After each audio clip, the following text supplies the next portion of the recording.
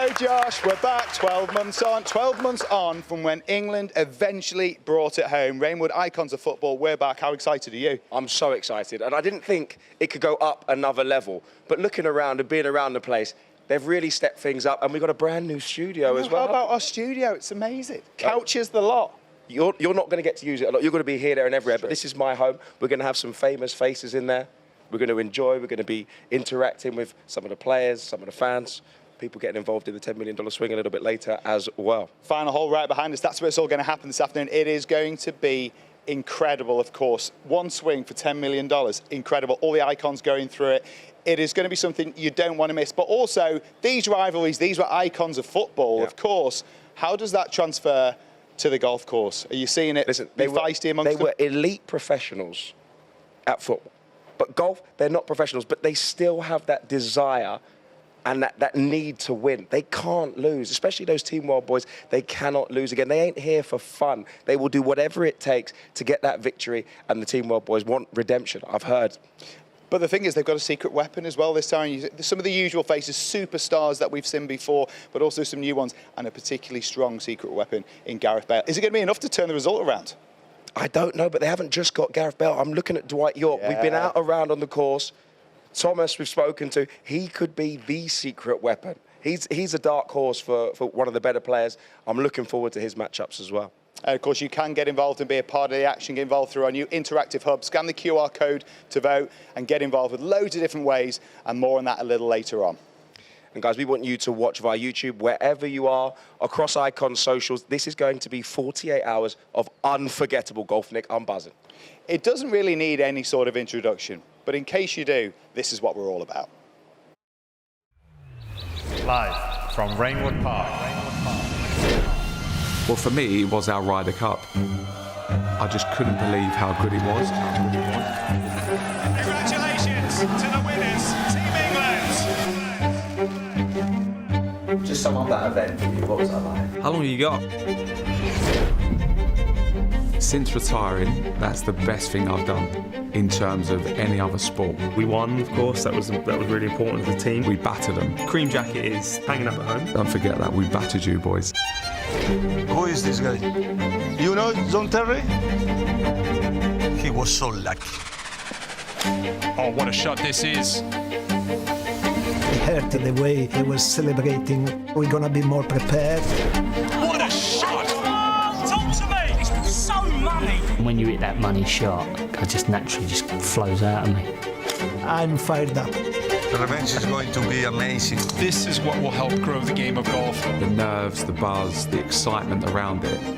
They're going to have a serious problem with us, 100%. So they're going to have to up their game if they want the jacket. It's Team England. This is Team World. The course speaks for itself, the place speaks for itself, you know, it's an amazing thing. It was just a phenomenal weekend last year. I mean, a real full-blown European Tour event. As I followed on Instagram and I watched it last year, I was really jealous. Top golfers in this room. 12 of the best footballers that play the game. You want to win, but I think golf is a game of respect. Once the game starts, you cannot get that competitive edge out of anybody. I like competing against the best, but I think we've got more than enough to do it again. One too many Manchester United players in this for my liking. Mind games have started already. Is there anything better than beating England? Beating them badly is better.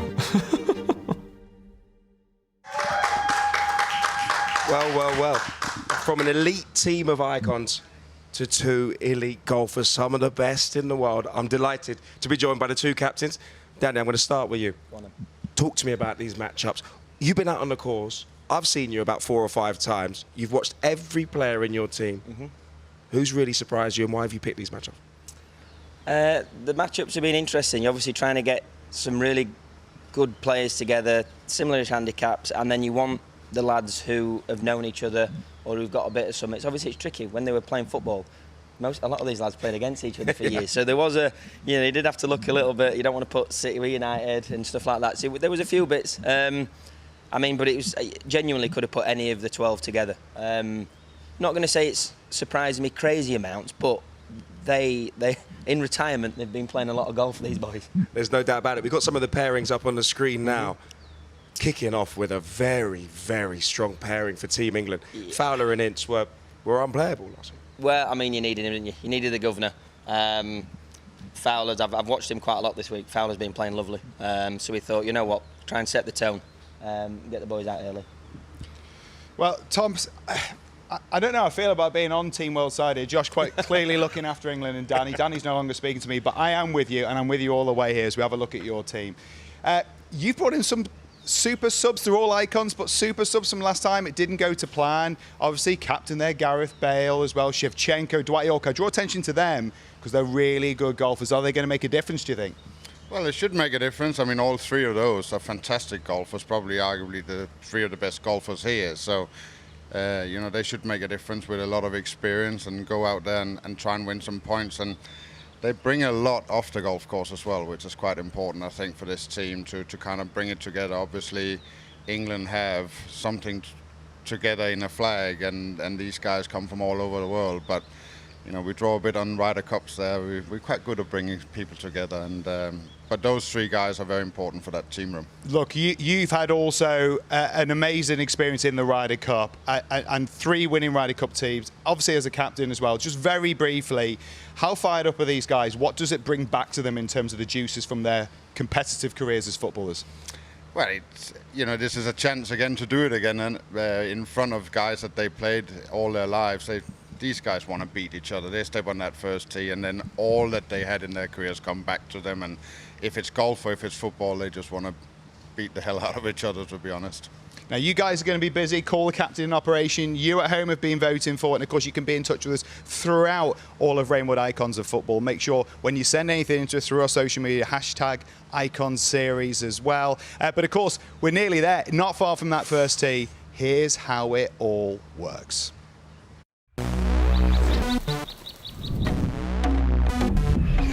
Reignwood Icons of Football follows a Ryder Cup-style team match play format where Team England and Team World will go head-to-head in 4 sessions over 2 days. And it all starts right here on the first tee.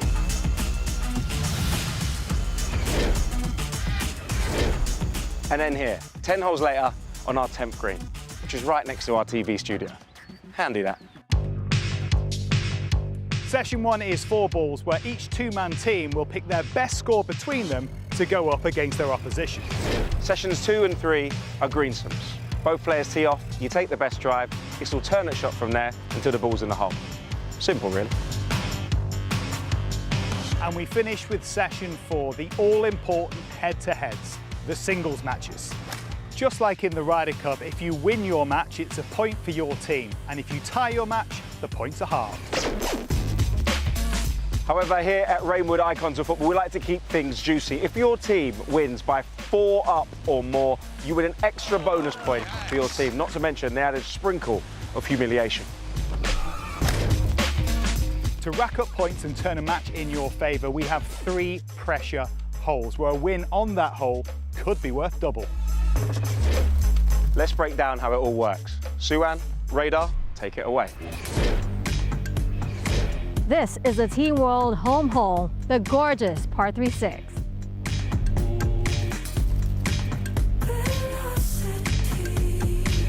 And this is Team England's home hole, the stunningly beautiful 9th. Win your own home hole and you win the hole as normal. And you win away on the opponent's home hole. Look out. Turn this thing on its head. It's a double up. And now for the final pressure hole, the final hole of the match, the all-important par 5 10th. Remember, this hole is worth double for everybody. You could go from 1 down to 1 up and put points on the board for your team, or you could go from 2 up to 4 up, win that bonus point and put 2 points on the board for your side. The possibilities are endless. Almost. Okay, now lastly, there is one more way a team can win points. On day 1, there'll be a publicly voted shot of the day. Have you ever hit an amazing shot that's absolutely worthless because you've lost the match? Problem solved, because at Reignwood Icons of Football, we like to reward extraordinary behaviour. So the best shot of the day 1, as voted for the fans, will win a point for their team. Well, that's it for the scoring. Returning this year, we also have, though, Call the Captain, the dream of every golfer everywhere. Stuck in the rough and you can't figure out the way to get out of trouble, the players get to call on a Masters winner or Ryder Cup winner to fix their mess. It's not bad, really, is it? But this time, you at home get to decide which icon earns that privilege each session. It might be a 200-yard escape from the rough or a nerve-wracking putt to win hole. Well, each team can call the captain once per session, and our captains have to be ready to make it count. So the vote for session 1 went live on socials earlier this week and has now closed, but it will be reopened when play begins and the session 1 names have been announced. Yeah, and we'll be revealing this, of course, to the player that is going to get that option on the first tee this morning. But right about now, we can let you know who they are. You voted for them and you've picked the 2 skippers, Jimmy Bullard for England, and of course Gareth Bale will be the other one who can call the captain for Team World. 2 fantastic choices. And there's also the little, not that important, almost inconsequential $10 million swing. Yeah. The richest hole in golf, the $10 million swing. One shot, $10 million. And if any of our icons can hit a hole-in-one in our $10 million swing hole in session 2, they will be millionaires, and they'll make millionaires around the world. But more on that later. And I'm delighted to say that the team is bigger and better. It's not like we needed any help, but I am absolutely buzzing to have the live legend, Sue-Ann Heng, in the building, who's going to be out on course, reading every part, speaking to the players, and, of course, a familiar favourite, Ray Dye. He looks like he's just stepped out of I'm a Celebrity. He's looking fantastic. I feel like I'm a Celebrity. It's basically that. It is icons. And Rhea, of course, back again. Are you going to be doing the Losers Lounge again? Of course. The Loser Lounge is back and we're ready. I think we're the only happy ones out of that. The players, they've been speaking about it. They do not want to see or hear your voice. I'm telling you. Oh, no. I mean, I think last year we got under their skin, and I think this year we're ready to put the needle in a little bit more. Sue-Ann, you're used to dealing with superstars. How's it going to be seeing these icons of football? They're kind of out of their comfort zone.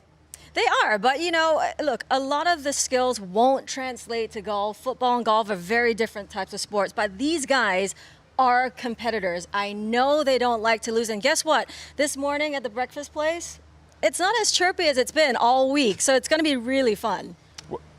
We do need to get a groove on, though. These are the most nervous moments for a professional golfer. They'll be the most nervous moments for these icons of football as well. We got to get down there to the first team. We'll see you down there in a few moments' time. You guys need to get a groove on, too. All right. Icons, Reignwood, action. Let's go. Game time. Buzzing to be back, mate. Yes. Keen as mustard. They've drafted in a few big boys. Of course. Last year they got their pants pulled down. Bigger. This is bigger. Yeah, it feels real. There's something special about coming back. This place is it's golfer's paradise. I mean, I was like a kid in a candy store. Feels like home. Everything in my life has always been about competition. You cannot get that competitive edge out of anybody. All of these boys are the same. Doesn't leave it. Competition. It's poetic, isn't it? It feels like we're walking into battle. This isn't a joke. Like, we're not messing around here. I'm next to silly. He's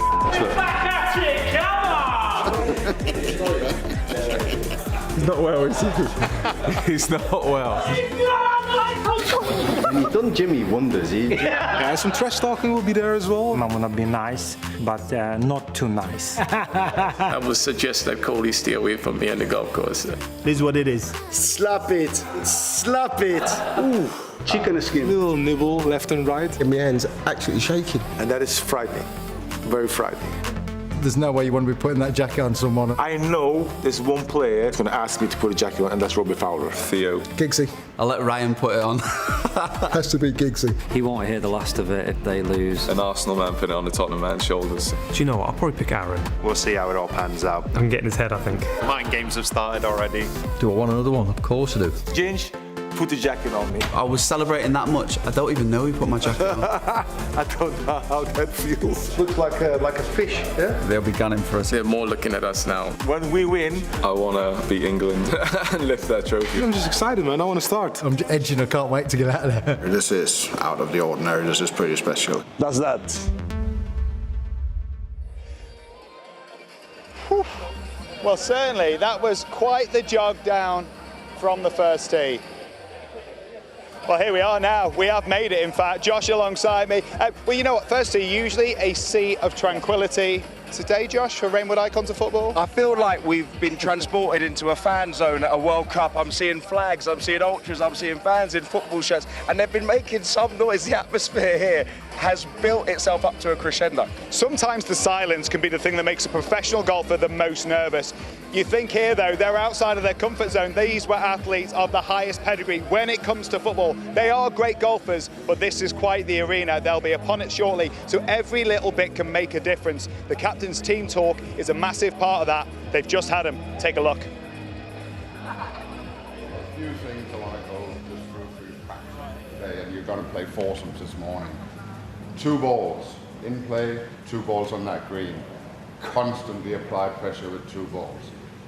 Always be there for each other. It's better to have 2 putts from 15 feet than it is to have 1 from 6. Okay, so just keep playing, getting that ball in play all the time. Apply that pressure. That's how you play foursomes. That's how you win foursomes. You don't need to do anything once your partner hits a great shot. Don't do anything over aggressive. Just keep playing. Hit the ball on the green. Keep yourself in play. It only takes holding a nice putt from 20-25 feet, and you're taking the pressure off your partner. So you always take pressure off each other in foursomes, or in 4 balls, and don't try and do anything too dramatically. It invites you to be over aggressive, and you don't need to do. You win matches by being 2 guys in play. Play well. Little wins out there. Momentum's massive. You've got 4 sessions. Every time you see a bit of red on the board, try and get it more. 2 up, 3 up. Just keep pressing. Momentum down. If you see green come on, again, that would be for the lads behind to see that green switch to neutral and then switch to red. We've got something that they haven't, made up of however many countries they are. We're 1 country. We've got 1 badge. Next 2 days, we've got 1 mission. Smash them. Really proud to be your captain. Go play golf, enjoy yourselves. Let's go.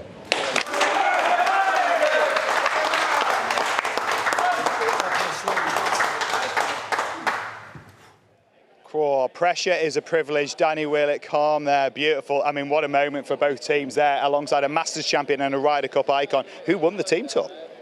WB fired up. I didn't see it coming, but he needs to put a proverbial firework where the sun don't shine. Those boys need to get out to a quick start, and I think they will after that. I don't think they're going to go and slow start after that. I mean, they need to go out all guns blazing right here on the first tee. All right. Well, here we go. Well, it is time, ladies and gentlemen. The wait is over. Reignwood Icons of Football 2026 is upon us. Hawking is behind us. It's time to let the balls fly. So please put your hands together and welcome your Team World and Team England.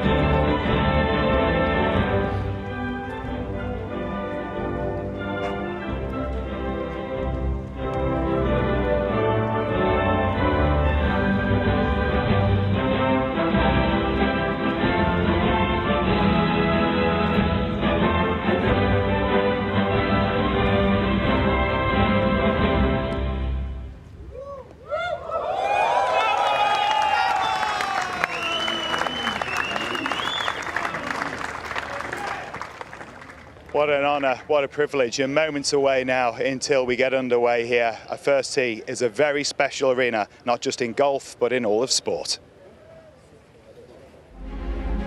You get me nervy already, thinking about that first tee shot.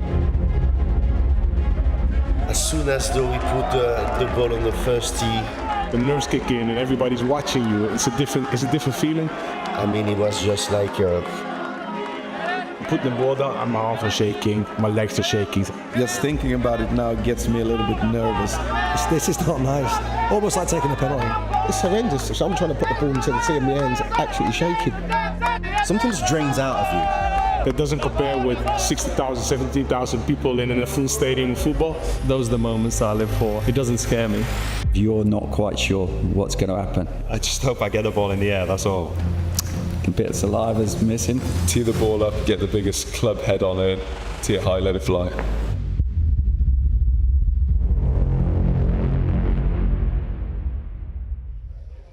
Well, here we go. We know the first tee is a very special place. The nerves inevitably are going to be there. Josh is going to take care of Team England. I got Team World. Ryan Giggs, a Man United icon, a one-club man. How does this compare to the arena of the Theatre of Dreams?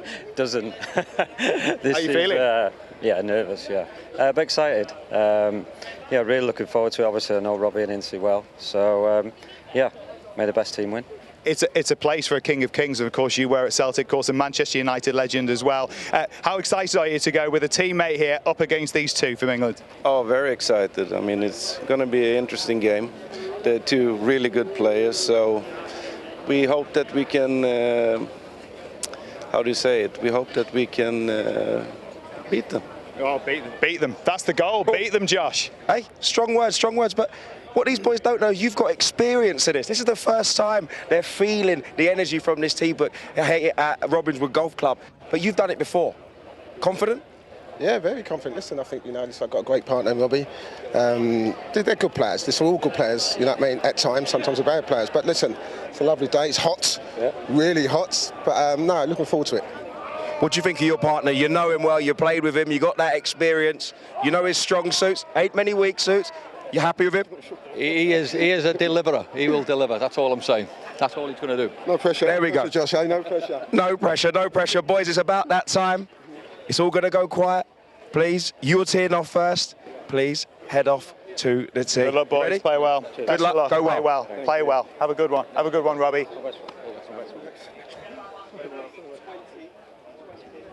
Ah, nice. Nice. Good luck, Paul. Play well, mate. 10 seconds. This is match number 1.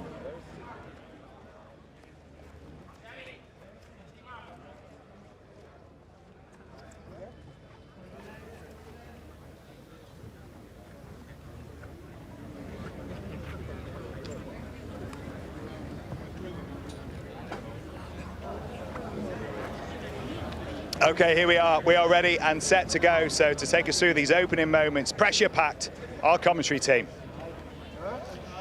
Yes, thank you very much, Nick, and what a pleasure it is to be here. What a scene it is on the first tee. Claude Hum, and how are these players feeling? I think they're nervous, but we saw some great shots last year. I'm excited to see how these great athletes do. Very, very different from what they're used to, and this is real golf. I mean, this is not professional golf. You're going to see some good shots, you're going to see some bad shots, and I'm really excited. A lot of these guys were on the driving range grinding. Paul Ince yesterday spent all day on the driving range, did a little work with him. We'll see if it pays off and he hits the fairway. Well, both Robbie Fowler and Paul Ince had positive records last time around, going 2-1-1. On the tee for England, Paul Ince.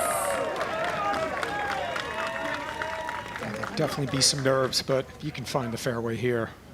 Take a little bit of the pressure off.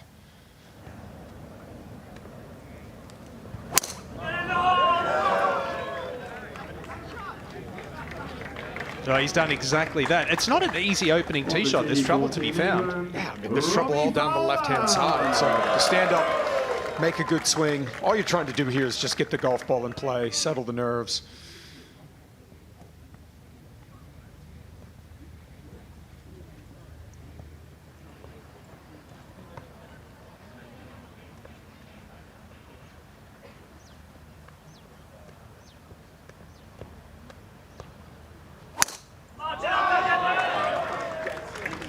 Oh, this hole really suits Robbie Fowler's eye. I remember last year had that reliable draw on tap and a beautiful opening tee shot. Henrik Larsson!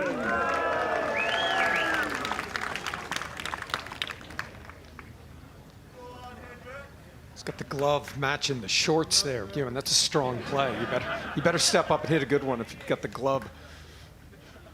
He's a stylish, yes, he's a stylish man, Henrik Larsson, 5-time Golden Boot winner in the Scottish Premier League. First time in the Icon Series. Let's see how he does.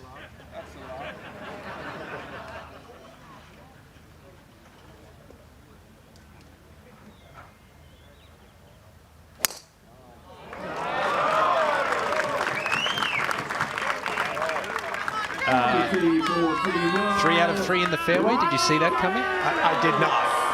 So the pressure is on Ryan Giggs to put all 4 balls in the fairway.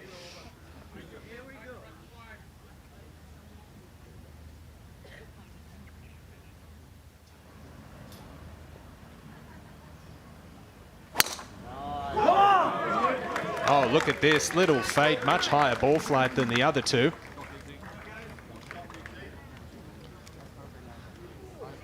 Oh, just in the first cut of rough, but 4 excellent opening tee shots in the opening match. We're underway here in the Icon Series for 2026. You get a great aerial view of this amazing property here at Robbinswood. I'm really proud to have my academy here and the commitment to excellence from everyone here. The golf course is beautifully presented. Yeah, right. Across the gallery, decent, terrible. I've lost it. Hang on, sorry. Across the gallery. 5 more matches, excuse me, to come this morning in the 4 balls. We're taking a look here at Ruud Gullit for Team World on the driving range alongside David Ginola. Love the little step through there. Ruud did not have his best stuff last year. He wasn't really 100% healthy. But I think we're going to see, I mean, in talking to the majority of the players, they all feel much better than they did last year. And I think they know what to expect this time. Yeah, absolutely. That's got to help. Take a look at those matches to come. The next one out, Phil Jagielka and Jermaine Ginas up against Gianfranco Zola and John Arne-Risse.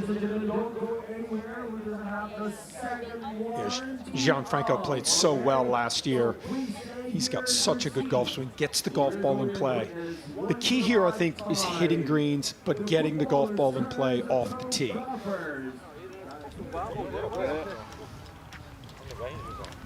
We'll have Wayne Radar Riley out walking the fairways with this first group.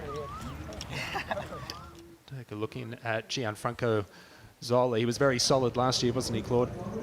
Yeah, he just doesn't really hit the golf ball that far offline. So it sounds really kind of cliche, but he keeps the golf ball in play, keeps it in front of him. And if you can do that, you can have chances to make pars, because that's the big thing here. You want to try and have as many chances at par as possible.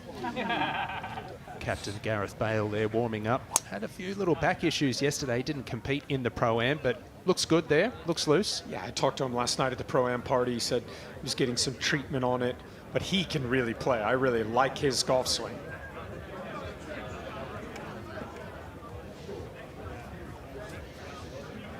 Well, let's listen a little bit more to what our teams had to say prior to this day one. All right. Icons, Reignwood, action. Let's go. Game time. Buzzing to be back, mate. Yes. Keen as mustard. They've drafted in a few big boys. Of course. Last year they got their pads pulled down. Bigger. This is bigger. Yeah, it feels real. There's something special about coming back. This place is just, it's golfer's paradise.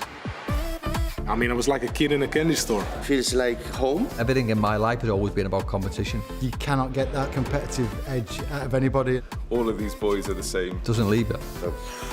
Competition. It's poetic, isn't it? It's like we're walking into battle. This isn't a joke. Like, we're not messing around here. I'm next to silly.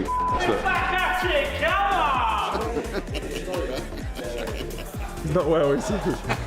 He's not well. And he's done Jimmy wonders. Yeah, some trash talking will be there as well. I'm gonna be nice, but not too nice. I would suggest that Cody stay away from me on the golf course. This is what it is. Slap it. Slap it. Ooh. Chicken skin. Little nibble left and right. And my hand's actually shaking. And that is frightening. Very frightening. There's no way you want to be putting that jacket on someone. I know there's one player that's going to ask me to put a jacket on, and that's Robbie Fowler. Theo. Giggsy. I'll let Ryan put it on. Has to be Giggsy. He won't hear the last of it if they lose. An Arsenal man put it on the Tottenham man's shoulders. Do you know what? I'll probably pick Aaron. We'll see how it all pans out. I can get in his head, I think. Mind games have started already.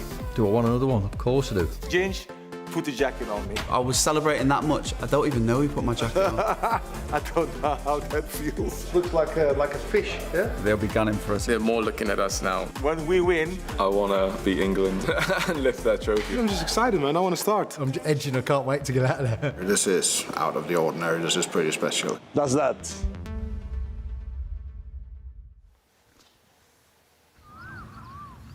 Let's get down to the first fairway now. Robbie Fowler, Team World have laid up at this par 5. Ball a little above his feet there, which should help it curve from right to left. Get a good look at this green here. Paul Ince looks like he's aiming a long way to the right.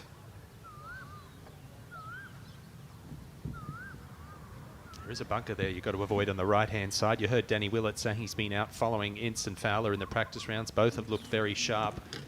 There is not a blade of grass out of place on this property. It is pristine. I could have just gone straight to the middle. Has his son Dan there on the bag this week. And the co-MVP, Claude from last year, Teddy Sheringham, 4-0. Yeah, he played fantastic. He knows how to get the golf ball around the golf course. Good golf swing.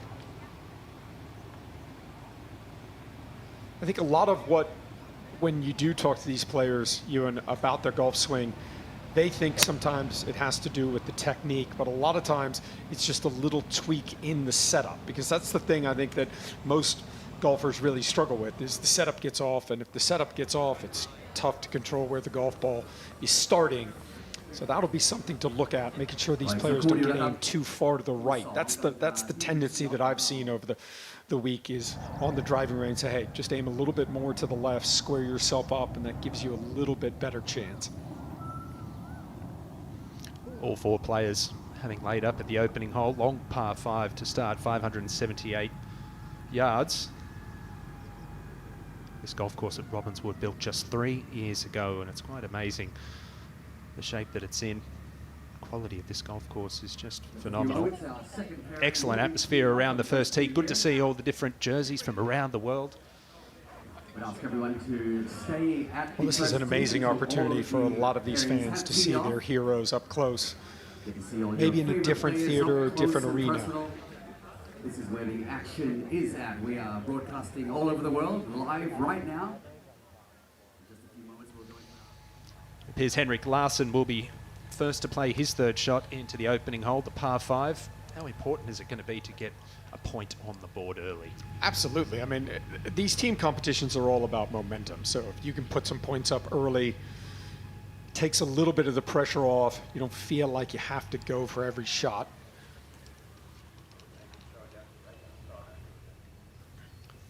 But this is, you're in course management 101. I mean, these players don't have the firepower of a tour player. So it sounds really simple, but fairways, greens. Okay, radar's down there watching this opening group.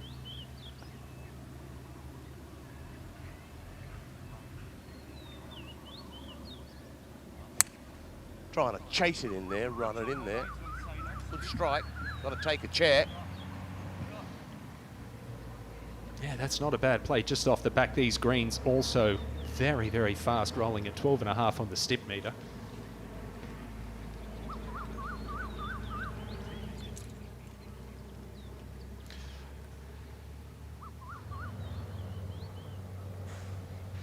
Okay, who's to go next?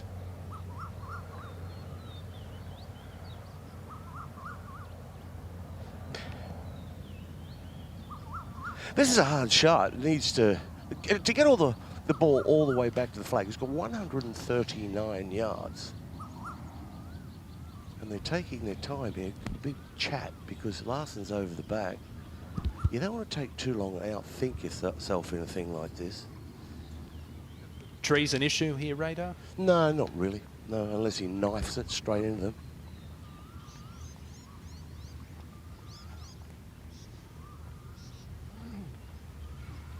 Got himself a 9-iron. It's not a big one. Big lump for lad. Lovely strike. Oh, what a great opening shot. Team World with a genuine birdie opportunity at 1. Ladies and gentlemen, it is time for match 2. Representing Team England, Phil Jagielka and Jermaine Genus. Representing Team World, Gianfranco Zola and John-Arne Riise. Please put your hands together for your coach. Come, stay. Join us here, join us here, join us here. Join us here. Listen, you got a lot of fans here. You got a lot of fans here. Now, boys, I'm going to come to you first. I've seen you play a lot of golf in the last few days. You walked out, JJ, with a little bit of swagger. How important is it to really twist the knife early and get an early lead? Look, I think getting off to a good start is always important, but I think I'd like to see this group just get off to a nice, a nice flow in the early stages. But hopefully we take them down eventually. But I'm looking forward to a fun game with the boys. Jag's fully fit, raring to go. I've seen you striping it on the range. You feeling confident? Yeah, definitely. We've got to quieten the fans down first. Obviously, Franco's brought his fan club with him, so that'll be the first point of call. But no, delighted to have JJ alongside me, and as he said, we're going to have some fun and hopefully bring back some points. Gianfranco, they are most definitely the away team when it comes to this crowd back here. Huge support for you. How much will that help you get that sweet revenge that you're looking for? Oh, we are very determined to get that. I know it's going to be tough because these guys, they are very strong. I saw them, they are very focused. But I'm very confident. I have a very good guy next to me. So fired up, John? Well, I'm fired up, and I have this steady guy with me, so I can just go all smash everything I got. It's time to do the smashing. Let it fly, guys. Let it fly. Boys, enjoy.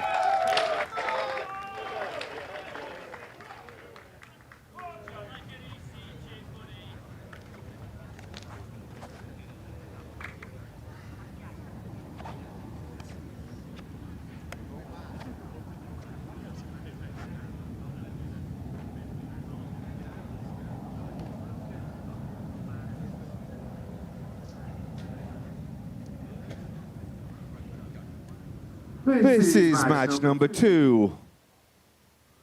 On the tee for Team World, Gianfranco Zola.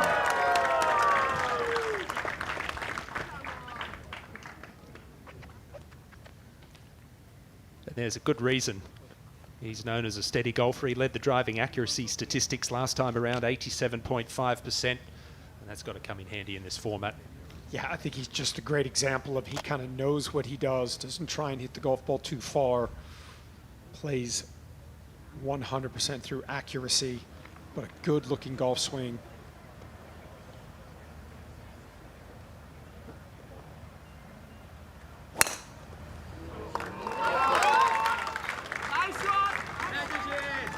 And we put the jinx on him, talking about how straight he hits and he misses the fairway. John-Arne Riise. But it's in play, and I think we're going to see a bit of a chalk and cheese combination here. Zola keeping the ball in play, and Riise, as he said, will take it on. Yeah, he's got some speed, obviously. Was doing some work with his captain, Thomas Bjorn, yesterday on the driving range, trying to work on that takeaway. Work a little bit more around him. Tendency is for him to come over the top of it. And it should be perfect.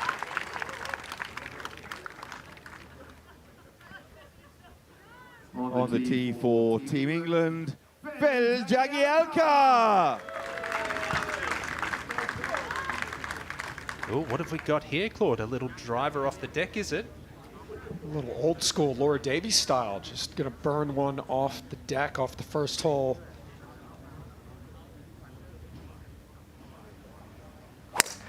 A little fairway finding fade. This is really impressive, these opening tee shots. England, Jermaine Genus. Well, Zola led the driving accuracy statistics last year. This man led the greens and regulation statistics with 76.5%. Good player, good ball striker. Yeah, lots of speed. I've kind of seen the ball speeds kind of in that 130, kind of mid 130s, but I would venture to say this one's going to get up there.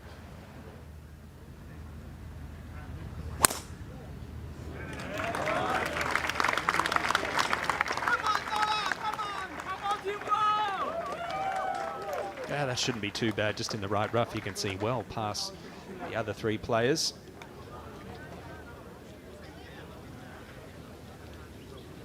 All set ไปเรียบร้อยแล้ว Team World กับ Team England. Okay, very good. The captain, Jimmy Bullard, on the range warming up.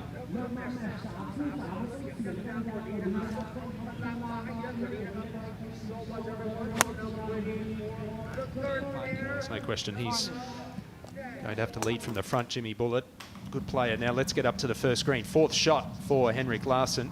Yeah, a little awkward lie here. It's just up against that second cut.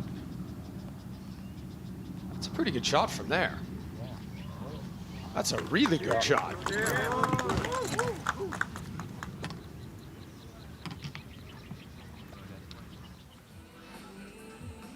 It's a tap-in par at the opening hole for Larsson. Now we've got Robbie Fowler.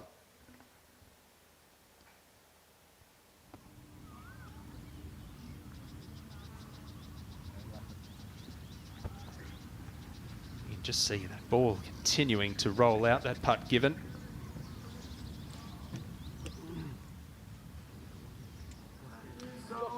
There was a beautiful approach shot in here for Ryan Giggs. Good opportunity, radar for a birdie.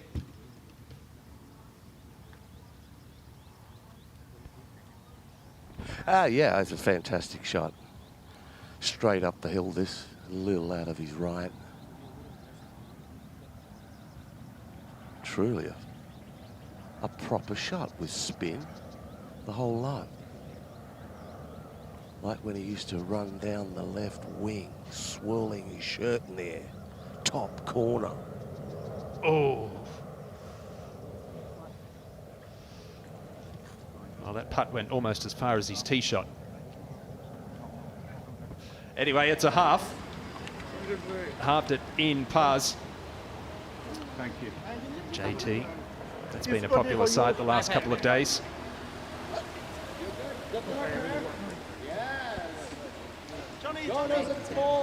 It's hot out here. We've got two matches underway here on the opening day of the 2026 Icon Series. Plenty more to come.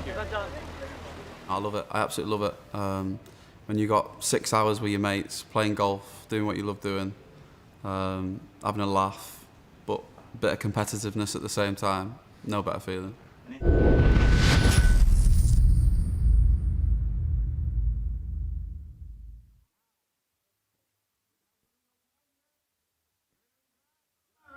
That's good. Hello, everyone. How about you all? Nice. Excellent. This size. How are you doing? And you guys? Okay. That's good. That's good. Thank you very much. So the third pair is coming up very soon, ladies and gentlemen. We're going to have some great time.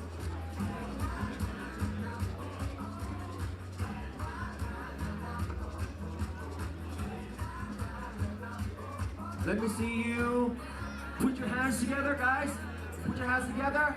Yes. Music, make it fun.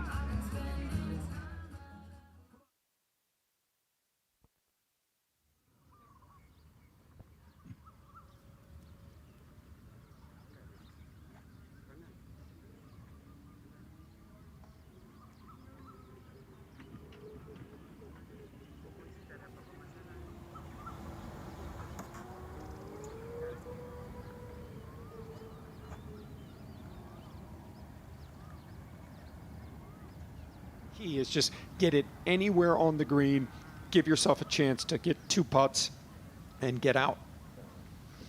JT's talked a big game in the build-up to this. Can he deliver with the clubs as well? And hitting it beautifully in practice.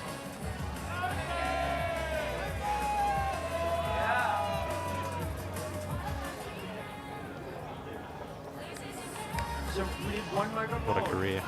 78 England caps, 19 years at Chelsea. About to step into the arena once again.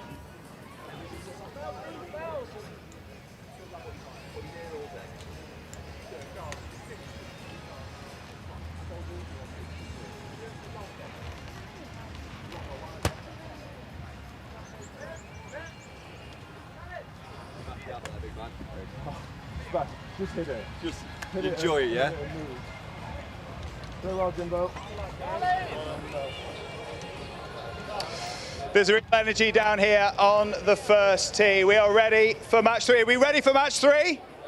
Let's do it. Okay. The lineup is for Team England. Man United legends in Phil Jones and Andy Cole. For Team World, icons of the highest pedigree, Ruud Gullit and David Ginola.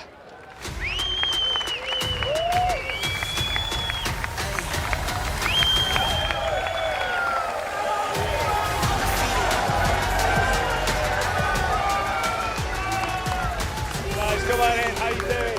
Are we ready? Are we ready? David, up here. How are you? You okay? Right, you've got me, guys. You've got me. Let's delve right into it. You guys have a wealth of experience. How much does that count in the pressure situation like this first tee? It's always, the first tee is always nerve-wracking. I played also the downhill a lot of times, and the only thing you think, oh, hit it well, hit it well, hit it well. After that, it's okay. Guys, been hitting it right down the pipe so far. David, what's the strategy for getting through this? No, you've got this, a cool customer. Why is it going to be a different result this time around, though? Because I think we learn from the mistakes we did last year. So now we need to put the pressure a little bit more on them. Last year it was such an easy win for them, so now we're going to compete properly. Phil, does this feel easier for having been here before? A little bit, because of last year. Obviously, you get the feeling and the buzz about it, but still, like Ruud said, it's difficult on the first tee, but looking forward to it. Andy, how juiced up are you to take these 2 down? Yeah, I'm looking forward to it. Looking forward to the day. As Ruud said, let's enjoy it. It's not going to break friendships, put it that way. It's going to be a close one, guys. The time is now. Best of luck to both teams.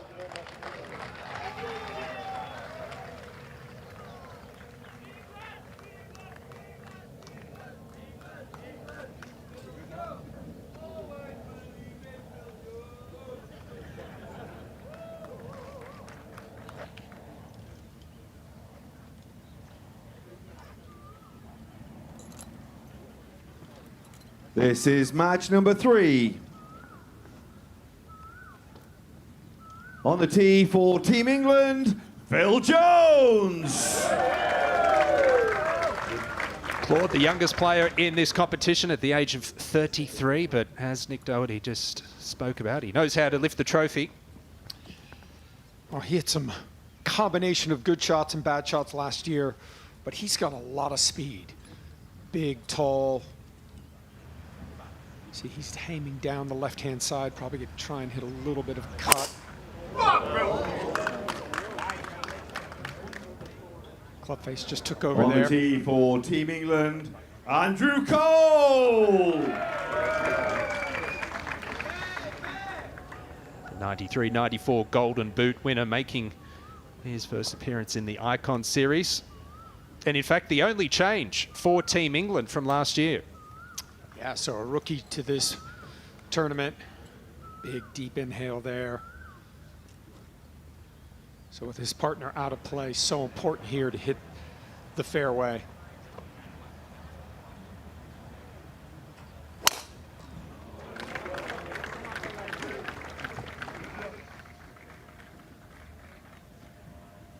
Well, hopefully avoid that tree.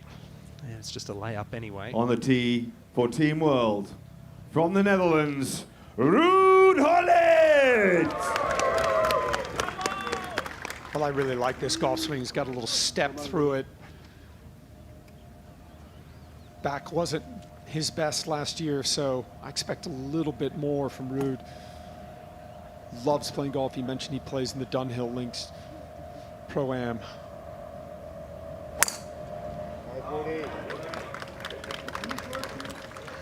And that's an excellent opening tee shot. He's also the tournament director at the KLM On Open. the tee for last year. Team World from France, David Ginola. And Claude, he's got a lot to prove, Ginola, this year. He didn't get a point on the board for Team World last year. Yeah, such a good guy. Always fun to talk to.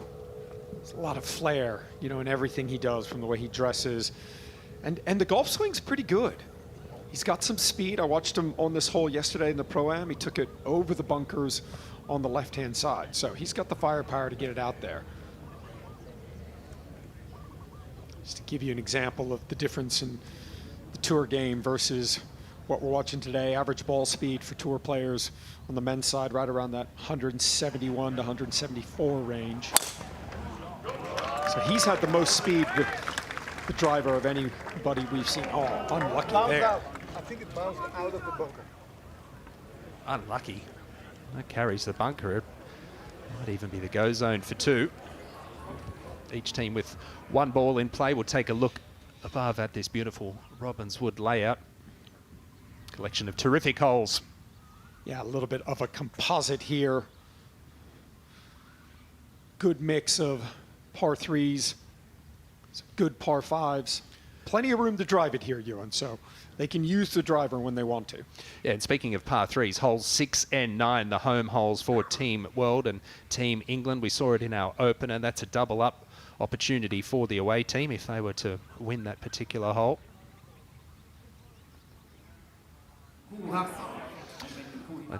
Let's get down to the second hole. Radar is with this group. Henrik Larsson will be first to play.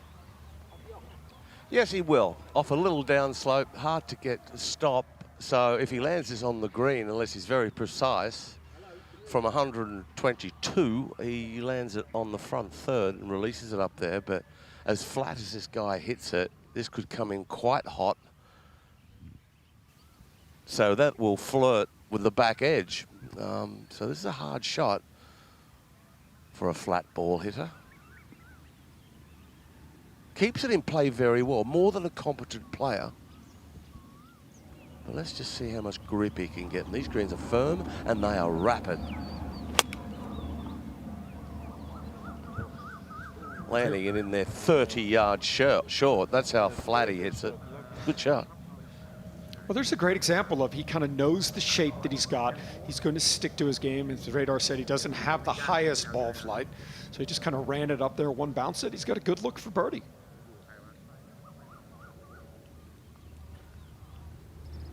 Perfect tee shot right here. He can fly it all the way, just with a gap wedge. Chunk. Where would you like that sack of coal to live? Well, to be fair, that's not hard to do in some spots out here either. Oh, you're being very nice.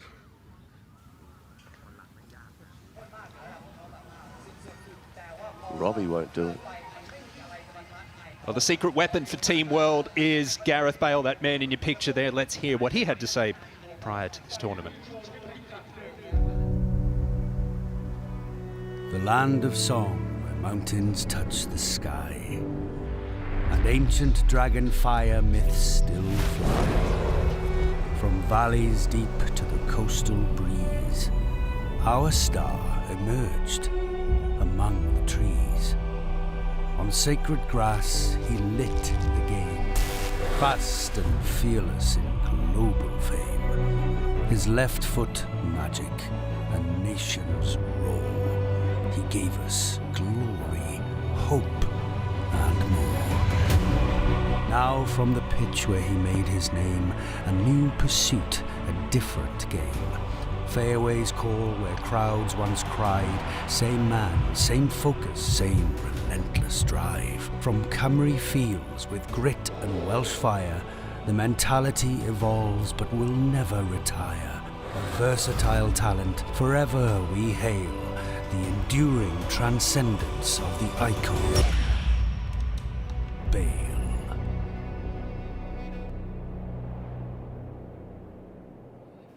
I will see who's got the best dance. I will just not throw. I'll just give it to you. Sorry, be right back. Some impressive tee shots down this opening hole so far, but if you think that's been good, how about this next matchup? It is match 4, representing Team England. It's John Terry and Teddy Sheringham against Team Wales' Gareth Bale and Gabriel Batistuta.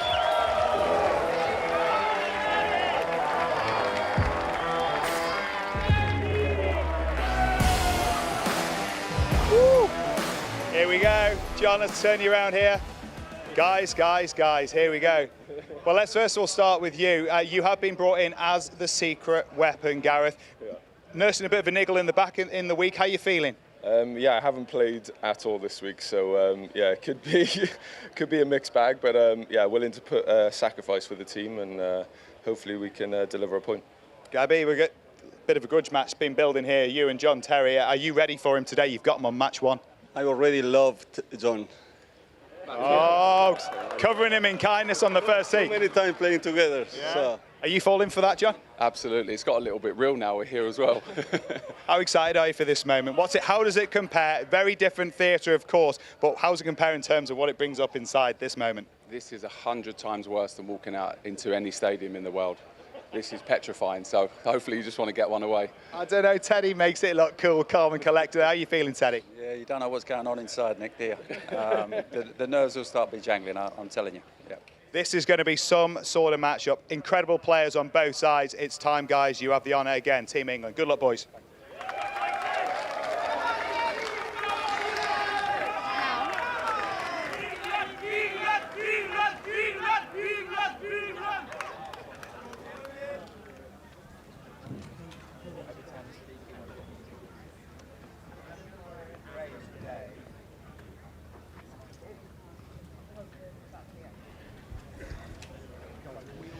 There's been a lot of players talking the talk in the build-up to this week, but down on the first tee, it's a little tamer.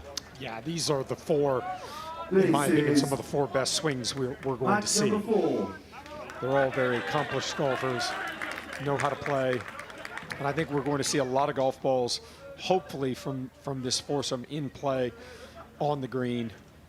I'm expecting some good golf.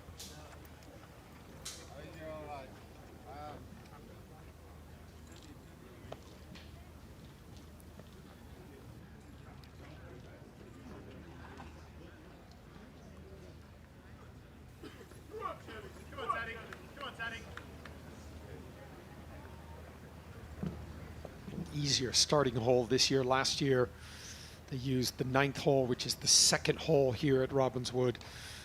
Water all the way down that right-hand side, which I think scared a lot of the players. But here, other than these bunkers over here on the left, plenty of room to drive it.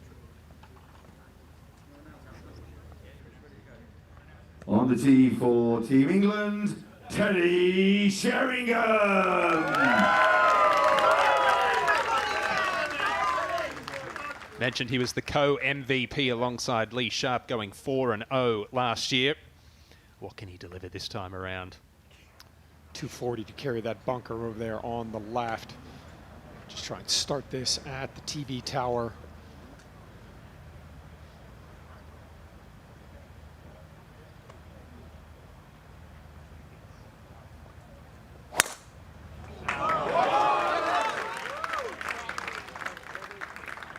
Excellent. On the tee for beautiful Team opening England, tee shot. John Terry. Hey, Claude, watching JT in practice, he has a fabulous ball flight with the driver. He gets it up there pretty high. Yeah, he's got a lot of speed, loves his golf. Good golf swing, too. Like his setup.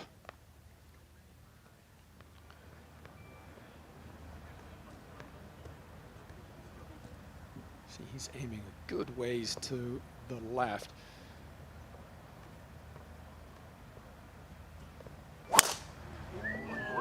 That's the highest ball speed we've seen. I mean, he's got in the 160s I mean, the cameraman doesn't even know where to find it. World from Argentina, Batigol, Gabriel Batistuta!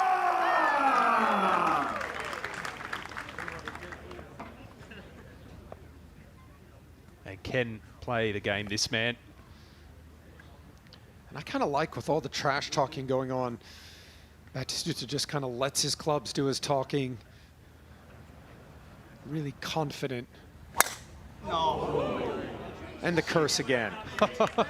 It's the worst shot we've seen. He didn't hit one of those last year. On the tee for Team World from Wales, Gareth Bale! Well, there's got to be a lot of unknown here for Gareth Bale, not having hit a shot in practice with that back injury. Yeah, I was talking to him last night at the Pro-Am. He's been getting a lot of work on it. But he loves his golf, plays at Reignwood, just outside of London. Fantastic club, great golf course, but a really good golf swing.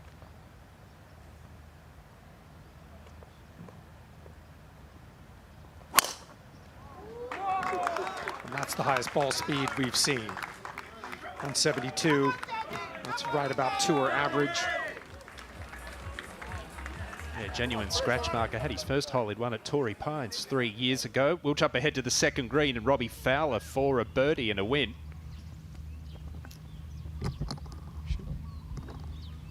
Should break a little bit to his right.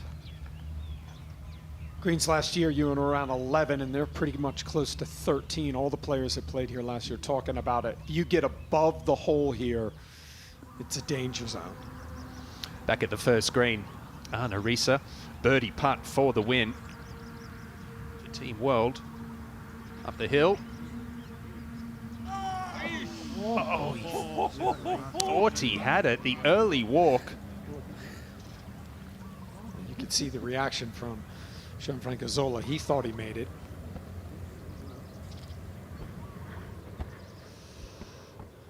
The beautiful property opened 3 years ago, that clubhouse, the iconic Reignwood Park clubhouse. Match number 4 making their way up the first fairway. A few trophies between those two at the front, Claude. Absolutely.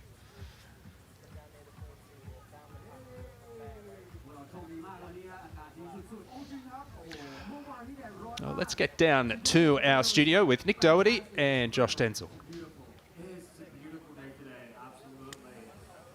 YouTube golf royalty in the building. I'm joined by Tubes and Ange. Boys, how have you been finding it so far? Yes, mate. Detail and getting all these legends out here as well, playing against each other. It's absolutely amazing, man. Amazing. Proper good standard of golf as well, isn't it? It's a great standard, great lads. Yeah, I'm looking forward to it. And Robinswood is one of the best places. Yeah, Reignwood is very Park special. It's one of the immaculate. best places I've ever seen. When we first drove in, I was just like, It does that to you. I'm not leaving. There's not a blade of grass. I in that know. place. It's sensational. Talking of these icons, you've been up close and personal with them. You had a lot of them on your channel. Who do you think is going to perform best this week? Because you've seen them in version 1 last year. England obviously took home the victory, but who do you think is going to be a standout player of the boys that you've played with? I'm not being biased, but I genuinely think Jimmy is going to be the most. I think he's probably the best golfer out there, and I played with him in the Pro-Am yesterday, and I think he shot 4 or 5 under. So he was, and he was super straight, and I just couldn't. I just can't believe it. Yeah, he's unbelievable.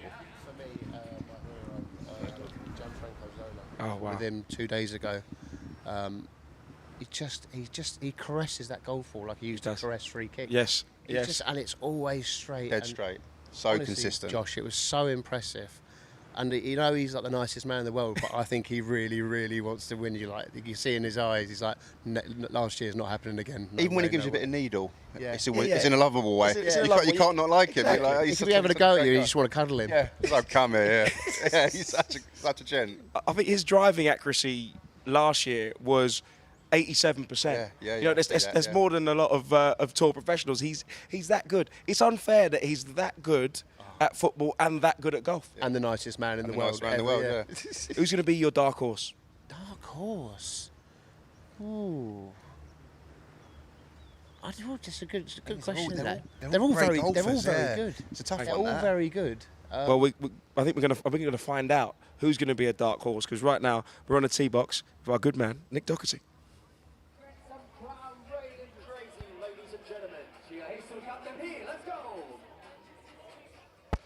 Two matches to go into match 5.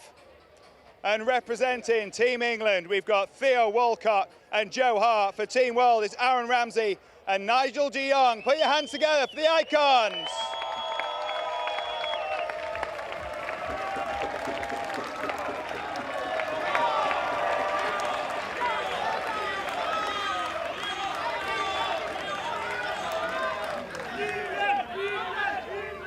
Come on in for the chat. Come on in here, Theo. Nigel, let's start with you. Now, once upon a time, Premier League winners, you needed him, he needed you. Can you leave all that behind and go toe-to-toe today? Oh, yeah, definitely. Like I said yesterday as well, I mean, we're going to try to win doing a golf swing. And if that doesn't work, there's always a two-footed tackle at the end. I'm leaving with a win regardless. You'll be leaving with a ton of speed. We know how far you can hit the golf ball. Are you going to try and use that to your advantage, especially on a hole like this one? Yeah, I think obviously tactics are going to play a part today, but yeah, if I can let one go, and then yeah, I'll be more than happy to give it a go. So yeah, I'm looking forward to it. Obviously know these guys as well, so it'll be a good battle out there. But yeah, we'll give it our best. Of course, there is that City, but also Arsenal connection here. However, unlike Aaron, you have the experience of this first tee vibes. How's it feel this time around? Feels great, and this is the only time Aaron's actually going to be quicker than me, actually, to be fair. No, it's great to have these guys here, Aaron to be part of it. My second experience, like Joe and Nigel as well, fantastic, and a massive thank you to everyone who's turned out as well so early. It makes it, you know, what it is, and we all really do support it. So thank you very much, guys. Thank you. Certainly, they're appreciating you. One of my highlights, though, from last time, Joe, you know what it was. It was this first tee. There was a whole lot of Joe energy on this first tee. Are we going to see it again when this one takes flight? We're building into it. We're building into it. Yeah. Absolutely. I'm here because I absolutely love it. I'm here to smash balls around this park, enjoy it with my pals. And we shook hands out there, but they know the script, now we're here. Oh, that's fighting talk. Let's play some golf, guys. Best luck. England with the honour once more. He demands an intimidating presence, Joe Hart. Manchester versus North London, Team World versus Team England. Who you got, Claude? Well, I think the impressive thing is the way Joe Hart has really embraced trying to learn the game of golf. He came in here last year and he was basically just a ranked beginner, and we did some work on the driving range. But in the course of, 365 days since we were here last year, I mean, he really has taken golf and become a golfer. He wants to learn. He's always grinding. And I just think golf is the great equalizer for all these athletes. They were so good, Ewan, in what they did professionally. But when they get into this arena, when they get a golf club in their hand, you can see that they're not as confident. They do get nervous. Match number 4, Gareth Bale has laid up. Big tee shot for John Terry. He's got a little to walk after it, which means he likes it. That's perfect. No point in going for this in 2. A couple of beautiful opening swings for John Terry. And we'll get down to the opening match. They're on hole 3. Ryan Giggs, radar. Yeah, Giggsy's down the left-hand side, just where he likes to be. Off a downslope, the lie is good, ball below his feet. He's got 151 yards in the flag. So far, these flags are all the way back, so quite difficult to get it back there. But most of these players, the really good ones, who create a lot of speed, they can send it into orbit and get it to come down softly. Larsson's played just a chip out. So how much stop can he get? Got himself a 7-iron. Low coming towards me. It was a tough shot, and the rough right now is a little wet, so it's awkward. With this heat, it will dry out quickly. A couple of heavy shots in a row for Ryan Giggs. 34 trophies in his cabinet at home. Would love to make it 35 this week.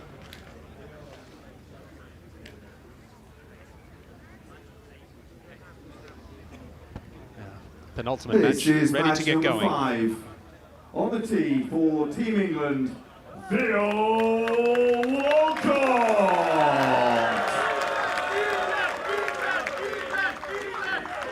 And Claude alongside David Ginola, not able to register a point last year for Team England, but you like his chances this time around?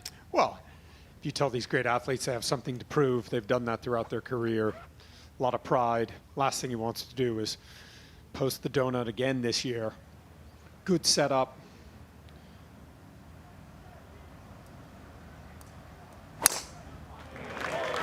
Oh, he's got some speed. On that 160 mark.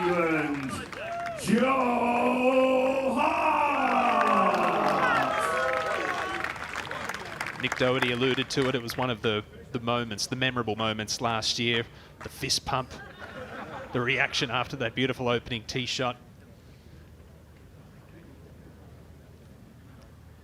Well, if he connects, he can hit it a long way. The big thing for Joe is to just try and manage the club face, hit it solid. But as I said, the grind he has put into trying to become a better golfer has been really impressive to watch.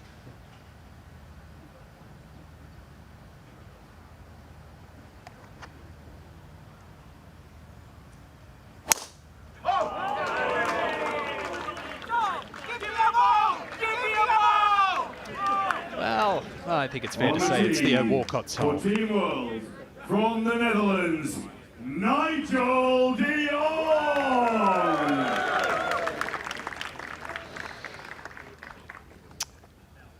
Alongside Joe Hart, a part of that 2011-12 Premier League winning side for Manchester City.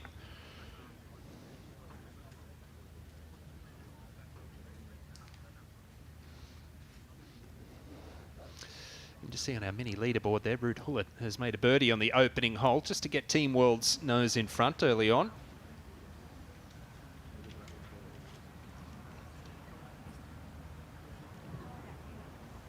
Aiming down the right-hand side, so intending to hit the draw. Yeah, great shot, Nigel. 240 to carry that bunker on the left. Just On close the to the top. tee for Team World, from Wales, Aaron Ramsey.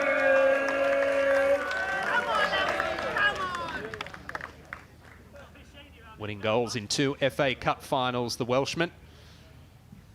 What can he bring to the golf course this week?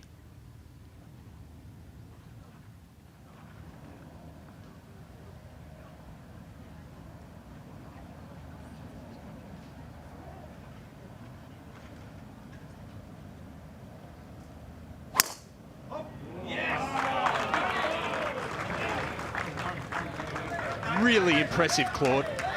Out. Hit with some speed, hit with some authority. Joe Hart going to re-tee and hit one. And I think that the issue for Joe is because he is so big and so tall, he's trying to coordinate his arms and match his body. Sometimes the body can get a little bit slow, and that's when he tends to fight the hook. If he can just keep the body moving, keep those hips and that chest moving.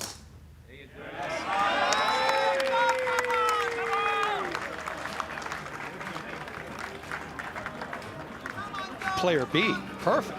And he might be able to play it for the remainder of this hole, but certainly a confidence booster with that second one. Thank you so much. Guys. Just one match to go. We'll go ahead to the second green. Jagielka birdie putt and a win for Team England. And they go one up. That's the goal. As in these team competitions, you want to try and put some points on the board, get a lead, see if you can keep your foot on the gas. 4 balls this morning. It'll be Greensome's this afternoon. Team England and Team World both with slender one-up leads in matches 2 and 3. Fairly evenly poised early on. Looking forward to this last match to come. Bullard, Sharp, Shevchenko, York.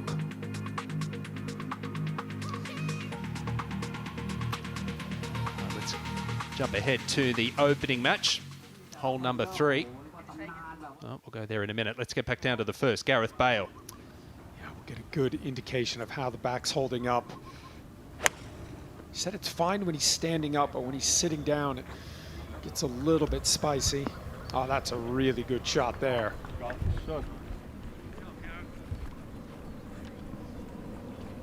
Beautifully done from the Welshman. Henrik Larsson at the third hole. Fourth shot at this par 4. We saw his ball go left. He's going to go for the bump and run. Slow down. Not bad from there. Look at it running out, Claude. Greens are so fast here. Back to the first. We saw that beautiful approach shot from Gareth Bale. Can he take advantage for a birdie? Yeah, good look up the hill here. Should break a little from his right to left. Oh, he just hit it too hard. Just hit it too hard. But I think that's a good start for Gareth. Looks like the back's functioning, moving. So they'll hopefully come out and then you come into the middle. Thank you so much. All right, we got audience from all over the world coming here to witness this wonderful Icon Series of Football 2026 here at Reignwood Park. Thank you. This goes.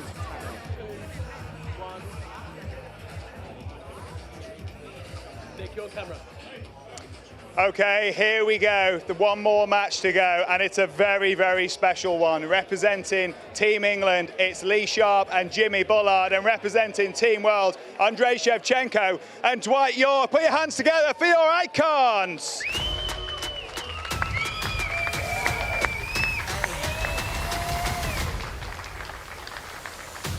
Here they come, here they come. They can seriously play.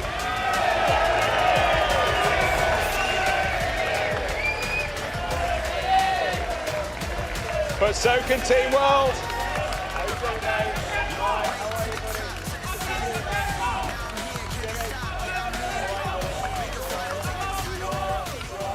See you, Sharpie.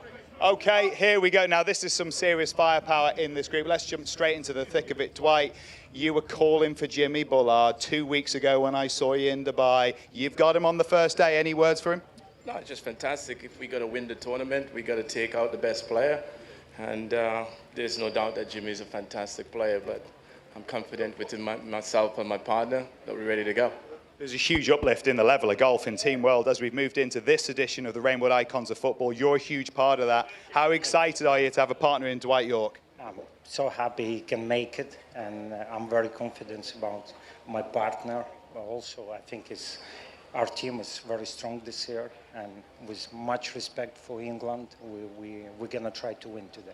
There's a lot of respect coming from Team World. There's a lot of respect. Lee, a big responsibility. You two are right at the top end when it comes to Team England and the golf that you can play. What's your duty to set the tone here?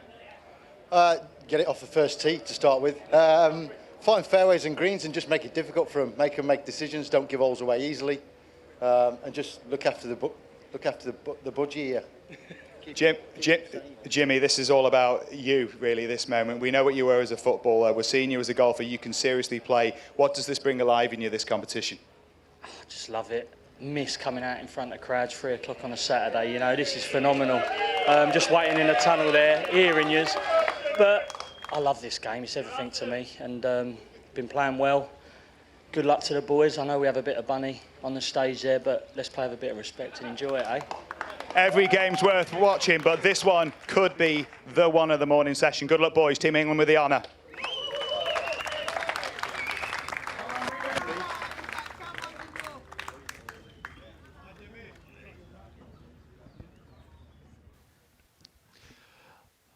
Joe Hart in the fairway. Remember, his opening tee shot out of play. This is his fourth.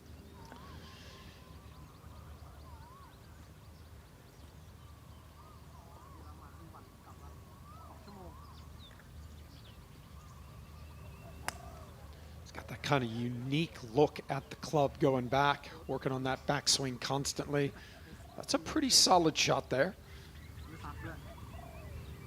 I mean, for me, it's just if these players can just find the middle of the club face, keep the golf ball in front of them, it's going to give them a lot of confidence. If they start spraying the golf ball, especially off the tee, that's when the tendency is to hit it a little bit harder, panic a little. Back down in the fairway, it was a huge opening tee shot for Aaron Ramsey of Team World. And this final group will be just waiting for them to clear the fairway. Just the one change for Team England, but 7 for Team World. 2 of them coming in this final match with York and Shevchenko.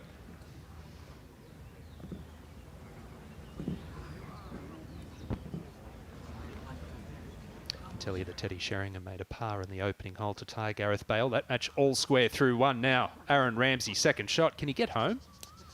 Well, I think if he catches it, he can probably get it up on the front edge. Might be just laying up. Good rotation through the ball there, Claude. Yeah, I mean, he's definitely got an athletic golf swing.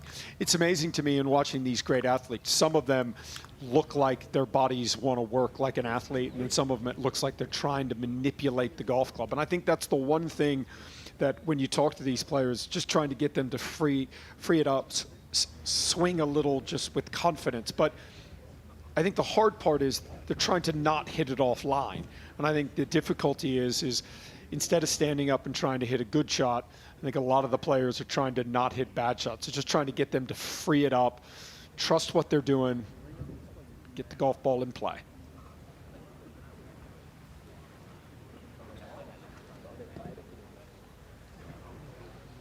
Got a lot of experience on the golf stage. Jimmy Bullard has played a lot of events on the Legends Tour in Europe last year. If only he had a little more confidence. This is match number 6. On the tee for Team England, Lee Sharp! Manchester United icon, 8 England caps, co-MVP with Teddy Sheringham last year, going 4-0. Can he bring that confidence to the arena this time around? Lee Sharp on the tee. Well, he definitely feels like he has the game to compete. He's got good speed, good-looking golf swing. Should see this ball speed up into the 160s. 153.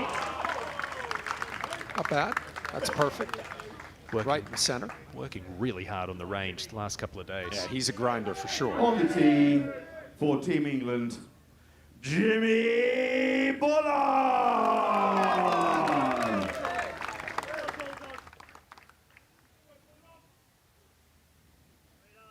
The Bulldog, the captain for Team England. And I've got to think he's going to try and cut the corner here, Claude. Yeah, he's got the firepower to just take it over that left-hand side. 240 to carry the bunker on the left. You see he's aiming well left, so he's going to try and hit a hard cut down there. 161 ball speed. That's perfect. Flies it easily. Beauty for the Bulldog. For Team World, from the Ukraine, Andrei Shevchenko! One of 2 Ballon d'Or winners in the field this week. They're both on Team World, Ruud Gullit being the other one. And a very, very handy golfer, Claude. Yeah, he is a very good golfer. Lefty, good golf swing. Also plays his golf at Queenwood. Watched him hit a lot of golf balls. He said he hasn't been playing a lot, been doing a lot of traveling.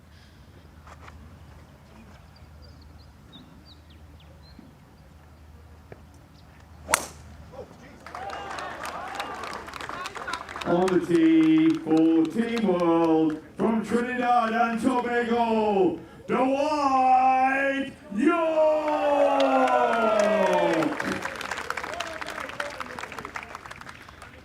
Good opening tee shot for Shevchenko. Opens the door a little bit for York here. Pressure off, maybe just slightly.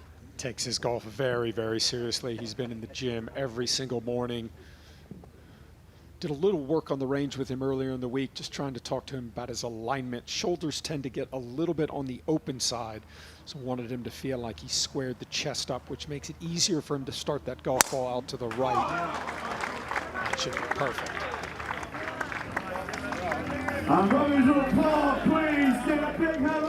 Very impressive overall, I would say, Claude. 24 opening tee shots and 20 of them very impressive. Well, I definitely think it helps not having water all the way down that right-hand side as we did last year on that opening All right, just hole. before you go, Jimmy, great looking tee shot down the first. We know it's going to be a tough match. You got some good news, though. You got a bit of help. You got the call, the captain. The viewers have voted. It's you. Have we? That's handy, isn't it? With Danny Willett hitting one for you. Oh, is he warm? He'll be warm. He needs to be, Nick. Let's go. All right, good luck, Jimmy. Play well.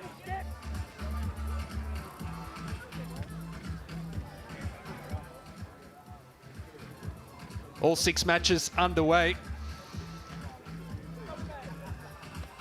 And this is how the matches stand at the moment. 2 all tied. Team World 1 up, courtesy of that root hullet birdie at the opening hole. And in the opening match, Team England just with their noses in front. It's all set up for a very exciting opening day here of the Icon Series.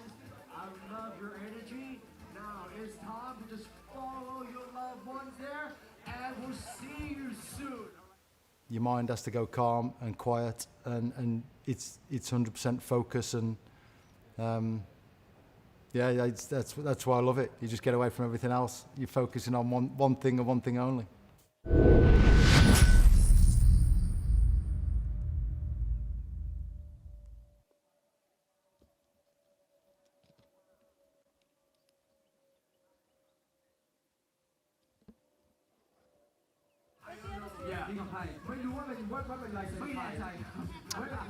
The atmosphere was electric before match 1, and it remained that way right through all 6 matches getting it underway here at the Icon Series for 2026. Shevchenko, York, Bullard, Sharp, final match making their way up the first fairway.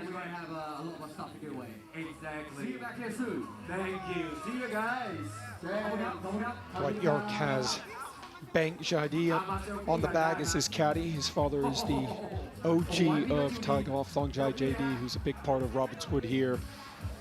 What a great ambassador he is for golf in Thailand. 54 years old now, Dwight York. Looks like he could still run out in the field. Tell you what, he is in some kind of shape. But he's a great example of someone that golf is incredibly serious to him. He treats it like he's still playing. Third shot for Aaron Ramsey for Team World at the opening hole.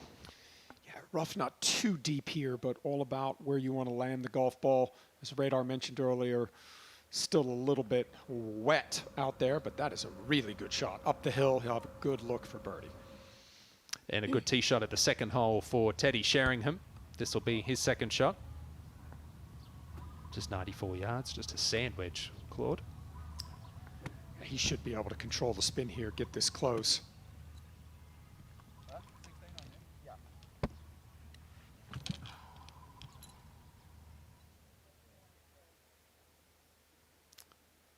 He just loves playing golf. Any chance he can get.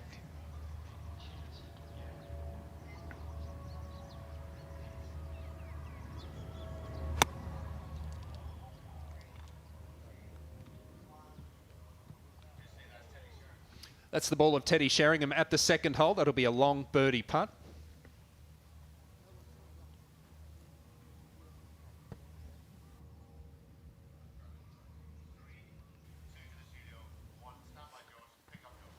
Welcome back to the studio. Still joined by Tubes and Ange. Now, we've seen a lot of action. All the groups are out. We It's are starting off. to get a little bit We are tasty. off. I've got to talk about your boy. Well, Your boy's in an all-star matchup. Some of the best golfers out on the course. Oh, mate, that last one that's just gone out, I mean, that is proper standard, isn't it? Yeah. Say the best till last. That's a group I want to watch. Yeah. Some proper standard of golf there. There's now some points on the board. We've seen some red. Yeah, coming through, We've seen haven't some they? green. Yeah. Wow. Do you know, I reckon this is going to be so tight, and I'm all for it, and I'm so buzzing to see how it unfolds. It's going to be epic.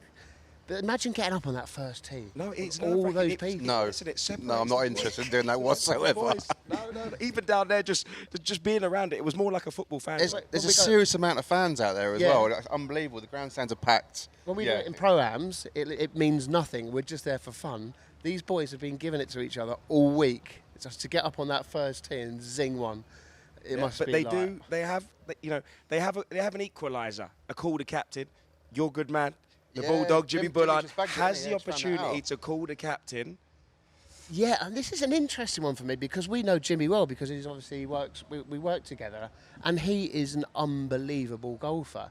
And There's not too many weak parts of his game, is there? Not too many weak parts of his game, but when he's in the zone, he's just me and this golf club and this golf ball. He also forgets that there's the YouTube cameras on him as well. Yeah, exactly. He just walks off. I'm like, Jim, we were actually here to film, mate. So He'll probably forget to call Danny. Yeah, he would. He will. You got to rein him in when his eyes are on it and he's focused. He's like, go. But we were discussing before, weren't we? What sort of shot do you think we're going to see Danny get called? Yeah, off camera we were discussing putting, weren't we? Jimmy's driving's a He joke. said his putting's got better. Yeah, but he's got his new putter in there, and that's. I mean, yesterday I mentioned it previous. He played the playing with him, and that was probably the strongest part of the game. Okay, well, but listen. So yeah, I can't really call it. Listen, we're going to talking about putting. It is not Danny Willett that's going to be putting. It's going to be Aaron Ramsey for the win on the green. There are 3 beautiful opening shots for Aaron Ramsey. Almost an identical putt to Gareth Bale. Great look up the hill here. Just underread it.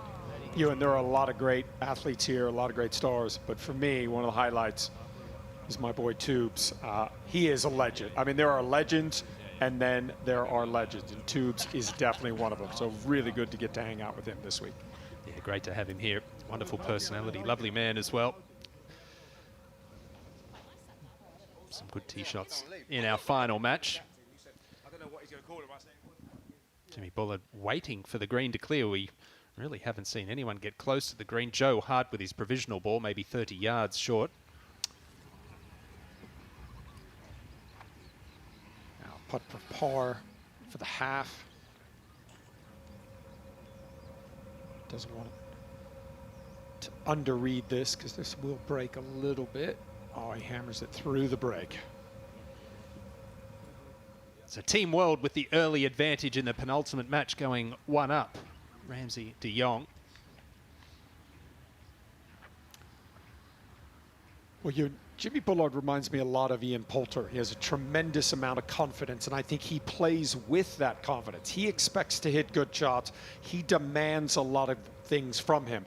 And I think his game is based a lot. Yes, I think he's got a good golf swing. Yes, I think he has some shots. But just like Ian Poulter, he wills it in the hole. He believes he's going to hit shots. And when pressure comes, especially on the golf course, he just seems to really like it. Well, let's see what he can deliver here. Can he be a postman as well? Well, we saw him last year at the last hole hit a couple of unbelievable fairway woods.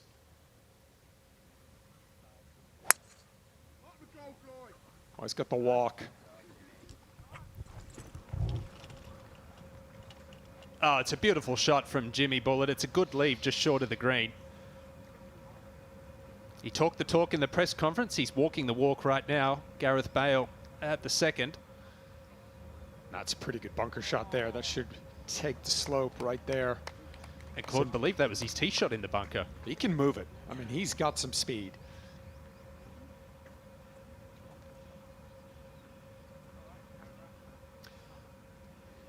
Back down the first fairway, this par 5, you'd have to say Team England. Perhaps with a little advantage. Jimmy Bullard in birdie territory there, just short of the green.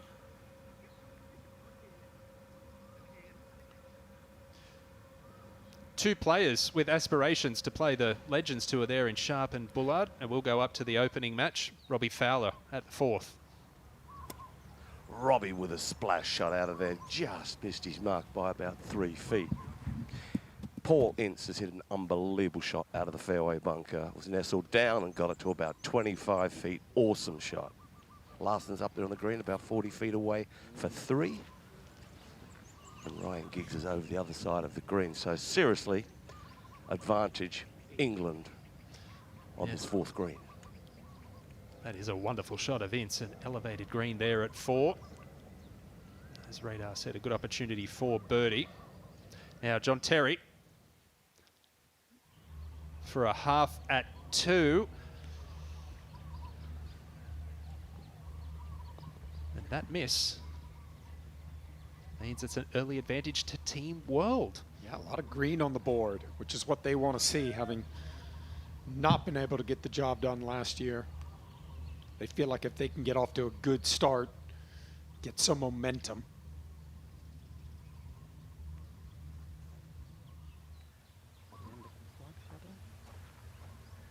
Ryan missed the bunker over there on the left-hand side, had a difficult shot. Tried to elevate it, wasn't successful, so needs to get this up and down for a 5. Out of the right-hand side, and all 4 players have been talking to me about the pace of these greens. Look at that run out with still early morning dew on the greens. So as the day goes on, we've got a little bit of wind out here. These things will dry out in the heat, and they will become quicker than week in, week out tournament speed. It'll get these guys, it'll get their attention, let me tell you. The greens are as quick as they are. And rolling so true as well. Not an abrasion on them. Or should I say as quick as they were. So this for a par. He was down the left-hand side, chunk 1. And okay, nothing wrong with bogeys out here. The shot Ince hit. You know, this is above it, right to left, down the hill for a birdie. Looks as though Robbie Fowler's going to go first for a par, and why not, out of his left, and this one's rapid to say the least. Knock this in, it'll be a win for Team England, but Paul Ince still with 2 putts to come for the win.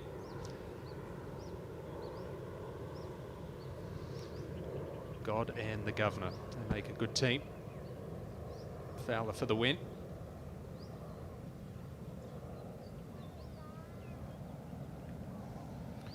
Just broke across the front edge. Gosh, and you saw exactly what Radar was talking about there. That ball just continuing to roll on and on. So Ince has got to be careful here.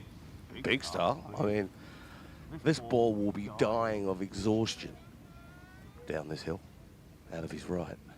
This is just a tickly one. It's down grain. Back to the second and Gareth Bale. So beautiful bunker shot. Slides in the right side. Well, a par birdie start for Bale and an early advantage for Team World. No doubt alleviating a lot of the nerves and the pressure they will have felt.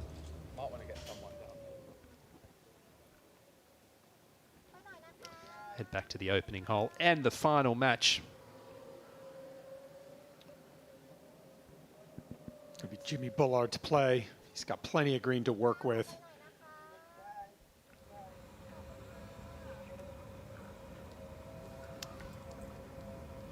Managed to not get it into the rough. The rough here isn't thick, but the ball does tend to sit down just a little bit.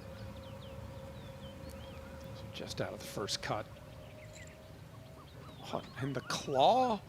Are we going to claw on the chip shot here, Ewan? I mean, I've seen a lot, but I don't think I've seen this. I've seen, you know, Matt Fitzpatrick goes cross-handed, but the claw chipping grip. If it's just a rehearsal or a drill, what's he working on? I don't know. I got to be honest with you, I don't know what he's working on. But if he pulls it off, it will start a trend. Well, look at this. Here we go. It's a kind of a modified, I mean, nothing surprises me with Jimmy Bullard, right? Taking the right hand out of it? I guess. I mean, that's the only thing I can think of. We see that on the putting green, but I got to be honest with you, I don't think I've ever seen that from a chip shot. I'll be impressed when he does it on a tee shot. Yeah. Maybe that's a step too far. And kudos to him. Not afraid to try something different. Hey, he's As my dad always said, there's no place on the scorecard for style, just numbers. And it doesn't really matter what it looks like or how you do it. Both Lee, Sharp and the Bulldog Bullard with birdie putts at the opening hole.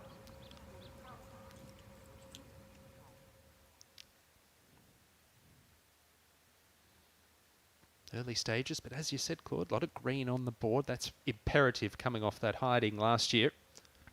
You want to try and get some momentum. Thomas Bjorn has been talking a lot about that to his team this week.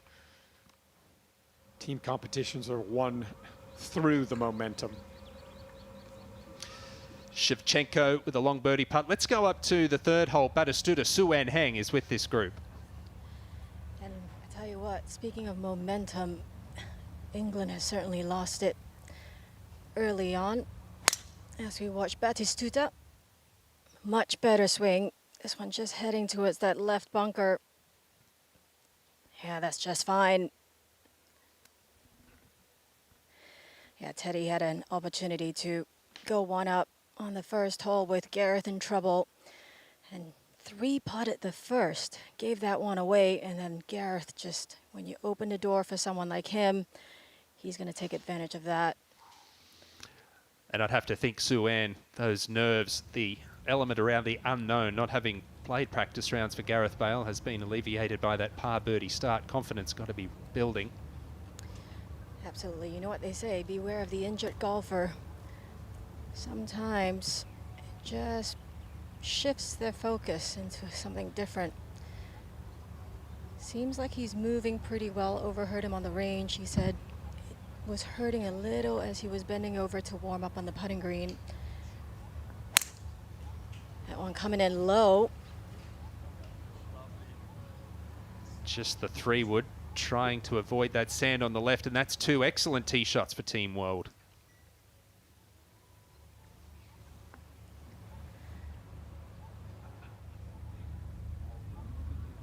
Tee to green, he's been solid, Teddy. That flat stick's been fairly disappointing in the opening 2 holes. 2 3-putts for Teddy.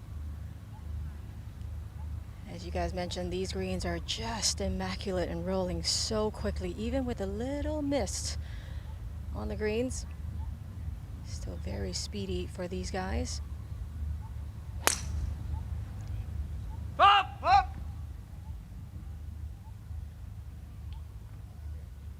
Yeah, well, he's avoided serious trouble. That'll be okay. Long second shot in. Back to Jimmy Bullard, Claude, for a birdie. Yeah, up the hill. This will break from his right to left. He's got the saw grip on the putter, but did not see that. Oh, he made it. Oh. You're going to see a lot of that this week. Ball catching the lip on the high side. Not a gimme coming back. Now John Terry with an iron.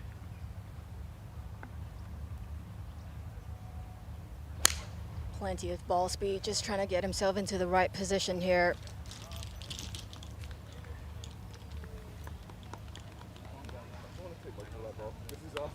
In play, but a long second shot. Now Lee Sharp back at the first for a win and a birdie putt. Quick putt, Claude. Come a little bit from his right to left.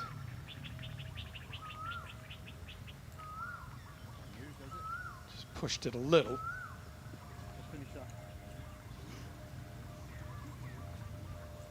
But you throw a bunch of pars at him, and you're going to be in pretty good shape. This putt is conceded, just a little bit of practice. That final match, all square after the opening hole. Oh, Fowler and Ince with an early 2-up lead for Team England, but a lot of green on the board for Team World early on. They had their noses in front here, the 4-ball sessions on day 1 of the Icons. For me, the golf was the perfect place where I could just chill out and relax and don't think about anything else but just have fun with the boys.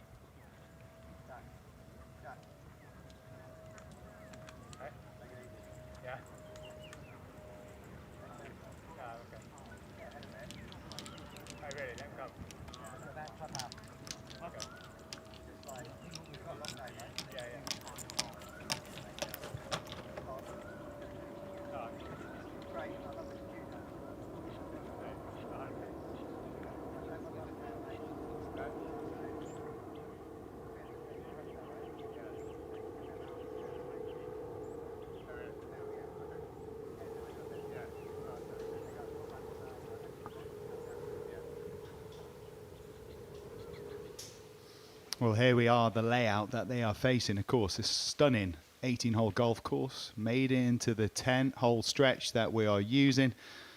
And of course, all part of the $10 million swing that's coming later in the day. The home hole and the away hole. For both teams will face the opportunity, if you're an away team, for, well, double the difference if you go ahead and win it. And you can see England's home hole coming there at the 9th and the 6th being the one for the world. And of course, double also for that final hole, the 10th, which won't play as the par 5 later on today. That will be where we have the $10 million swing. But a par 5 to close, that too is worth double. So, gents, that means that even late in these games, we could see a huge swing. Yeah, for sure. Good mix of holes here at Robbinswood from the front 9 and the back 9 to make up the composite. Nick, you were down there on that first tee. A lot better shots this year off the first than the last year, and I think not having the water all the way down the right-hand side definitely helped.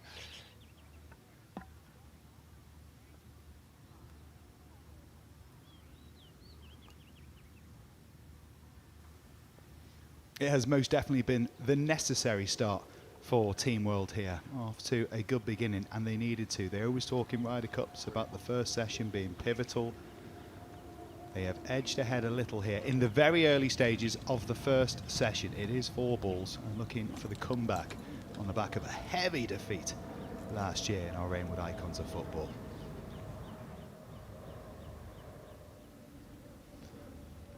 Looking at John Terry now.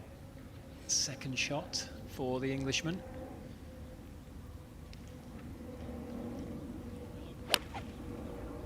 Gets through the ball really well, Claude. He's got a good golf swing. Big, tall, has some speed, has some power, takes his golf very, very seriously.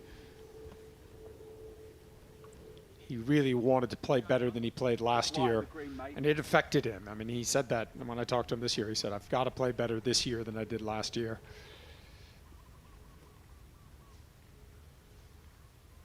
John Terry playing in partnership with Teddy Sheringham, a man who went unbeaten in the 2025 edition of this event. A real steady Eddie of Team England. Well, I think Teddy, along the lines of Jimmy Bullard, he expects to hit good shots. He demands a lot. And I think that's a big part of it. He's not trying to not hit bad shots. He's trying to hit good shots out there.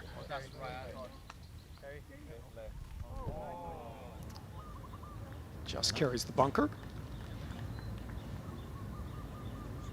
I think these greens running at 13 on the stimp meter. We're going to see some 3-putts out there. There will be the odd time that we see players miss the surface but be in better shape than someone that's on the green. Above the hole here, this will be well beyond what they're used to putting on. Even at the highest level professional golf, Claude, as you see all the time, this is probably nudging past where it is most weeks on the tour, any of the tours in the world. Oh, 100%. And a lot of these players just aren't used to playing strategy golf. They're used to playing survival golf. So they're not really thinking about which side of the hole they want to be on. Do they want to leave it short? Do they want to leave it long? But I think the better the player in those type of conditions, the better your handicap. You're going to be thinking and trying to play your way around this golf course as opposed to just trying to get the golf ball in play.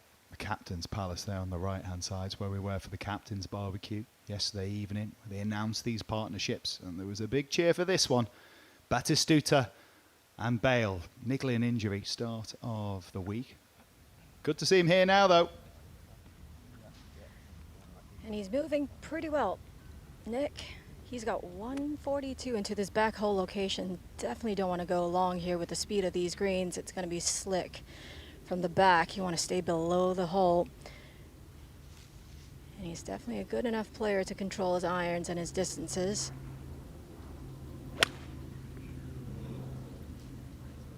Didn't like it. That leg action suggested a little bit of protection of the lower back there. He says he is taking a fairly healthy dose of painkillers to get through, hoping the adrenaline will help ease him in.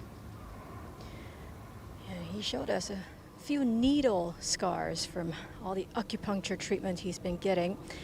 128 for this man. Go, go. Needs to travel. It's a solid shot there from the legendary Gabriel Batistuta. Got the biggest cheer of the night just a few nights ago. They are all icons here. They really are. But some stand out above the rest. And Batistuta, well, he's a man who really doesn't need much of an introduction. ¿Qué le dirías a Batia? Solo gracias. Solo que lo quiero. Mismo que no lo conocí una vez sola, lo quiero mucho. Gabriel es un tipo que uno dice, yo con él voy a la guerra.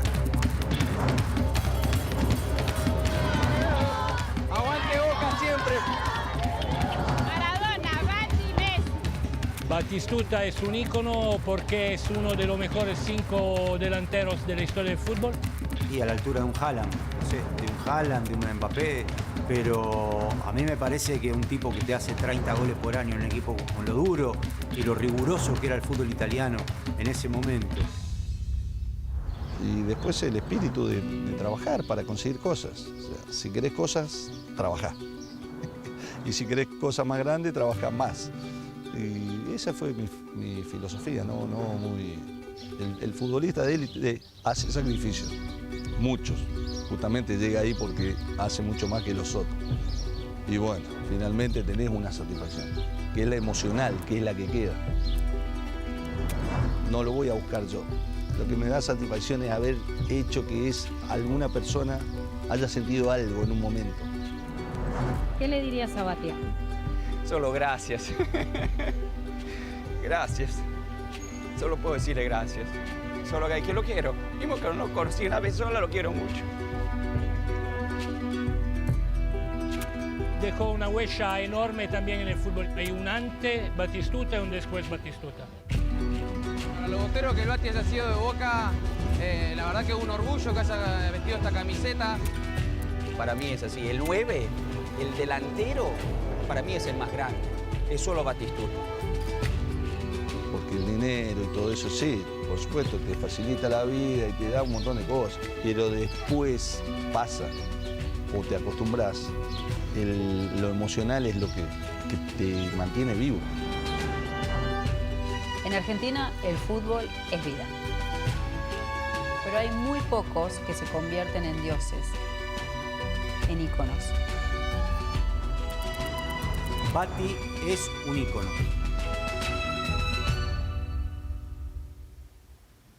Yes, he is, for club and for country across his career. Highly decorated, and the numbers tell the story. The devil's in the detail, but he most definitely lives in the hearts of football fans all over the globe. Well, I was lucky enough to go down to Argentina a number of years ago and got to go to La Bombonera, see Boca Juniors play, and there is passion for football, Nick, and then there is what they do at Boca Juniors. Let's go to John Terry here on the third hole, playing his third shot, just to chip up through the semi-rough, the first cut, and just coming up a little shy again. These players are going to be a little bit nervy about coming on hot on the greens with the way they're running. So up the hill here, all about the speed here.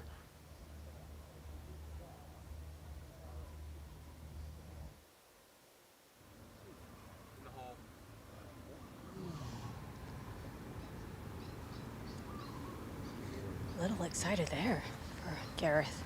Some work left for a par. I tell you what, confidence, Suan, could be at an all-time high on the greens in the first match. It's one of those places with the speeds that they are, it wouldn't be hard for it to deteriorate pretty quickly because they're a scary speed. Yeah, especially if you have adrenaline running in your veins as well. It's so easy to just get it a little too far on the way through.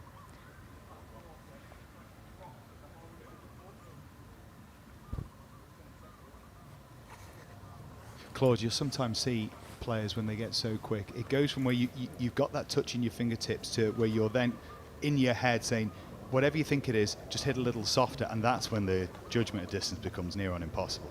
Yeah, and I think the speed of these greens is really going to affect, Nick, the short game, because these players aren't used to having greens this fast. So you try and get it as close as you can on a short shot from around the green, but you can run it 10, 15 feet past. Okay, Suan, what's he got? Well, he's three-putted his first two, and like you said, it's easy to get in your own head. This one's so difficult to judge. Couple of small, subtle ridges. He looks at the hole when he putts. That did not start on line at all. Falling away from the hole. That is not his best.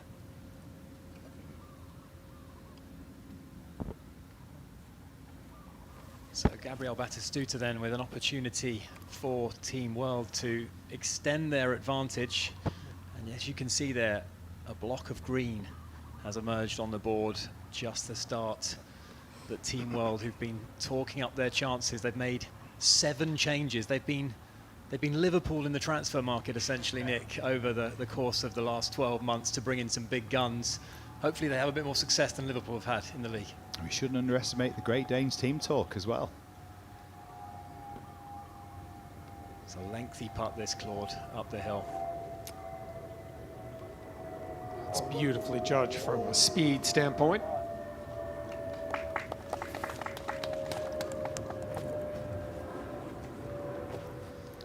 Let's join Robbie Fowler, Team England. This is his 3rd shot.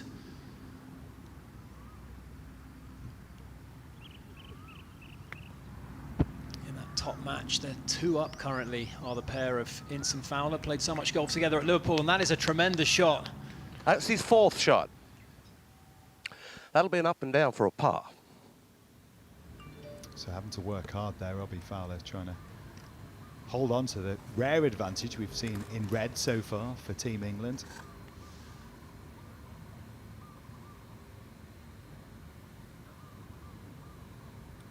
Gabriel Batistuta then. This one's going to be quick, coming down the slope, just braking from right to left.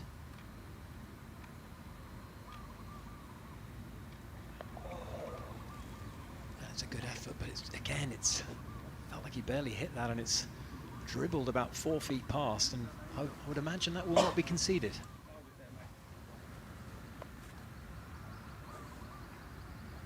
Interesting words from John Terry on that first tee, and he said this is way, way, way, way more nerve-wracking than anything I've ever walked out to in any game. I mean, golf is the great equalizer, Nick. I mean, it's always fascinating for us, those of us that are around the professional game, to actually see how much professional athletes love the game, how much they love competing. But this is very different than what they're used to.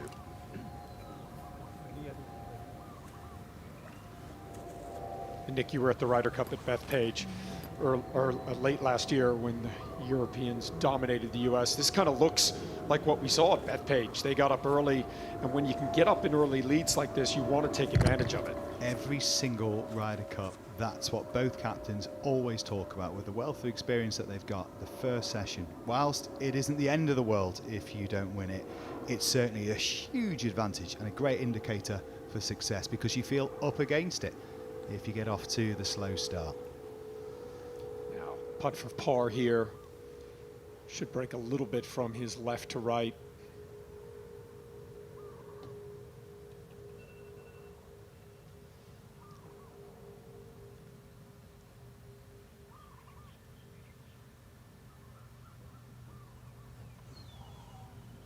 That was to remain at 1 under. He's made a wonderful start, has Gareth. We had some doubts and some concerns about his fitness, but he's brushed those aside, and this is Gabriel Batistuta for his par. And the win. So it's a great start from, well, an incredible partnership. Remember, Gareth Bale is alongside Gabriel Batistuta and about to get some fairly important news, we think.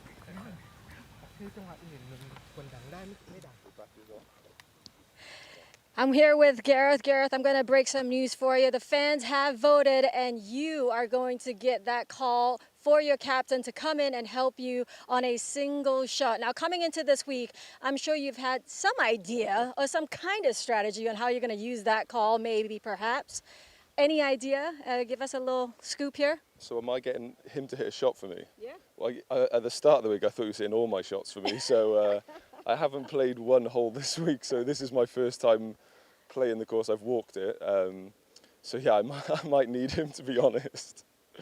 I mean, is there any particular shot that perhaps you're not that comfortable hitting, maybe out of the rough, out of the bunker, maybe with your back injury, a certain shot that's maybe you might think now tactically you might want him to hit, maybe the second shot on 10th? I'm quite happy trying to hit him myself, to be honest. But if my back's a bit sore, I'll call him in. But again, I haven't played the course, so I genuinely don't know what shots I need to be able to hit or not. So I guess I'll just play it by ear and see when I need him. Well, it looks like you're moving just fine. We're going to leave you to it to get to the next tee, but all the best.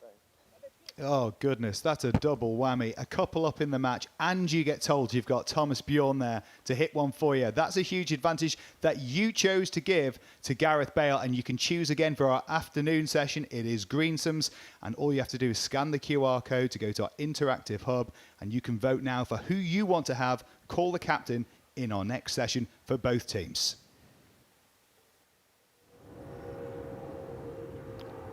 This is Aaron Ramsey on the second hole. Dangerous par 4. He's got 2 putts. Doesn't need him, Claude Harmon. That is birdie for the Welshman. Well, Nick, we always say in Ryder Cups, when those matches kind of get to that 3 to 4 up range, they get tough to bring back because there aren't enough holes. With only 10 holes, you get up 2 up. I mean, these are going to be tough matches to get back. Ryan Giggs in the top match. And he's managed to pop that one in as well. And Team World building some real momentum this morning. They are...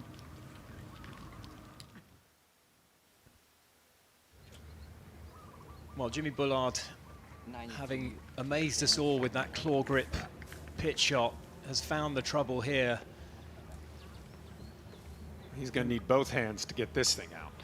That's for sure. Yeah, I was going to say, good shout there, Jimmy. I think that make it a little easier if we can. They have their work cut out. This is some sort of match. Was that a... Yeah, that was a go. That was a verbal... We saw it, Jimmy. A verbal acknowledgement from Jimmy himself there to say, yes, that was a shot. Of all the great shots we've seen across YouTube, and Jimmy hitting his time. And he even has time for a picture after a whiff. Love that. Gotta love the guy. You do, but, you know, Jimmy likes to put it out there. He likes to talk and everything. I mean, these matches, the English side are down. He just whiffed one. I mean, it's not going the way they thought that was going to go. And he's up against a man in the shape of Dwight York, who is just oozing confidence. I think the most confident man on this property is Dwight. Yeah, Dwight has the most reliable little draw to work, so the pressure firmly on Jimmy Bullard's partner, but he will be up to it. Lee Sharp, quite the player also. Let's see if he can control the spin here coming out of the light rough.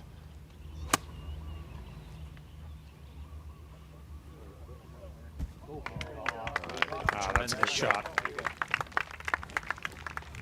We'll have that 15-footer for birdie, and here is Dwight York, another wedge shot.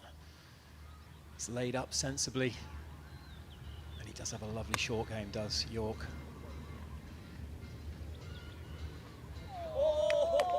And he's showing it there. Beautiful shot, great control, and a little bit of backspin there, Claude. A little tour quality wedge shot there from Yorkie. And that is the undoubted strength of Dwight York's game. Plays off a scratch handicap, but he's got a beautiful touch around the greens and from inside 100 yards. Great look at the course here at Robbinswood. Kenny Mackay, the green superintendent, and his staff have done an amazing job prepping this golf course. Well, the top match making its way to Team World's home hole, where, of course, an away win for England will be worth double, so they could have a bit of a swing here, and it would be very handy to really create a bit of space. Take us through the 6th hole. Well, it's a par 3, 181 yards, and surrounded by those 3 bunkers. The green slopes from mid to front. A bit of a grimace there from Paul Ince. He's not going to like that one. Yeah, that's the bad one for Paul. Backswing gets a little bit on the short side, doesn't make enough turn, doesn't really have anything to hit it with, and just uses his arms. Big green here at the 6th. Radio, you're down there. Give us an idea about what they're facing, mate. It plays 203 on the card, but it's well up, playing 174 today, setting up for a draw shot. Is Larson. He aims right, comes over the top and misses it right. He aims way too far right. But this one was better contact. Bang on line. Is it up? No, it isn't. Dead's still out here right now. But it's tough. It's a tough layout, this. Very humid. I've got a nice little lather on. Lucky I'm as fit as a flea. What do we make of the golf game of Ryan Giggs, Wade? Good. Yeah, he likes to slice it as well, does Ryan. Out with a baffy. Just left of it and fading it towards it. Little too much weapon, Giggsy.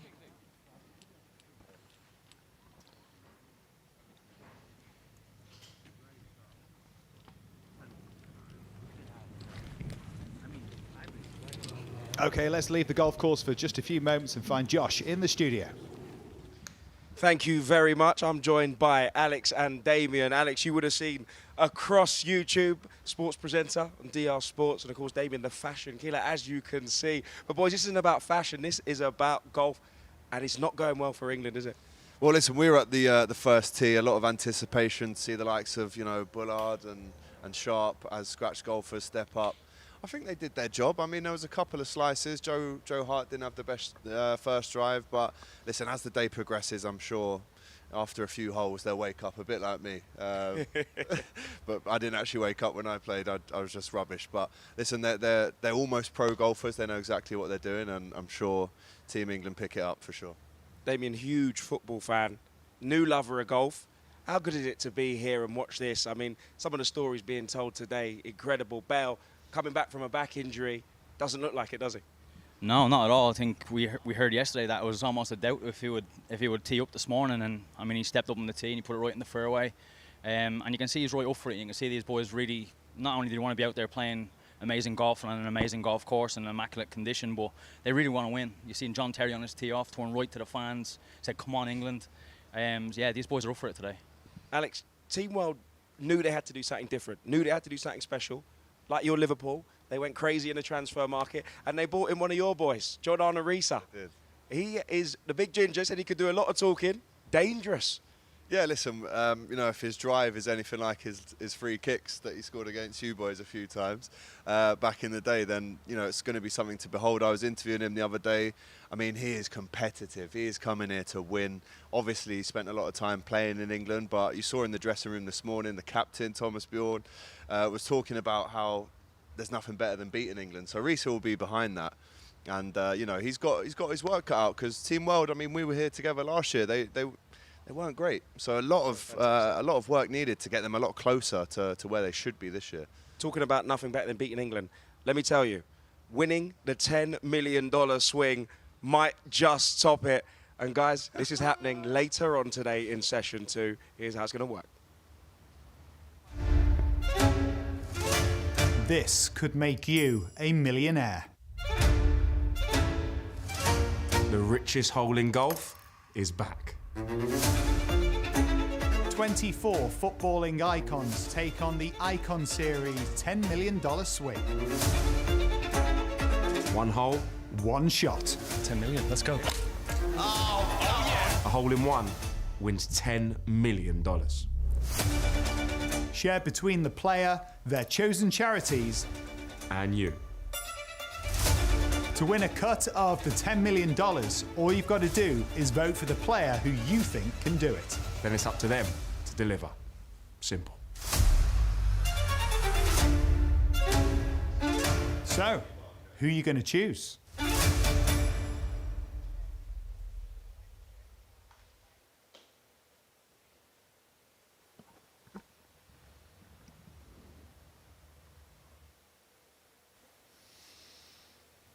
for charity, for Icon, but also for you.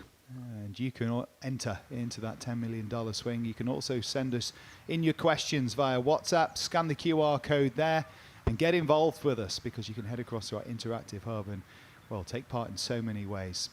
Certainly, it has been Team World quickly out of the blocks. Some of you get in touch already. Come on, England. Well, they need a bit of encouragement. Hasn't been quite the start. Well, I sort of thought it would be fairly similar. I know they've upgraded the team for Team World, but so much confidence with the English going into it. Yeah, I mean, they seemed really, really confident. But as we see in the Ryder Cup every year, Nick, I mean, it doesn't really matter what happens before in the build-up. Whoever plays the best on the day, whoever hits the best shots, holds the most putts. And I think Team World came in this week with something to prove. They wanted to get a good start, and they've gotten it. Let's head back out to the course and find John Terry, the lefty. This is his second shot into the fourth hole, playing alongside Teddy Sheringham this morning, up against the big guns, Bale and Batistuta. And that's not his best. Well, that's the bad one from John. He tends to aim a little bit to the left with his feet. Shoulders get a little bit open. Dwight York, after that beautiful pitch shot into the second hole, got some backspin on it, 6 feet. No mistake there from the Manchester United legend, and he's backing up the confidence he was showing before teeing off. That's a great start, and the bottom match against England's big guns sees the world take that one-up advantage.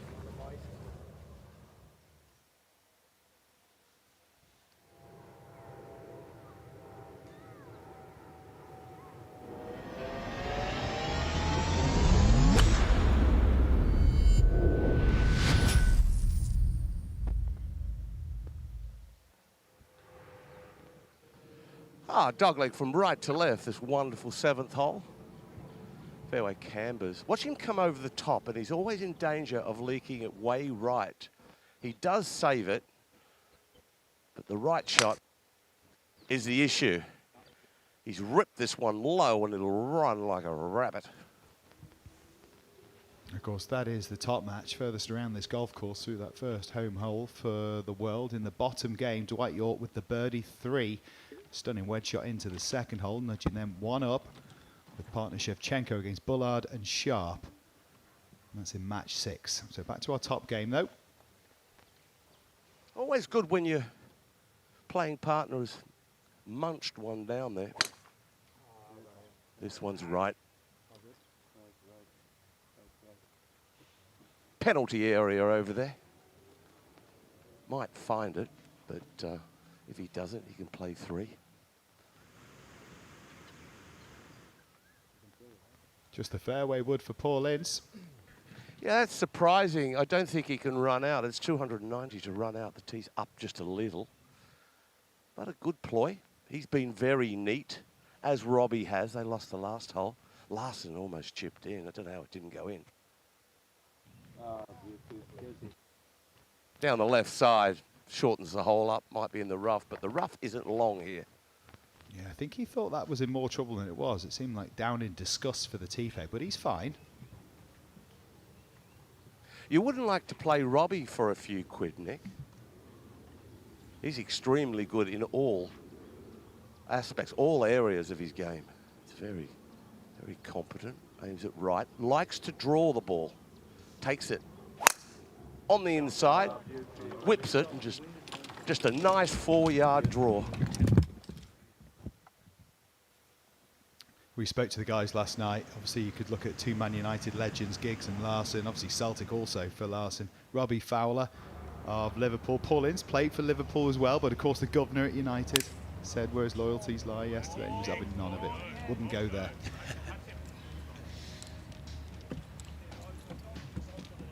Yeah, and there's a lot of potential swing in that top match with Team World having their away hole, or the chance to win against England's home hole on the 9th, I should say, and then the double hole availability on the 10th as well, the final hole.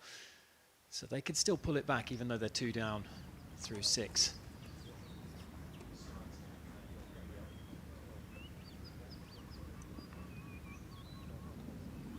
What's our situation here, Suan? they're trying to figure out who's to go first, but honestly, I'm not too surprised that Team World is taking that lead early on. I think they're coming into this week with a bit of a chip on their shoulder and maybe a little something to prove. And as you guys have been talking, Team England has been quite vocal about their confidence, and right now, not quite working for them. Danny Willett just dropping by this group to give them maybe a little talking to. Let's see if Teddy can make a much better putt here.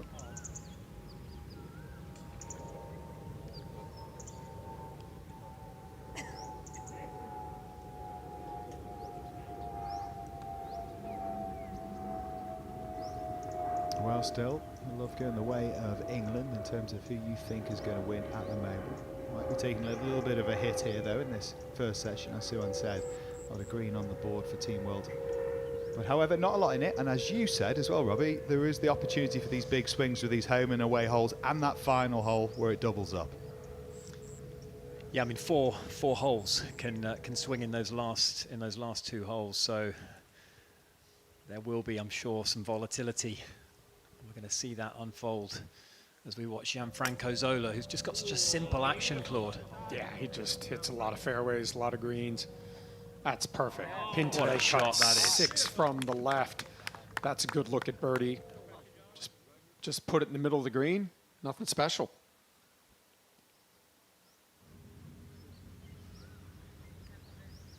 Gabriel Batistuta there, just seeing a putt dribble by.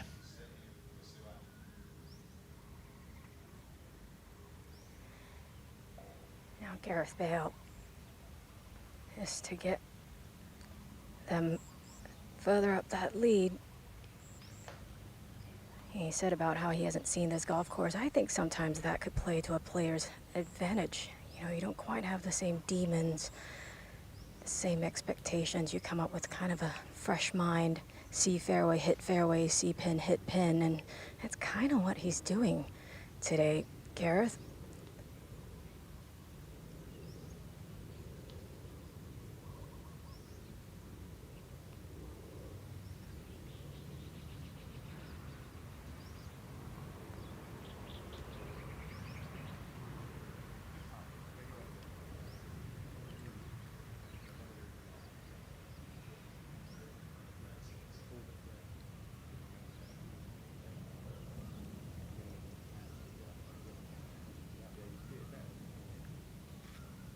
When the greens get as quick as this, the physics behind it changes too. What they're used to watching, Claude, in terms of break, obviously the higher the speed, the more the ball turns, the longer it takes for it to get to the hole, of course. So you've got to allow more for break with every single putt.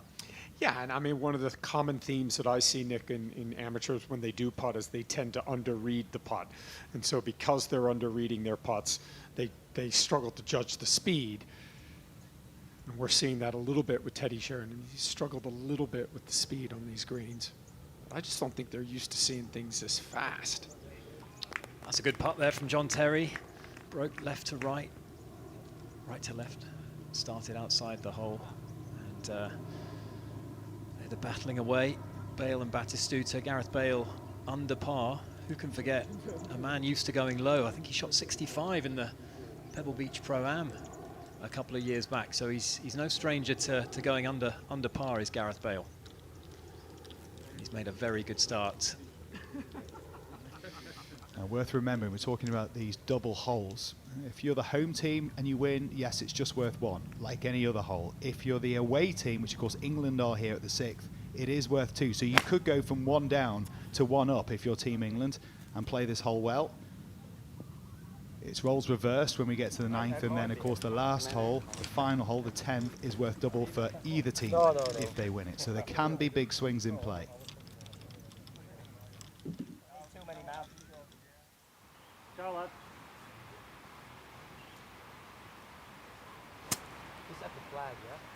Now Ryan Giggs from the rough.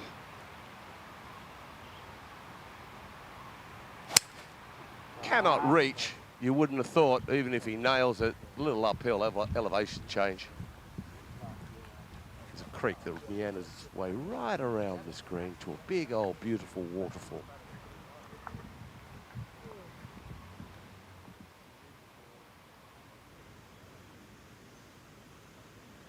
with Robbie Fowler looking to consolidate their position in this top match. It's the only red on the board right now. Draw shot required. That's a 5-iron.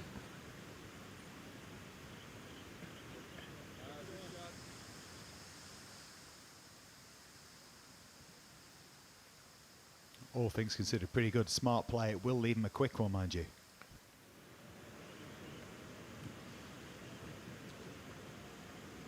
Who's to play? Is it Ince or is it Larson? Larson's got himself 166. Out with a little hybrid of some kind, a little spanner. He likes to hit it low. We know that. He needs to take a little off this. This is going to come. Look, if he keeps this on the green with his club, it takes some talent to do so. It really does, because this is too much club. It's aims right, comes over it. Might even see a little divot here. Get down any time you like.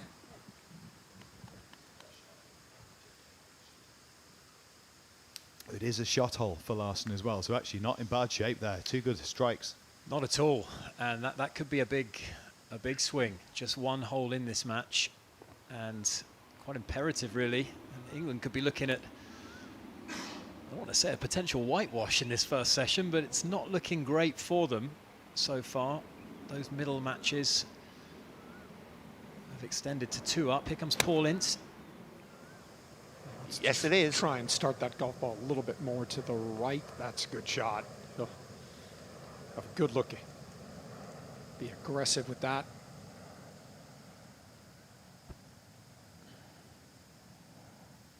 Still work to do. They are up in the match, but their advantage is sort of gone now, because ahead of them, they've got to defend their home hole, so getting through it unscathed is actually a pretty good job. And that's what's going to happen at the 9th for England. They'll try and hold off Team World winning 2 there, and of course it's all to play for on that final hole. So far from over that top game, and the only bit of red on the board right now.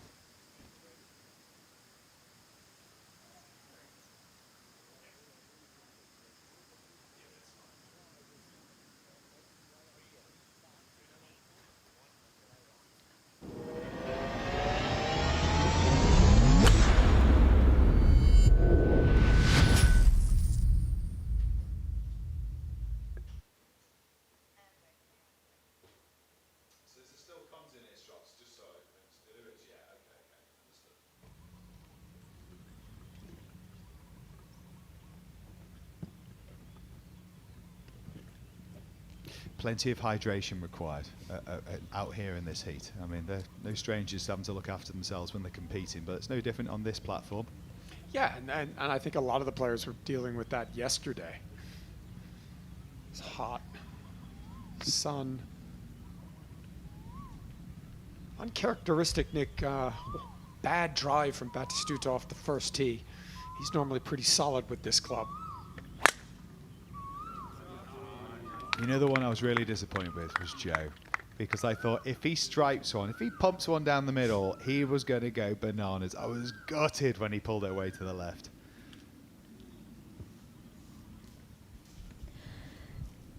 Now, the injured golfer this week doesn't seem like it at all, and he's opening 4 holes. I like his confidence as well. When I ask him when he's going to use Captain Thomas Bjorn, he said, well, I like to hit all the shots myself. Going with the driver, par 5.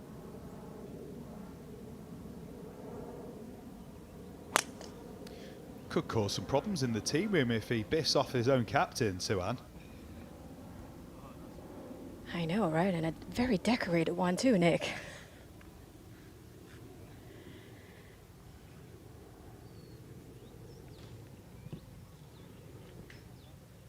Okay, next up it's Team England.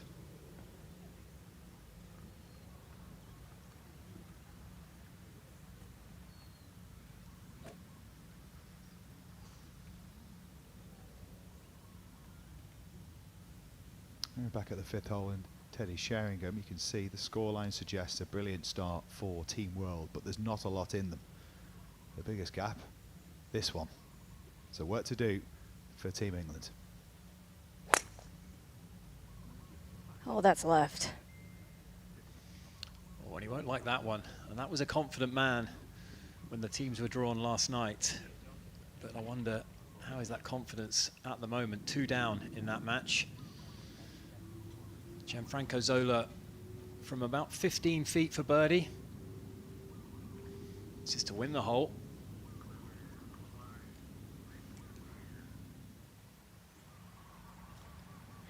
Now, pressure on John Terry with his partner in the woods. He hasn't taken this club out in a couple of holes now. He's been hitting irons off the tee.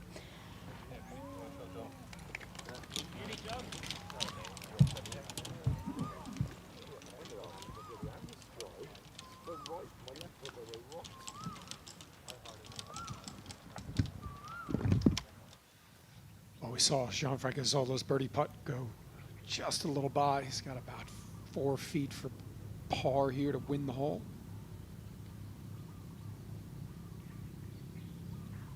Oh, that was a tentative stroke.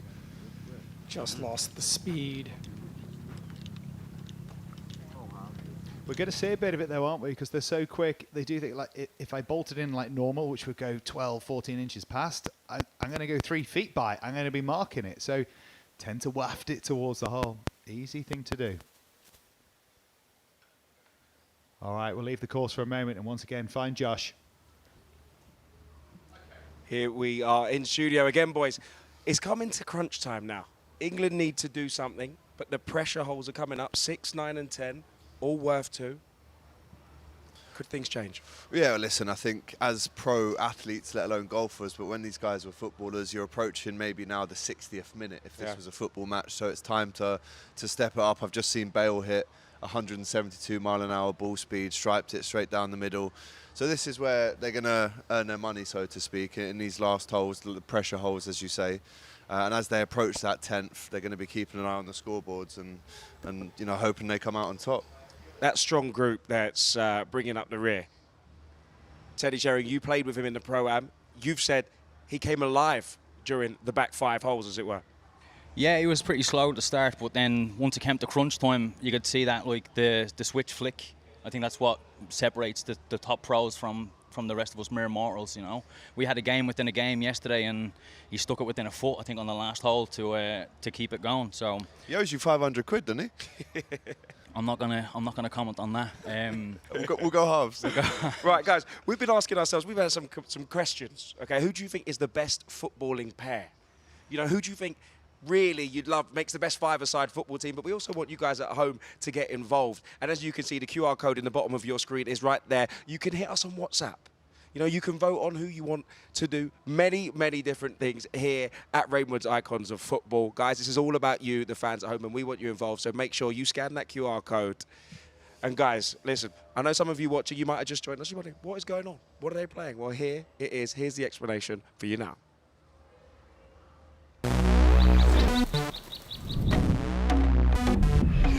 Reignwood Icons of Football follows a Ryder Cup style team match play format where Team England and Team World will go head to head in 4 sessions over 2 days. And it all starts right here on the first tee.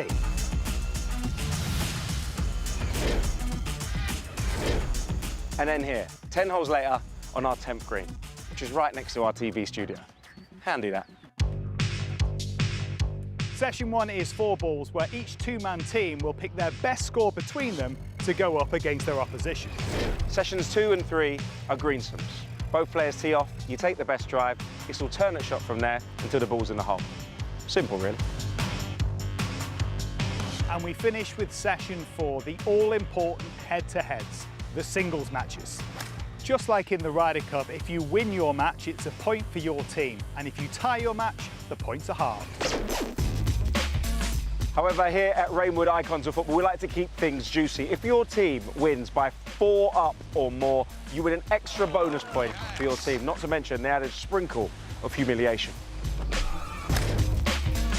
To rack up points and turn a match in your favour, we have 3 pressure holes, where a win on that hole could be worth double. Let's break down how it all works. Suan, Radar, take it away. This is the Team World home hole, the gorgeous par 3-6.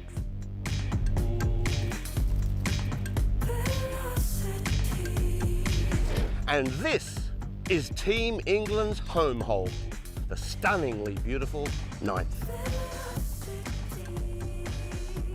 Win your own home hole and you win the hole as normal. And you win away on the opponent's home hole. Look out. Turn this thing on its head. It's a double up. And now for the final pressure hole, the final hole of the match, the all-important par 5 10th. Remember, this hole is worth double for everybody. You could go from 1 down to 1 up and put points on the board for your team, or you could go from 2 up to 4 up, win that bonus point and put 2 points on the board for your side. The possibilities are endless. Almost.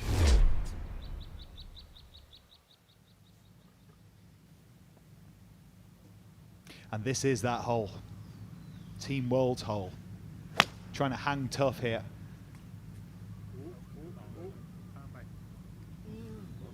That's not going to trouble how they're feeling. Not a good one there, sadly, for Phil Jones.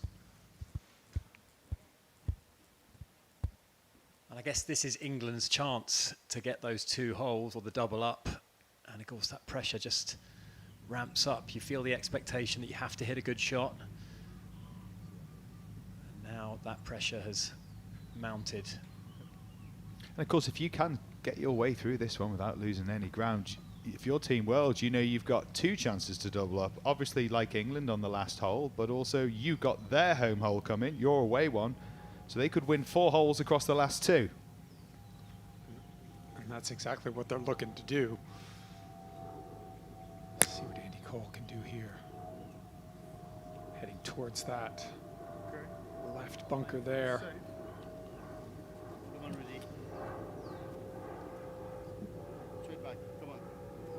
And that will be a shot in the arm for the Team World pair of Ruud Gullit and David Ginola. The cultured, the good-looking team, they pronounced themselves last night. Yeah, self-pronunciation, yeah. An interesting action, the old step 2 there, The trying old to get step the body 2. working well. If you struggle with hitting snap hooks and hanging out behind it, it's a good drill. I'm not sure it works on the golf course.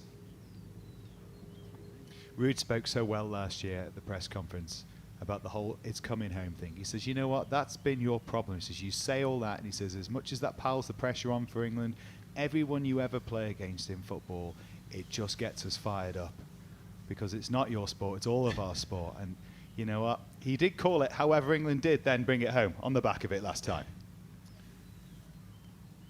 Not looking so good for them now. David Ginola. Got a bit quick there. Yeah, that tends to be his miss. He gets a little bit short, gets a little bit fast in transition, the hands take over. Hard to see who's in the driver's seat in that hole, but Jimmy Bullard trying to get something going. He's been struggling early.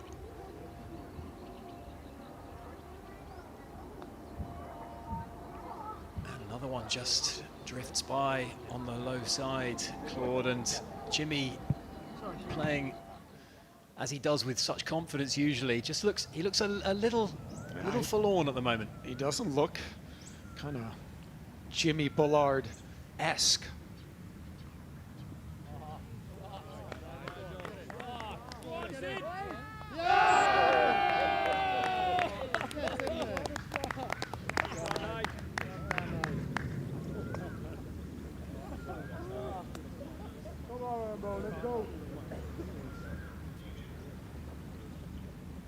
Well, what a moment. We could just about pick up, they are wearing the mics out on this hole, but what a moment for it. Played to perfection. Just landed it right where he wanted to. One bounce, took a little bit of the speed out of it, and then it just started rolling down the green like a putt. Shot of the day. Now Shevchenko. Come on, Sheva. Yeah. Come on, Sheva. Team World are rolling at the moment. Win the hole. 2 up. But Nick, this is what we see in the Ryder Cup every 2 years. You get the momentum going, guys start holding bunker shots, making putts, and all of a sudden, you got an uphill battle if you're the England side. The Ryder Cup, of course, is a monster. It is the epitome of greatness in the sport of golf. These guys have shown greatness through football.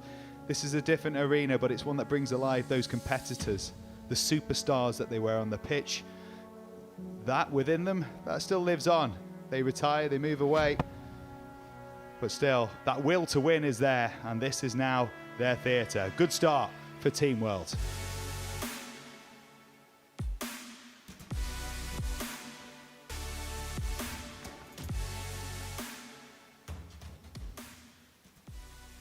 There he is, Captain Bjorn, on his way. Clubs on he might not need them, Tom. From what we're hearing from Gareth, he's all right on his own. The Dane, riding around in a cart. He's doing that on the Champs Tour now. Would you want to tell Thomas that you're not required? Good luck with that. He looks like a man on a mission.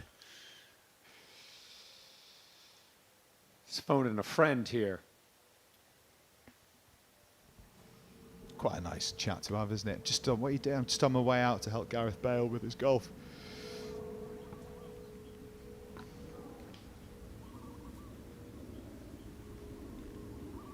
Now Teddy Sheringham from the middle of the fairway here should be able to get this somewhere close to 20 feet. This is his fourth shot. Got in trouble off the tee, punched it out. Oh, and that's a great opportunity to maybe stay in it on this hole.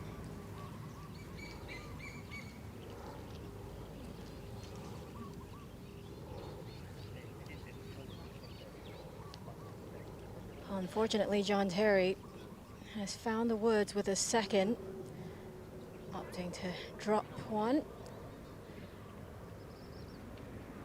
He hitting his fourth. It's an interesting downhill lie out of that rough as well. Interesting course, Suwan, in terms of its style. There's space out there, isn't there, until there's not. Because if you hit a real bad one, there's big trouble waiting. Especially with someone like him, you know, who has so much swing speed, that miss is going to be more erratic.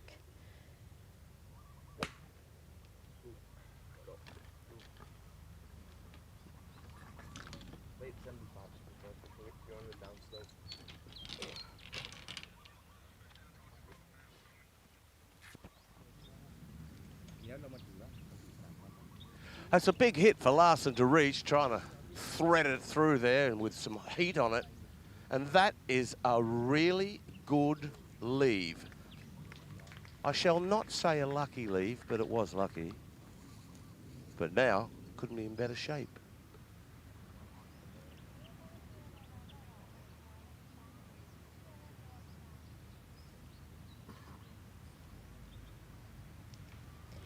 Really awkward yardage for Gareth Bale. Out of this fairway bunker, so difficult to judge. Just caught that one heavy. His partner is in fairly tight though. I mean, it is what it is. That's what we're trying to iron this out. Bit of dovetailing, ham and egging, whatever you want to call it, working together in this format. You could be the best player out there. If you're on your own, it's going to be a struggle. That's what we did, Nick, wasn't we? Well, that is what we did on our way to a victory early in the week. We shouldn't bring it up, really. Don't embarrass our fellow Oh, commentators. come on, why not? Let's have a little fun.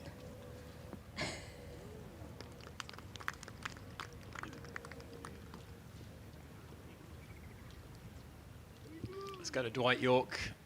Second shot, fourth hole. Nice rhythmic swing. And just hanging on that left side. Not bad, pin high. Jimmy Bullard will be last to play. The Englishman who has had so many successes, so many scalps on his YouTube channel, Golf Life. We've seen how good Jimmy Bullard is on the front foot. He's going to have to dig it out a little bit today because it's been a slow start from who, as you would say, the talisman of this side. Well, he's obviously going to do his best to try and get the win, but I think it's that middle match, the Andy Cole and Jones match against Ruud Gullit and David Ginola. That's the one I think that the England side have to win. That was tidy from Gareth Bale. I'd have been tempted to call Thomas on about 5 shots that I've seen Bale hit so far. And he's backed himself on every occasion, and that was a cute little pitch shot. I am here for that conversation, though. I am here for him saying, I'm all right, thanks. Appreciate the support, but I'm all right. Bale looks like a real player. Nice to see he's been spending his retirement well. He has. You know what? He should be good, though. In his back garden in the house he has down in Wales, the replica par 3s, including the 17th at Sawgrass. I spent a day there with him, working with one of our partners that we share. He's trying to make a hole-in-one all day. You'd lose focus. He was dialed in for about 4.5 hours, hitting non-stop shots, trying to make a hole-in-one. The focus he had as a player. You just didn't get the invite, Wayne, unfortunately. You name drop a go. Where'd you go last Me and night? Gaza. I went down with Gareth, and we had a few scoops and just played the 17th at the grass. Mint. We'll throw you an invite next time. Slides by for John Terry.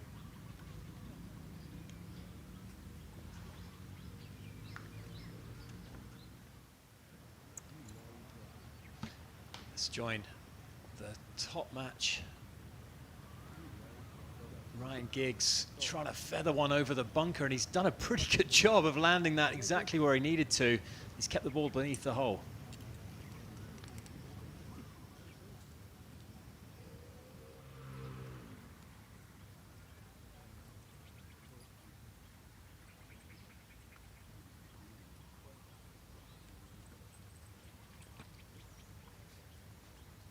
And Gareth Bale really turned his attention to golf even before the end of his football career.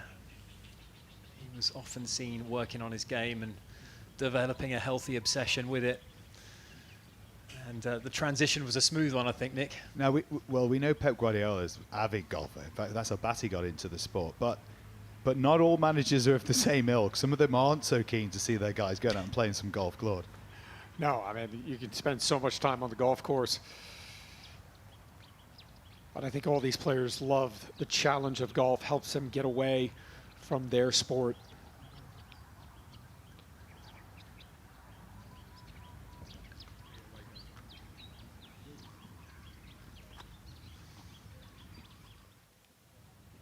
Fowler for a birdie.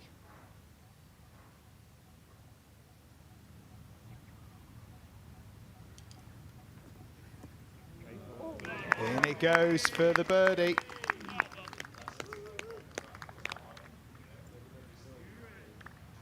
And to win the hole. So 3 up in the match. Which you think, well, there you go. That's job done, surely. Not really, because England's home hole comes up next. Remember, it's worth double for Team World if they win it.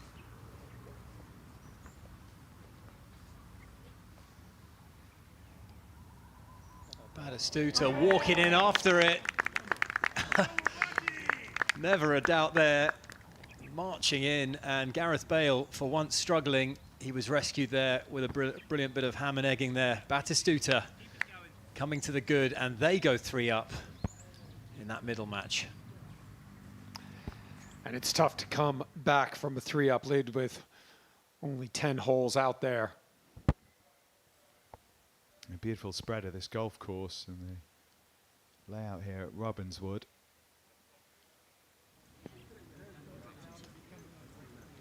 And here it is, the first time we're going to get to see Team England's hole. It is, of course, their home hole, so only worth 1 to them, but worth double to the opposition. And boy, could they use it. Giggs and Larson of Team World find themselves 3 down, 2 to play. But remember, if they were to win the last 2 holes, they would still win the match. They're worth double. 3 down would become a 1-up win if they were to do so. Big green here at the 9th, almost 50 paces deep. Pin today cut 7 from the right.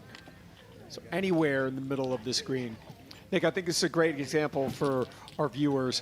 All you need to do is just try and hit the green here. You don't need to go flag hunting. Put it anywhere on this putting surface. Try and 2-putt and get out. The last thing you want to do is try and really focus on that pin, end up in that right bunker, and then you've got a difficult up and down. I think on the par 3s, just hitting the middle of every single green. If every par 3 you played, you just put it in the middle in the center, how far away from the hole are you ever really going to be?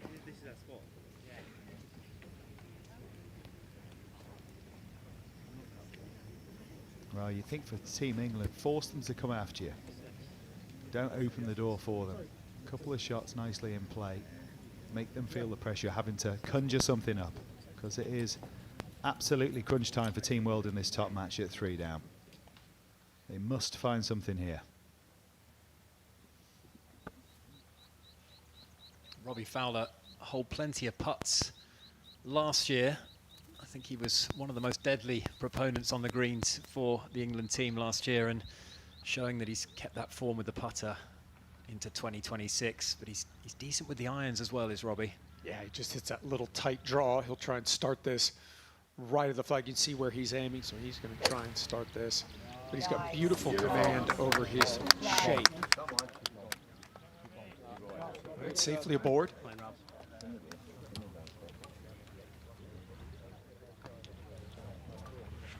Playing 169 today is this great par 3.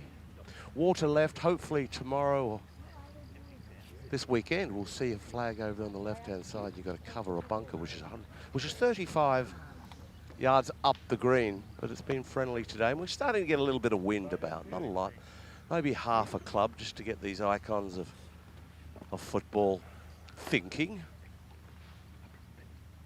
He's a niggler, Paul Ince. He'll needle you. I love to see that in this format. Good player. Oh, he's good. He's good. Come on. Shot.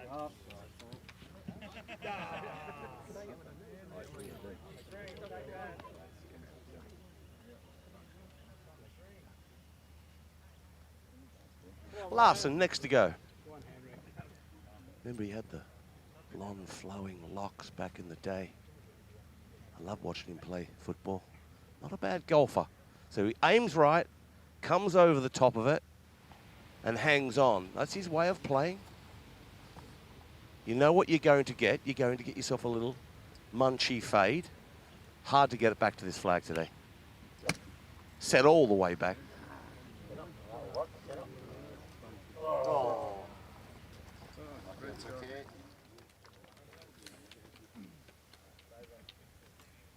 Pressure's on here. Wayne needs a good swing at just the right time for Ryan Giggs. He certainly does. Yeah, he's. They've just been outclassed today. It's a great team. Is Ince and Robbie Fowler. They really are good players. They look as though they play a lot of golf together up there where they live, north of England, and you know it's showing today. Ryan got a lot of hand-eye coordination. The ball at his feet, oh wow, when he played for United down that left side, he was phenomenal to watch. So he likes to fade it as well. Aim it left, but make sure you got enough club, Ryan. Well, that wasn't what was required so far. The governor and God just too good for Giggs and Larson. There is still plenty to play for. Remember, a 4-up win is worth 2 points to the total score for a winning side. 1 point for a normal win. If you get to 4-up, then it doubles up, or even more than that for 5-up, 6-up, if it even happens. So down the hill here for par. A lot of break from right to left. What a good putt that was. Beautifully judged, speed and line.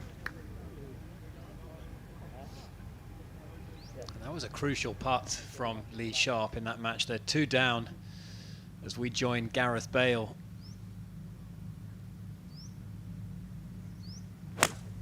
This is the 6th hole, which is the World Team's home hole.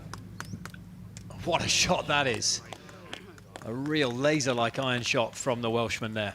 Technically very good as a footballer. You can see this is a man who's had plenty of time on his swing as well. Gareth Bale, beautiful move. Shevchenko for a half here at the 4th. Falls across the face, dies across on the low side. It's a good move from Gareth Bale, isn't it, Claude, when you see it? It's well coached. Yeah, he's got a very good golf swing. Great setup. Doesn't get the shoulders too open. Feet, hips, shoulders all going in the same direction. And this is another good golf swing. Hasn't had his best stuff today. Let's see what he can do.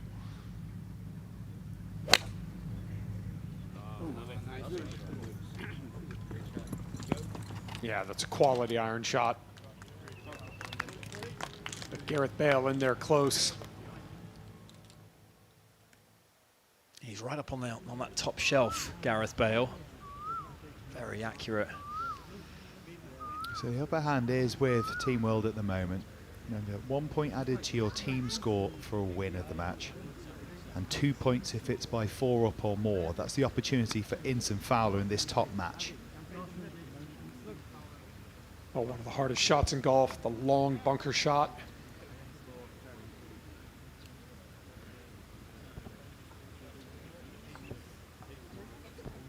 Well, Ryan over here on the right-hand side is coming over the side of a bunker. The only way he can get it close is play it up high. I'm not sure he's got that shot. He's looking where to land. It looks like he's going to bump it there. That's a very good choice. So keeping this low and trying to stun it into the Bermuda grass and kill it. It's a hard shot. If he was to get this within 20 feet, that would be fantastic. Any closer? Miraculous. This will test him. Back foot. He looks like he's pretty good at this kind of shot. Obviously a creative man. What do you got, Ryan?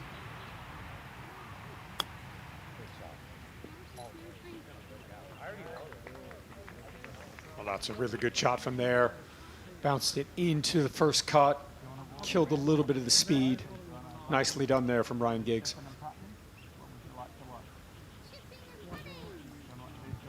For a man, it was all about pace. That one was pretty bob on there. That was tough to gauge right. This isn't easy to lay dead. No, it's pretty slow into the green up the hill. That's fantastic. It really is very, very good. These footballers can seriously play golf. Obviously full of talent. I think a lot of them as well, it's not been something they've done their whole lives, because that was a life's pursuit, being a world-class footballer, being an icon of that sport. And yet they've managed to progress their games to being comfortable on this world stage, across televisions, around the globe, and being comfortable to put it all on show here. Doing a good job of it. Yeah, Nick, and the thing is, back in the day, the managers wouldn't let them play. Now they let them play. There's nothing wrong with a footballer playing golf. What about Robbie Fowler's touch? Oh. Well, falling on the back of that hold part on the previous hole, Robbie just laying it stone dead there, and that kind of slams the door on Team World. England have defended their home hole there quite beautifully. And the pressure on now for Team World to avoid losing by 4 down or more, in which case they'll lose 2 points in their loss of this match. They're certainly not going to steal this away hole for them.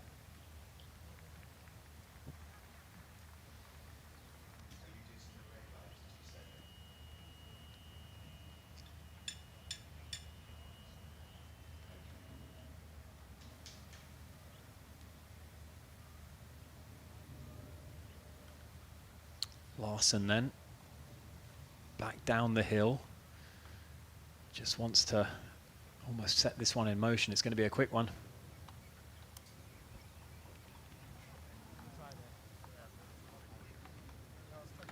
Not bad. Judge the speed and the line pretty decent there.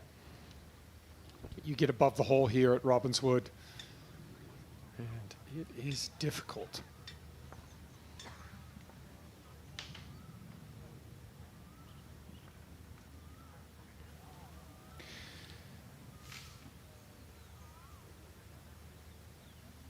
Be a heck of an up and down for Ryan Giggs if he's able to.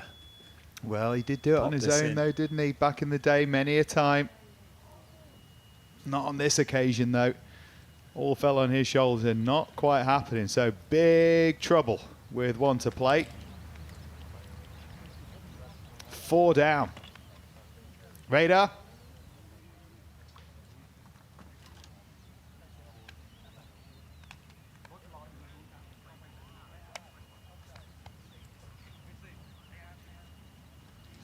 Robbie, bonus points going up the last, double whammy.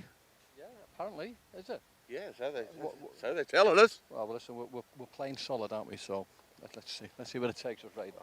You're playing nicely. The game's in good shape. Got the wand working. It's working. The greens are tough. Greens are incredibly tough. I want a little earpiece in me. So you know when you're commentating, you said it's quick from left to right. I need that. You need what I say. Yes, yeah, I believe you. I believe you. You're the man.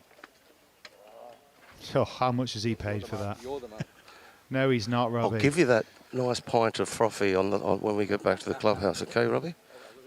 Top man radar. All smiles for Robbie Fowler and Paul Ince, but there is one to play because there is a lot to play for. They are going to get a point, but maybe 2 for their team. If they win 4 up or more, it will be 2 points. So the job for Giggs and Larson, limit the damage. Win the final hole, the 10th hole, and it'll be just 1 point loss, which could be critical. What's been a really good opening session for Team World. Let's go down and join Gianfranco Zola, the man with maybe the most economical action of all the players here. And what a fine iron shot that is, into about 10 feet. That'll set up a good opportunity. Gianfranco, so steady last year.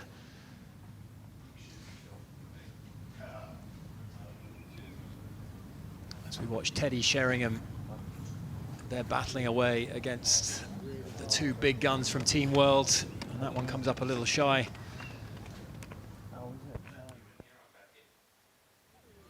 Really felt like the partnership of Teddy Sheringham and John Terry would be a really strong one for England, but Gareth Bale, helped by Batistuta, has just turned up this morning and really poured it on.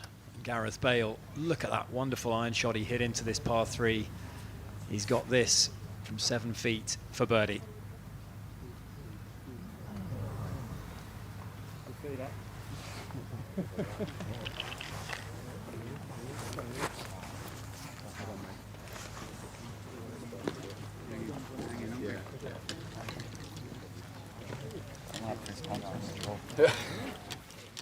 When you find the time to go for a couple hours and it's just perfect time to be alone, to organize your mind and then concentrate on something what I really love.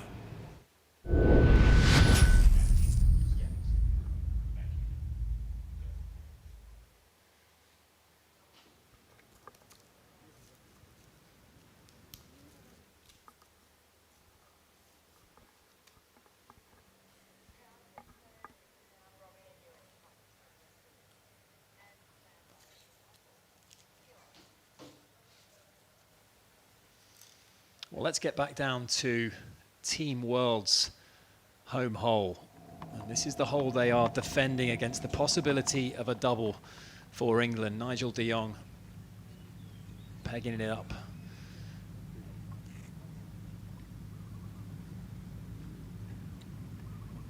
And they're currently 2 up in their match against Theo Walcott and Joe Hart. A real Arsenal-Man City split in this one.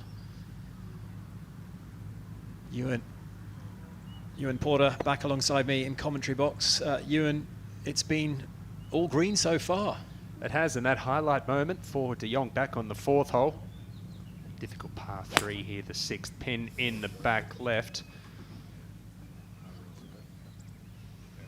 Only 30% of the players hit this green in regulation last year, and that is short-sighted. Yeah, it's a tough looking tee shot, 205 yards and very well protected green. Aaron Ramsey has got a lot of power, a lot of speed, and so far been putting it to good use this morning, in control in this match. That opening tee shot he hit today, Robbie, was just incredible, cutting the corner when the nerves must have been jangling. Likes to fade the ball. It's not an ideal flag for him. They've got both wingers covered there, but Ramsey, a better spot to miss it over on the right-hand side. Well, it's opened the door now for the England pair, Walcott and Hart. It'll be Theo to hit first, and they could leave this green all square. It's a double hole, so big opportunity now. They're going to sense that, and that would really change the complexion of the board. It would, and it's a reflection on this scoring format. I think it's a great initiative that the Icons team have done. It's so much volatility and fluctuation, the potential for that in the scoring. Now Walcott, 5-iron.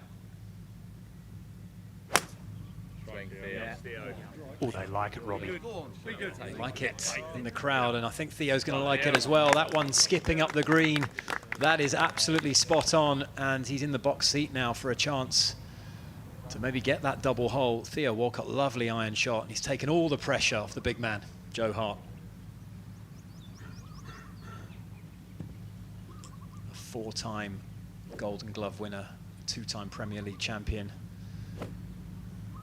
Part of that breakout Manchester City side that won the league title in such dramatic fashion back in 2013. Good setup here. Set up very squarely.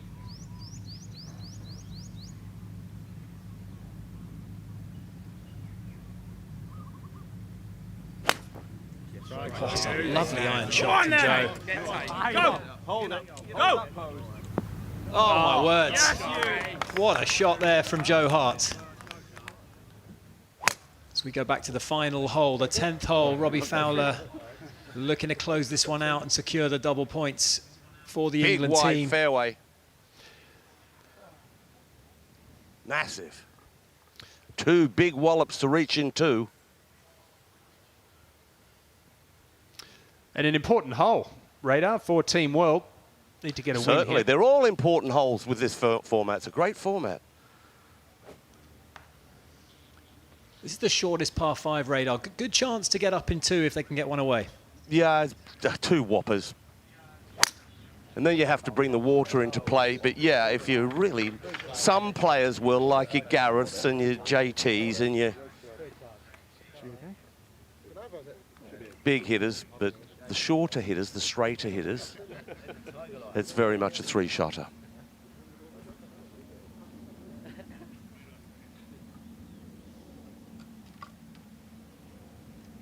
Trying to salvage something from the wreck.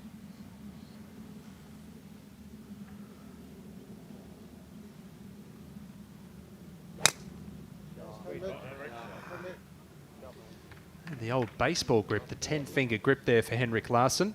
Mo Norman. Olazabal. He's in good company there.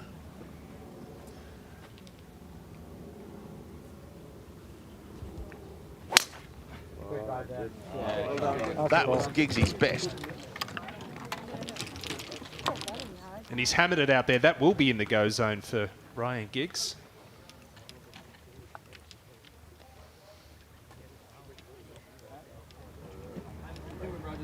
It's a quite magnificent, sprawling property, I think you could say. Incredible. Only opened 3 years ago. Continues to get better and better. Jermaine Genius for par. This is for a half. Gianfranco Zola already in for the world team, and that one has just grabbed the left edge and wobbled by, and more pressure applied by the world team there. Jermaine Genius, such a solid player, but when you have to keep holding those 5-6 footers, Ewan, eventually it's tough not to crack. Yeah, and especially on these greens as well, when they're so quick, it's hard to hit putts with authority. And we're just starting to see a little bit of separation in some of the matches now. It was nip and tuck early on. That third match has suddenly started to look quite pivotal as well. Phil Jones and Andy Cole just one up against Ruud Gullit and David Ginola as we rejoin Nigel de Jong after that magnificent shot from Joe Hart. Well, they've got their work cut out here. This is short-sighted. Going to have to get something up in the air, stop it quickly. That's a lovely shot there from Nigel de Jong, showing some beautiful touch. What about his short game? He held the bunker shot on 4. He's flopped that up to 5 feet here at 6. For a man who was celebrated as a player for his, let's say, physical style, I think would be the best way to describe it. he's shown a bit of dexterity there, Ewan. Absolutely. A lot of finesse around the greens. Good touch, soft hands. A World Cup finalist back in 2010 was Nigel de Jong, another member of that Manchester City side, alongside Joe Hart, who's been a bit up and down today as the goalkeeper. Well, I'm sure Walcott and Hart were walking up this par 3 thinking a par could be good enough here. Get the double points, get it back to square. It still may be, but got to think that either Hart or Walcott will be looking to hold this, because de Jong, very realistic chance of salvaging his par. But not too much to this, pretty much straight back up the hill.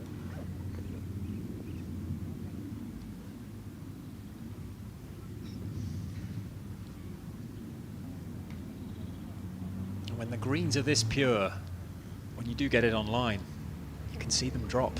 And that's, as you can see, they are immaculate, these putting surfaces. Theo Walcott, he's got that uphill putt. That's the one they all want.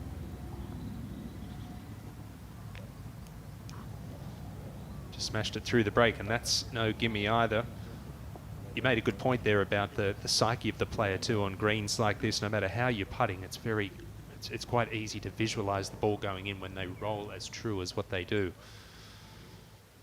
You saw that graphic there, an away win, worth double. And this one for Joe Hart, there should be a little bit of left to right movement in it. Aaron Ramsey putting first for par. And the job is getting a little easier for England. As every putt goes by, Joe Hart just gets a little bit more appetizing. Here we go then. This would be a memorable birdie, and it would change the entire complexion of this 5th match.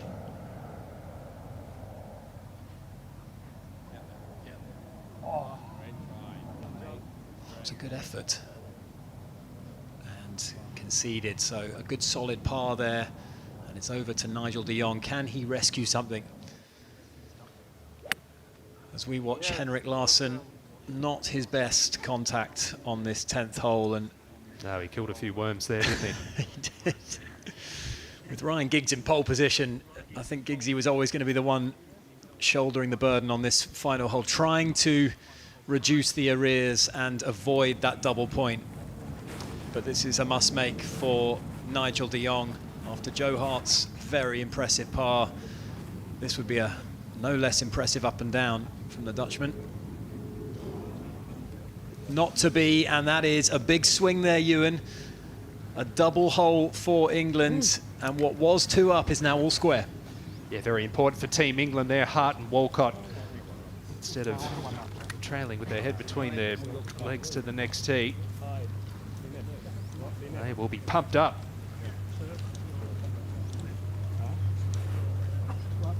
And once again, I mean, I think it's just a kudos to the team for this point scoring system, because we've still got 2 potential double holes remaining, and there's so much potential for fluctuation and volatility in the scoring. It's never over until the very end.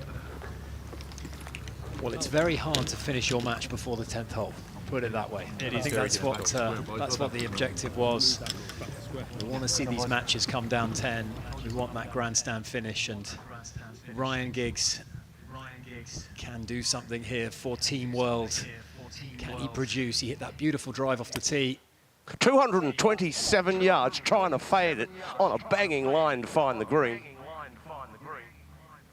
There was a good shot, Radar, and a good lead just short of the green. Good lead. 2 good wallops for Ryan.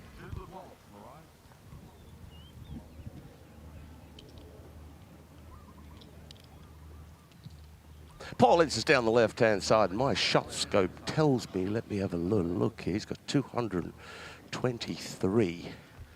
And the flag is back left. It wouldn't be an issue if you were Rory McIlroy, but it's not to be. But he's just got to bail out here, aim at the flag and peel it off from left to right. He's down in a little dip. Now the backswing, he needs to pick it up quite abruptly and chop it a little. Getting a good look at the lie close up there, Radar. Would you think he can just chase it up that right-hand side, perhaps? Well, there's bunkers everywhere. You know, there's a huge one. You can't chase it up the right-hand side and find the green, Ewan. Every chance he'll find himself a sandy grave. This is a hard shot. Yeah, it was difficult being in that dip. It was just sort of semi-top. That it was so very difficult. Even for a great player, that was a tough old gig. I don't envy the next one. I don't know what his left-handed skills are like. Let's watch him play it and see if he falls in. A la Richard Finch. Let's head back out to the 5th hole. Dwight York finding a bit of trouble here. And what an unbelievable shot from Dwight York. Didn't matter that he was in a bush. My goodness me. That is an extraordinary shot. That's magic. And even Jimmy Bullard coming across. What a shot. The England team have no choice there but to applaud a real miracle shot from Dwight York, Ewan. I thought he was in a spot of bother. I'm safe. He's hit the shot of the day, Dwight York. Well done. Well done. It's going to be the shot of the week. It's going to take some beating. Look at this. Dwight York hampered underneath this bush. Not sure what's in his way, and he's just hoiked it out of there. The caddy knew what was happening, seemingly ahead of time, but Dwight York will be absolutely loving that. As does his partner, Shevchenko, and importantly, a 2-up lead through 5 holes. The anchor match. No doubt Bullet and Sharp the favourites in that match, but trailing. Here we go, Radar. Yeah, this is very difficult to say the least. And I've seen this before. Richard Finch, Irish Open. You lose your balance. I tell you, it'd be nasty for him. Everyone watching around the world, but geez, wouldn't we have a right little giggle? Come on, Incy. Go for a swim. I think he can hear you. Go on, I don't care. Go on, Incy, you can hear me. Okay.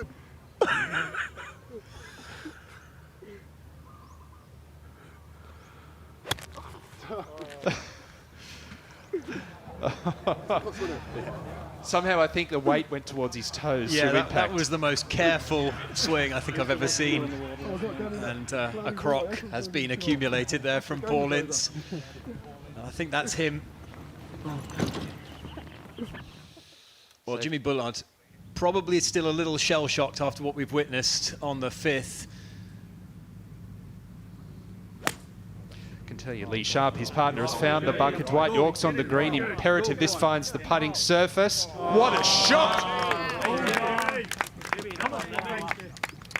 And Team World 2 up with Robbie Fowler on that final hole. He's a fantastic wedge shot.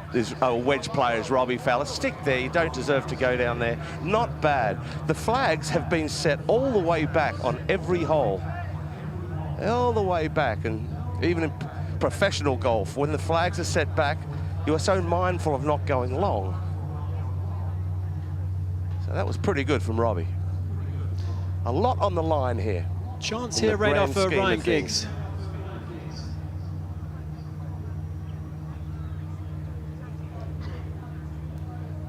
Ryan, first to play over here on the right.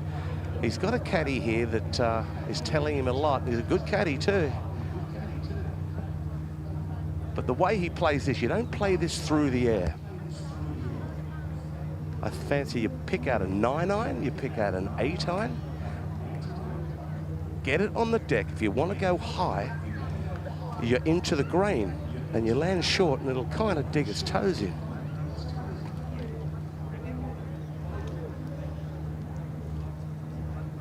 And of course, with England 4 up in this top match, the world can reduce that arrears and save that double point loss. So there's a whole full point on the line here. England will win the match, but it's just whether it's going to be a 1-point win or a 2-point win. And Ryan Giggs over the ball now. He's got all the green to work with. With that 8-iron, just try to release it. That's what you get. chipping into the green out here. It's a different ball game. And unfortunately for Ryan Giggs, that's in three-putt territory down there.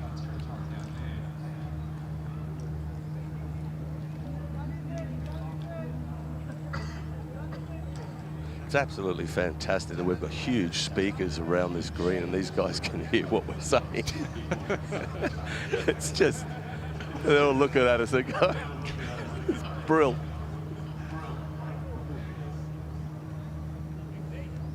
So Henrik Larsson up the hill, and this is slow.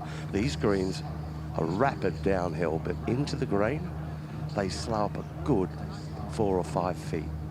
13 or 14 down green, 10.5 into. And the pin 29 paces on. Tells you how long this putt is. Let a break on it. I'll be surprised if he gets it to the hole.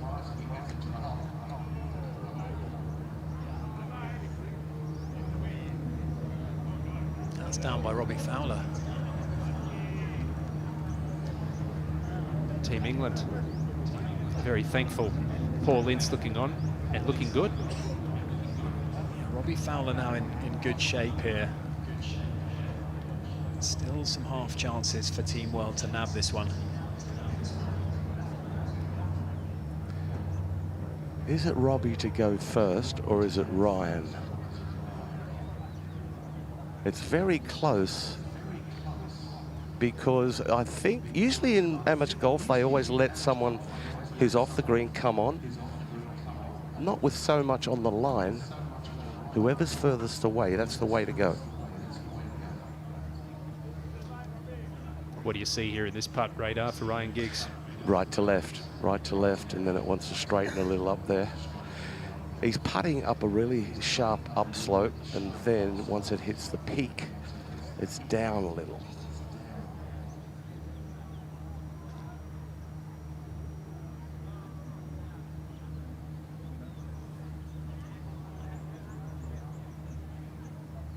Gorgeous for pace.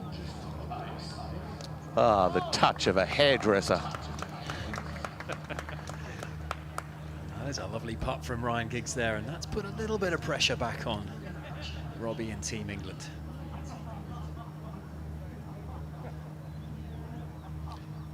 Coming back up the hill for Robbie Fowler. Is it right up against the collar there, Radar?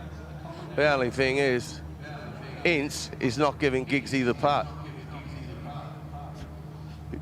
Tease me, tease me. Okay, this is slow, shouldn't be an issue for Robbie. He's been unreal with the wand today.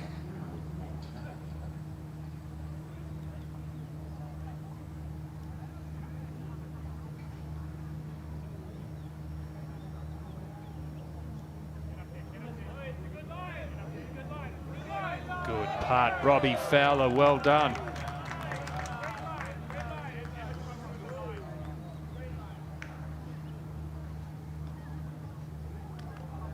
With that par, that will be the double point confirmed for Team England. Robbie Fowler, Paul Ince. A great partnership developing there. Well, Robbie Godden, the governor, were 2-1-1 last time around. Now they're 1-0. A formidable partnership.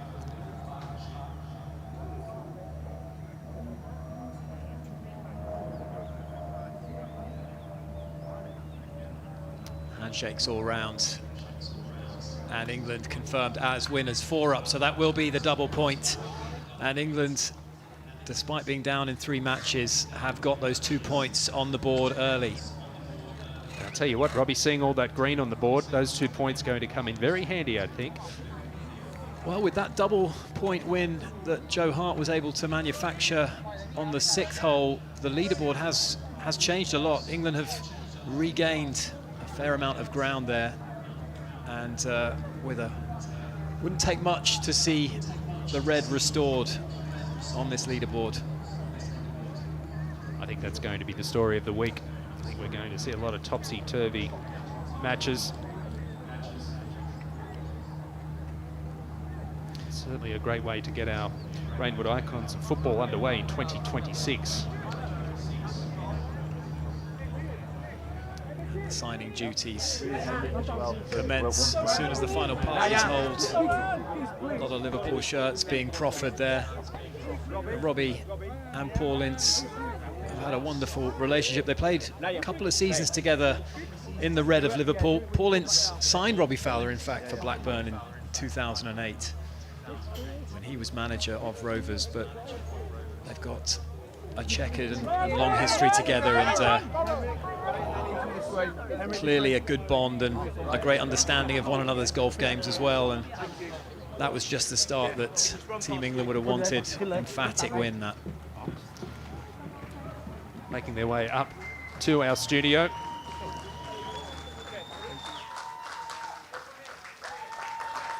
Let's join Josh in the studio. The dream team returns. Come sit down. Wherever you like. The champs do what they want. Robbie.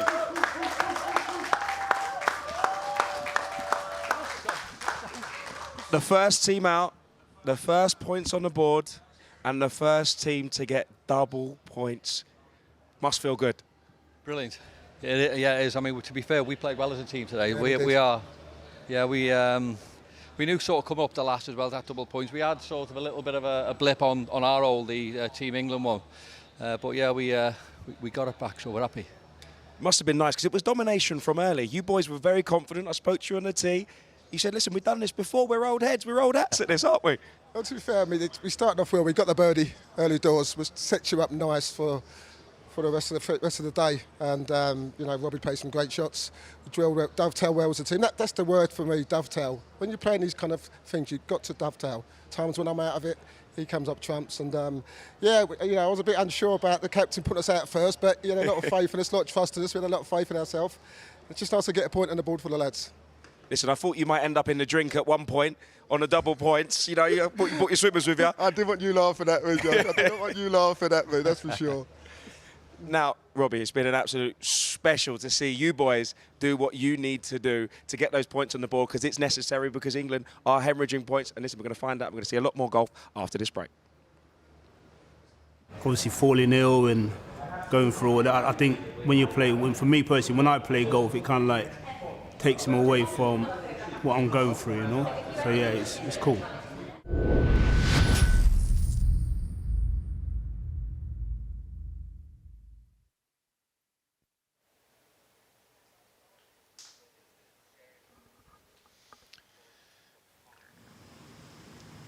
Teddy Sheringham at the 7th. This for par, and this is to win the hole, and he does so. And Team England showing fight there to reduce that deficit against Gabriel Batistuta and Gareth Bale.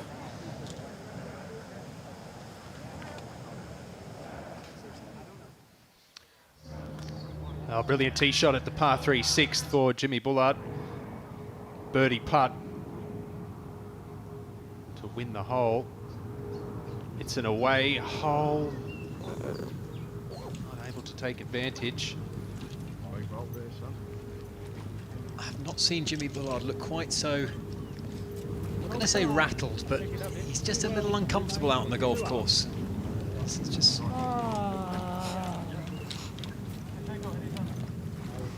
He plays with such charisma. He really just oozes confidence, does the Englishman. The unmistakable action of Ruud Gullit.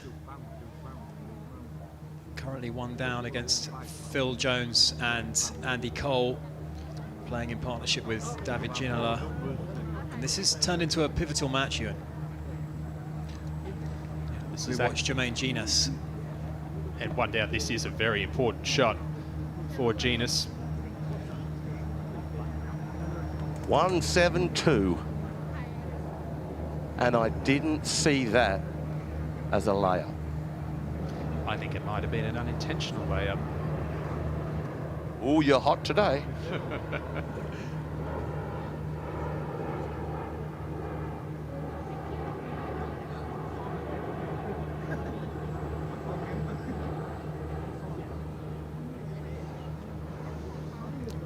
Team World up in 3 matches, but the points on the board so far for Team England with that double point win from Robbie Fowler and Paul Ince over Ryan Giggs and Henrik Larsson. Just a few moments ago, as some of these matches now edge towards their conclusion. The second match of Phil Jagielka and Jermaine Ginas, one down against Gianfranco Zola, John Arne Riise playing the 10th hole, the double hole, Ewan, for both of these teams. So big swings expected on that final hole, that par 5. Yeah, it's a terrific hole for a double up hole as well, with all the water and the volatility that can take place there. We could see eagles, we could see 6-winner hole maybe. They've pushed the tees up this year to make it more reachable. Go back down to the rough, and this is Zola, his 3rd shot.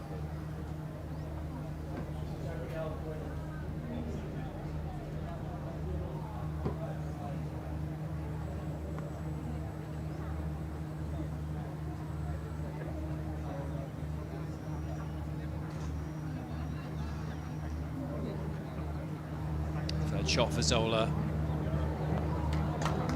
Pretty good one as well, up on the high side. Tough match play opponent, isn't he? When you know it's going to be in play all the time, you know he's not going to shoot himself in the foot. You need to do something special in order to win the hole. And he's calculated as well. He's hitting the ball in the right spots. He's not taking on flags that he shouldn't be taking on. We've seen how the ball falls away on the left side there, and Zola up on the top shelf with one of the easier long-range putts on this green.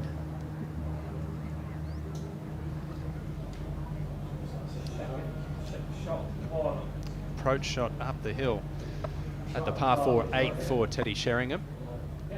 Found the fairway. Obviously the win on the previous hole to get it back to 2 down. Just 120.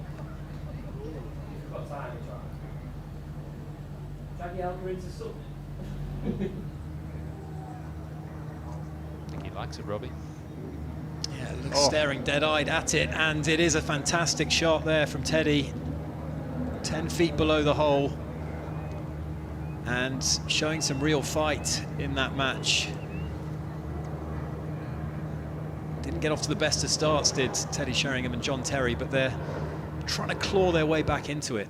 Here is Terry. Yeah, big tee shot, just a wedge. 100 yards. It's right over the flag, a little heavy-handed.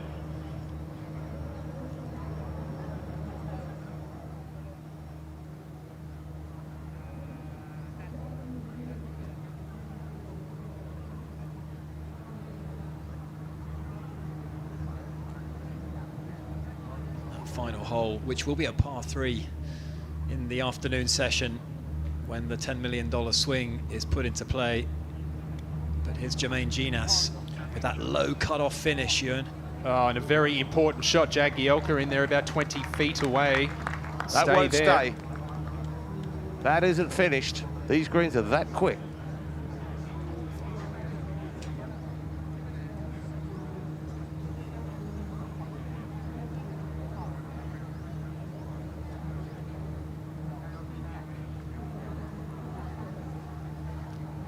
This is hard from this range.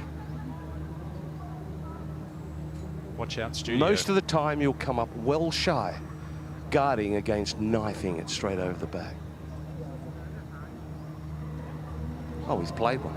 My word, has he played one. Oh, with spin, and that won't sit either. That was high tariff. To get that close was a 1 out of 10. He's played it very well indeed. That was incredible. All I saw was the Icon studio, maybe even the clubhouse behind it with that one. Let's go back out to the 5th match. Theo Walcott. This one for par. And no mistake there from Theo Walcott, pouring it in. Do you think that previous hole gave them some confidence? You know, I think they're on a roll now, having been 2 down just a few moments ago. Suddenly, momentum, confidence is with them as we go back to 10.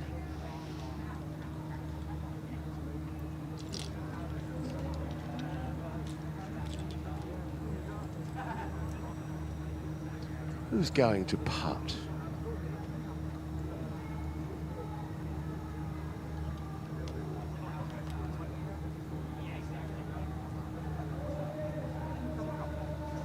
Is it Hugo or Migo? Who's got the easiest putt, Radar?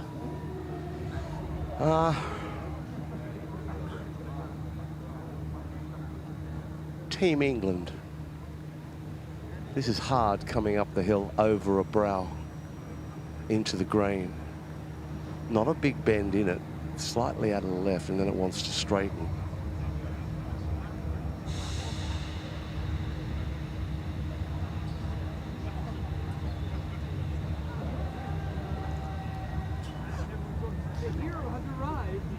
I've seen a couple of players lag the ball beautifully from down here, and it's not easy to do. You can see the colour in the grass change as well as you get over that slope. So easy on this occasion to leave this 4 short. Robbie Fowler was in a similar position and laid it stone dead, but just into the green. Sometimes you feel as though you are so used to putting on greens that are rapid, and this one isn't. And then if he's aware of that, you knock it 4 by. But short would be favourite.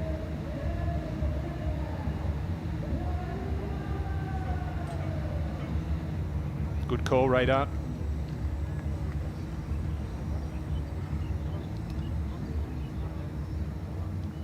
Oh, a pressure-packed final hole. Could one up, become one down. Makes you realise what a good putt Robbie Fowler hit just a few minutes ago from a similar position. But that will be a pressure putt there for John Arisa. Good out of the bunker, but work still to do for the par. Gianfranco Zola from the other side.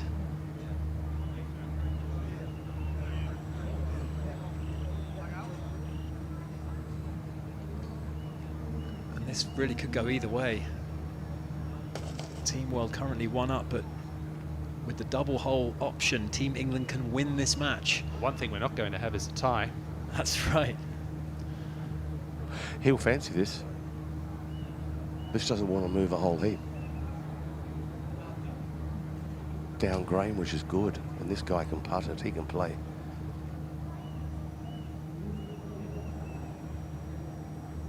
Look at that stroke, that's just mint.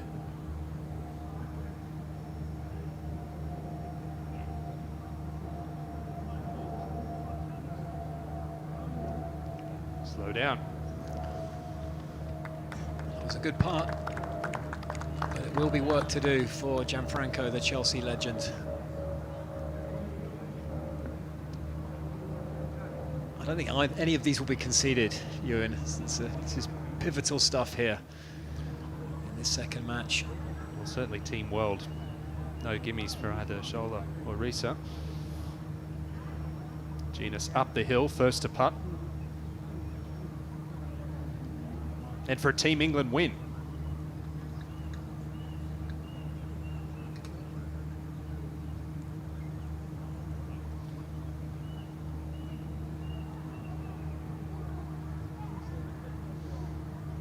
Made sure he got it to the hole, but that one has gone by a good 4 feet.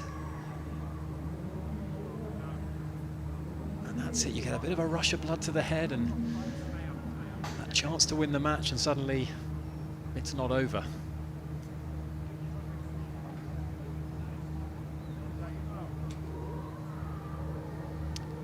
But the second bite of the cherry for England. Be some celebration if this one drops.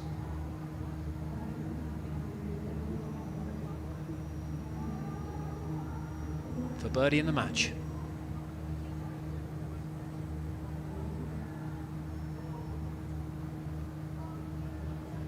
Oh. Well, we haven't finished yet. This is There's either not going to over be here. A group concession or oh no, group probably concession not. for England. A group concession. I mean, I don't know where you play, Robbie, but where I play, that's never going on. 4 putts with chicken on the bone, that's for sure. Ugh. This is a hard one to read. It's you feel as though it's left lip, but I don't think it is. I think it's right lip. I think it's outside right. Because up there it goes, where he was down there, it goes left to right and then it wants to straighten. I think it's so easy to underburrow and miss this left. Into the green, downhill.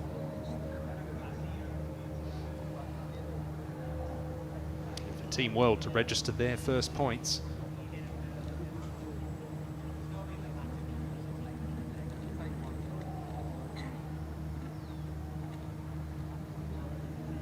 No mistake there from John Arne Riise. A great par from the bunker. And that is a big win for Team World. A 1-point win, but a win nonetheless. And they led for pretty much the whole way in that match. It would have been pretty crushing for them had they surrendered a loss on the final hole, but not to be for England in that match. Team World take that 1-1 up.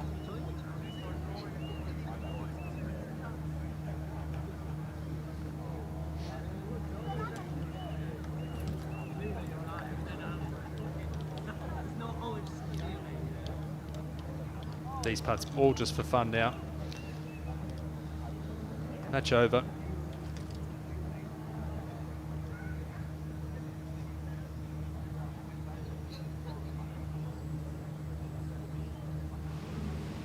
Let's go back to Jimmy Bullard on the 7th hole, second shot. Stroke index 1, 2 down. Beautiful approach on the previous hole. Can he replicate that? Oh, he can. What a shot there. And I think the swing really looks in the groove now, Ewan. He's found his rhythm, has Jimmy Bullard. 9th hole, par 3, Team England's home hole. This is Ginola to win the hole. And double holes. Oh, just the pace kept it out. That was for the double as well. And that would have flip-flopped this match because they're one down at the moment. As Gareth Bale from 6 feet eyes up yet another birdie try. And the Welshman has shrugged off any concerns over his fitness as he's just cozied that one to the hole.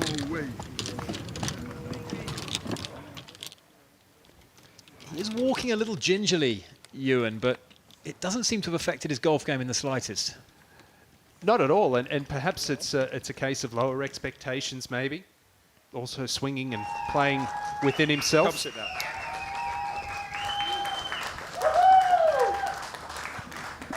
Have to go to the losers lounge. Yeah, no losers lounge for John Arne Riise and Gianfranco Zola. Boys, it was squeaky bum time at the end, wasn't it? Yeah, I mean there's 3 holes there. We should have won all 3. I mean, we're in a good position, then we mess up, and they have good shots, and then it's a great game to play because we never knew who's going to win the hole. And I thought after JJ's drive there, and Gianfranco's behind the tree, I thought they got a big advantage. But we hung in there, and very happy to win. You said at the start, you know, Gianfranco, you were Mr. Steady Eddie, you were Mr. Fairways, and you were allowed, the crazy ginger was allowed to go after it. Did you feel that way? Yeah, but today I think when he had a bad spell, I play well, and when I had a bad spell, he played well. So we actually managed to have a good team effort today, and great day, great fun, and amazing to play against these guys because they put some pressure on us.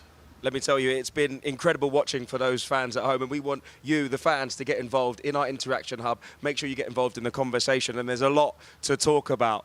Talk to me about this. You're new to this. You know, this icons of football, but it doesn't seem to faze you. I said to Phil when we walk around, I said, how great is this? I mean, you walk around with the scoreboard, the people putting the stats on. It's just like you're in the Ryder Cup, and I loved it. I mean, I really loved it, and they're competitive against, 2 against 2. I'm in dreamland.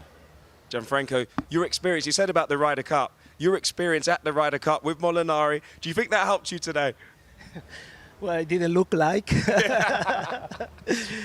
But I tell you, I can tell you now, last night I slept 2 hours.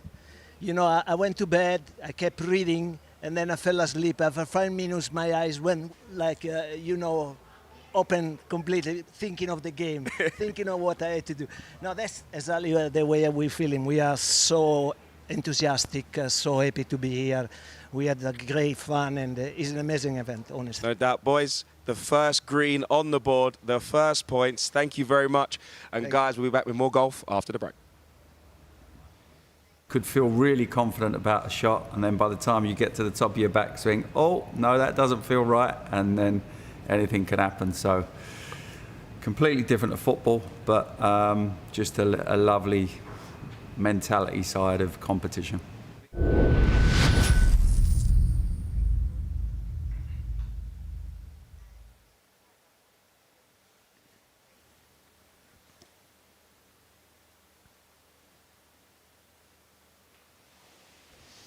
So Jimmy Bullard, after that magnificent approach shot, another birdie opportunity for the Englishman, the captain of Team England. And no mistake there from 3 feet. Jimmy's got his swagger back, Ewan. Yeah, needed it. Just a golden opportunity on the previous hole, but they're back to only 1 down. So much can happen in the final 3 holes. And let's catch up with the leaderboard, where in that top match, Robbie Fowler and Paul Ince were dominant against Ryan Giggs and Henrik Larsson. Zola and Risa replied 1 up to get a point on the board for Team World, and all the other matches now in the balance. An advantage for Phil Jones and Andy Cole against Ruud Gullit and David Ginola, but Gareth Bale and Gabriel Batistuta 2 up against Sheringham and Terry. It's all square in that 5th match between Theo Walcott and Joe Hart, Aaron Ramsey and Nigel de Jong, and Team World the advantage after some magic from Dwight York a little earlier, holding from underneath a bush against England's big guns, Jimmy Bullard and Lee Sharp. But we've seen signs in the last few minutes that Jimmy Bullard is getting his mojo back. Yes, well, that margin now back to 1 down through 7. Anything can happen with double holes on offer on 9 and 10. Interesting that the 2 MVPs, Sheringham and Sharp from last year, didn't lose a match in 2025. They're both 2 down at this point.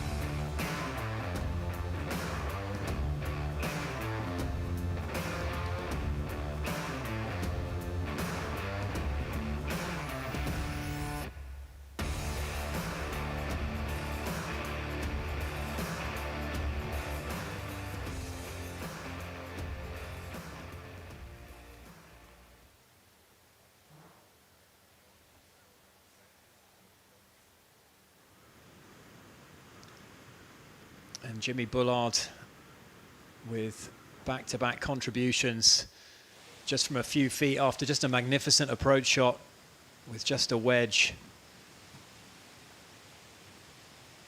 The Englishman who had a crack at open qualifying in 2025, missed the cut-off by 4 shots, but just gives you an inkling as to how serious he is as a golfer.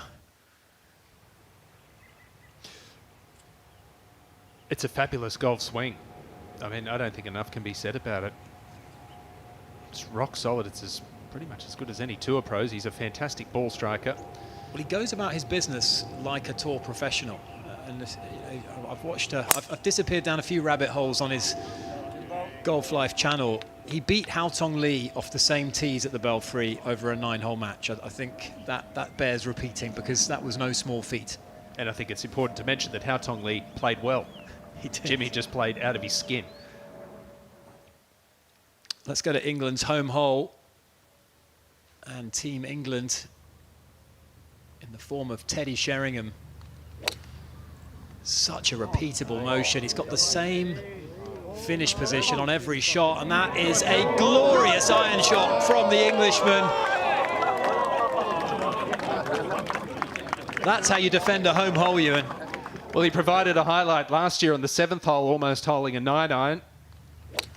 And he looks to have almost done it again here. Slight draw to that right-hand flag.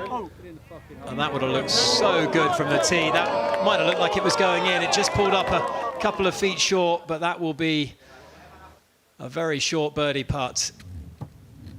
And we can join Radar on the 10th. Jones to play from a long way back, trying to play a draw to access this back left flag. We've seen no one get it close. Such a hard shot.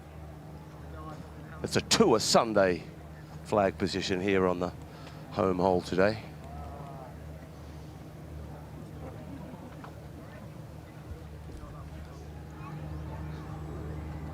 Phil Phil Jones and Andy Cole 1 up against Ruud Gullit and David Ginola. But again, this could completely flip. It's a double hole, which means if the world team can win it, they'll win the match.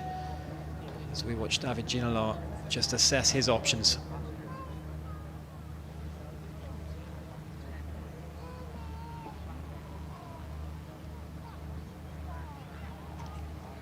He's got himself a 5-iron.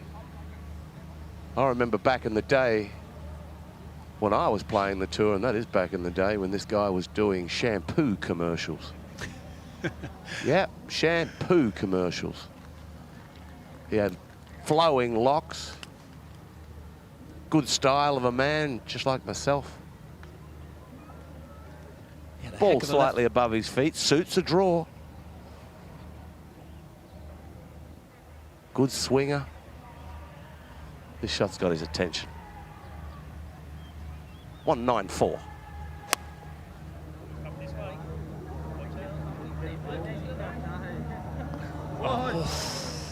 That was all over it, clean strike. It's actually not too bad over the back of this green. Let's go back to Gareth Bale. Another birdie opportunity. This time on the 9th hole. And this is England's home hole, so Gareth Bale just cozying one up hole side, and that'll be a simple par. And let's remind ourselves, Gareth Bale has Thomas Bjorn up his sleeve, figuratively. Ruud Gullit just pulling up short there with his 3rd at the final hole. We know that's no gimme 2 putt from down there. Good atmosphere building, great build out behind this final green.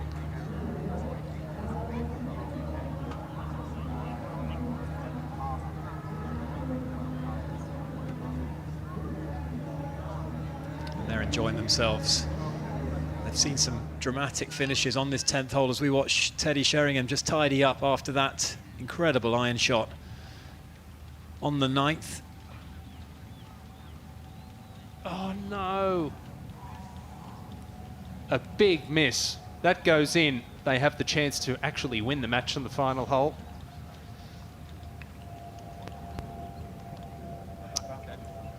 Wow, that will hurt. That was just a couple of feet, and Teddy just left it hanging on that right-hand side. Just a little push off the putter face, Ewan. Yeah, likes to look at the hole a la Jordan Spieth back in the day, but just took that putter a little bit inside, little shut, left the face open on the follow-through.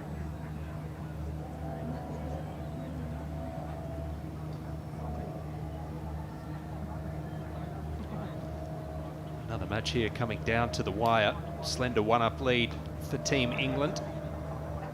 Shinola over the back in 2, but an opportunity for a birdie with an up and down. Andy Cole to play first. And he's over there on the right-hand side. We haven't seen a player. We only had a few groups come through, yeah, but into the grain makes all the difference. It really does. It's it slows, or you'll get a good first bounce if you sort of pump it in there low, but it's the second bounce that'll check up. You know, it's one of those that you must take something with no loft, like an 8-iron, just landed on the fringe. You want to hit a wedge, it's you got to send it all the way, and that's what he's got. He's got himself a wedge, so this is hard with this club to get it all the way back to it. So very hard, because it just wants to dig its toes in. Yeah, there's a very specific technique that's required for a shot like this. Hands too far forward, as Radar said, that leading edge just digs in.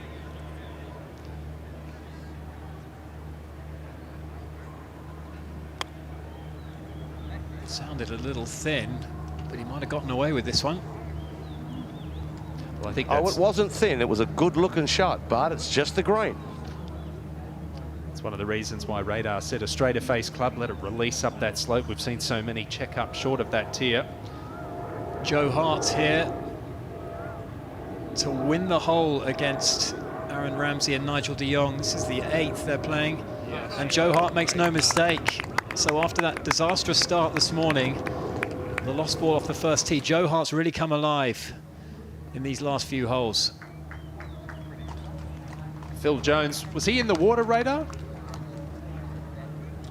I had to run down there, and to be honest with you, I'm not sure, because I'm doing every group that comes through this 18th, so I don't think so.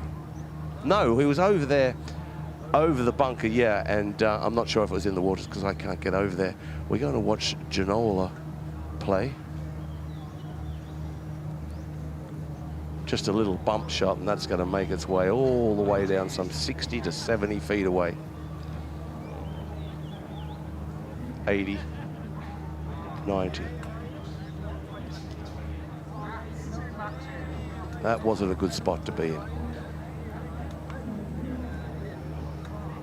Well, it's proving a handful this final hole, isn't it? That pin position got a lot to do with it.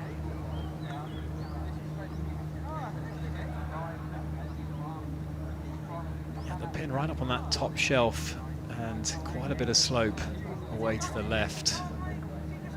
These guys, the ones who've gone for it, have so far come a cropper.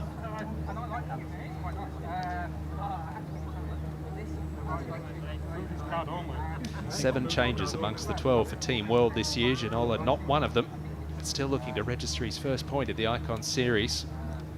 Tough flag putt here. Yeah, it's one of those that you'd be very surprised if he was to get this to the hole. I wonder if the captains have gone into each team, rest of the world and England, and tried to tell them about grain. Now, the best way to learn of grain, this being in two, is to go up to the hole and have a look which side it is worn. If it is worn on the left, the ball's going to go from right to left. If it's worn on the right, vice versa. That is the best way to see where the grain's coming from. And this is very, very hard to get it back there. Good effort, really good effort.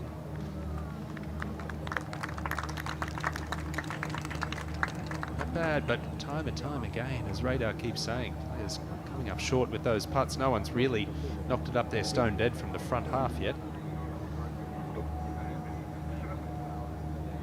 Yeah, and he's left himself a 4-footer there to save his par. Did have a chance to have a go at the green in two.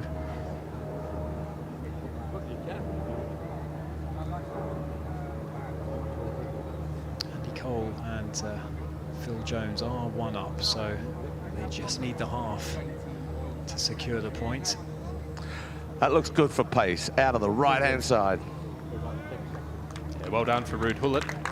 I don't think that will be conceded.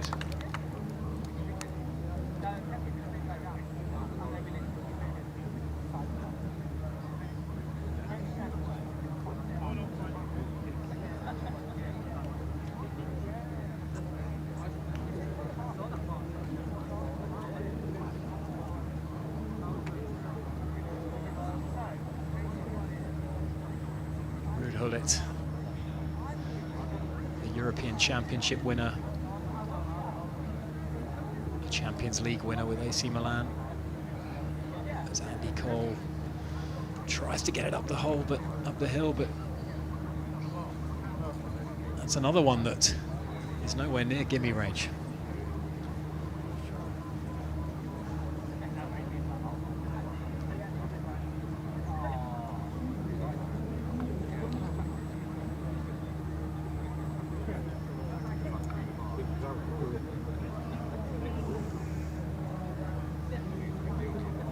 Looks warm out there, Ewan. Andy Cole had the towel around the shoulders. Well, you combine the physical stress of playing in this heat with the emotional toll and the nerves and everything. It's pretty taxing. Now Jones down the hill. Well, that looked good until he took the putter away.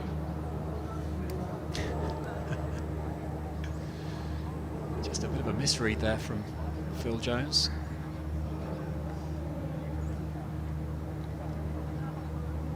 To get the tape measure out and find out who's up first here.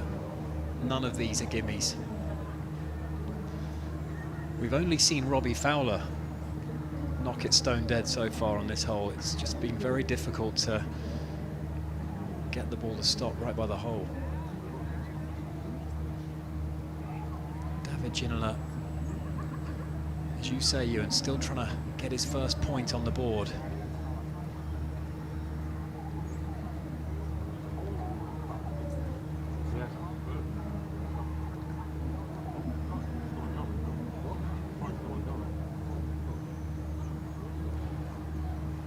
This one for par.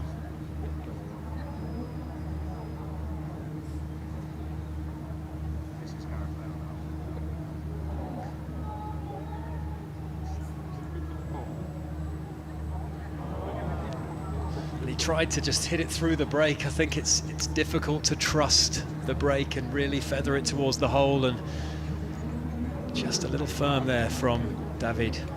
Yeah. And you can sense the frustration as we keep talking about the competitive juices. These players do not want to lose.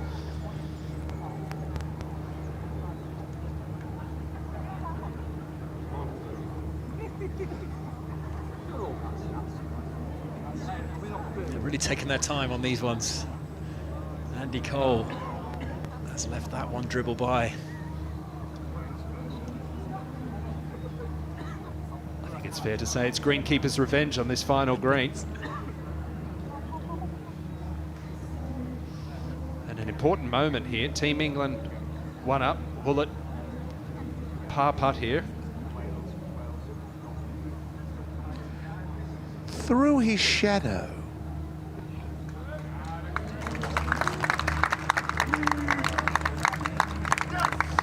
Well, Ruud Gullit celebrates, and as he might, because that is a point for Team World, and a double point has reversed this match. They were 1 down playing it, they finished 1 up. David Ginola gets his first point as a Team World competitor, and you can see what it means to both of them.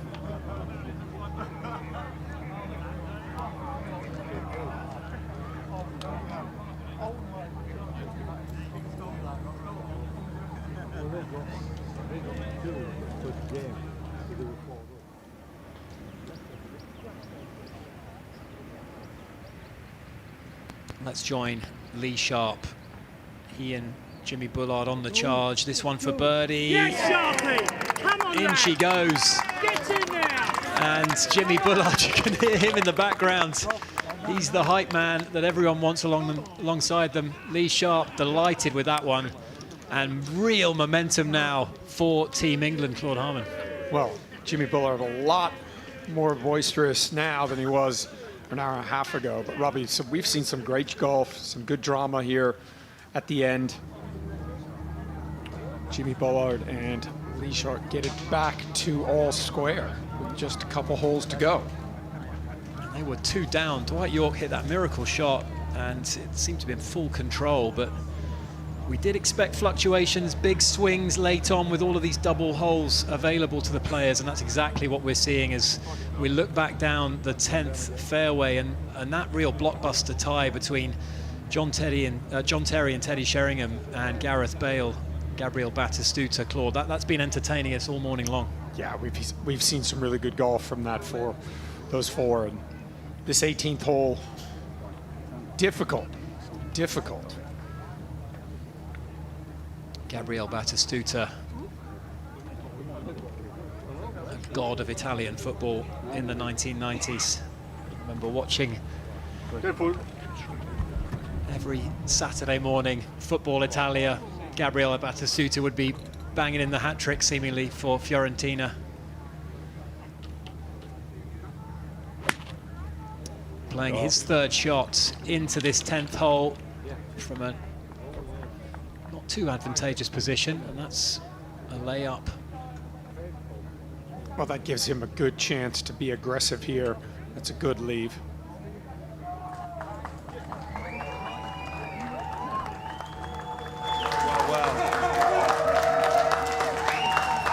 Would you believe it? Come and sit down. You come sit down here, David. This is for you here. It's the winner's chair. We can remove that if you want. Yeah, the winner's chair. Oh. Well. Drama on the last. There you go. You've got the points on the board. Yes, come on. For Team World. Listen, you said it was going to be a nightmare for England, and that was the stuff of nightmares for Team England. We didn't mention nightmare. Did we mention nightmares? No. We had to grind.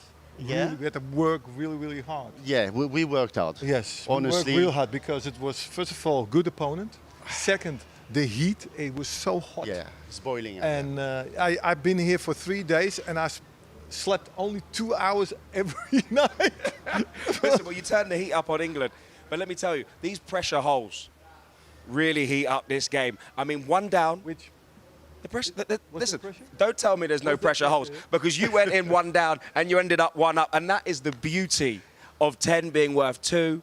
Yes. I mean, you must have thought going into this game, one down, we're still in this game, let's fight to the end. Of course. Until the end, we never know what can happen on the course. It's such a tough game. I mean, from one hole to the other is always complicated. You know, you mentioned the boiling, everything, the pressure, the people around. I mean, and we did it. Yeah, we did it. We really grinded. I think that we had a good opponent. We started really well. Yeah. We had opportunities to make 2. We didn't. We had 3 putts. The putting is the most difficult part. I like the putting, but the long putts are very difficult. Because the greens are There's been a lot of talk from our commentary team, Radar on the ground, Suan on the ground. These greens are running very fast, and they get you second guessing your putts, don't they? They are very fast, and especially when you are down here putts.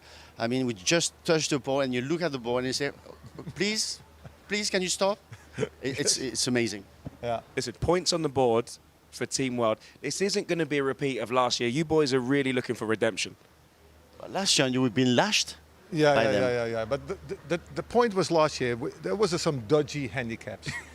Look, and I think I had a feeling Listen, that don't go I had low. a feeling, Good work, but I had a blame feeling just it was a talk. setup last year. It was a setup. We need to be kings.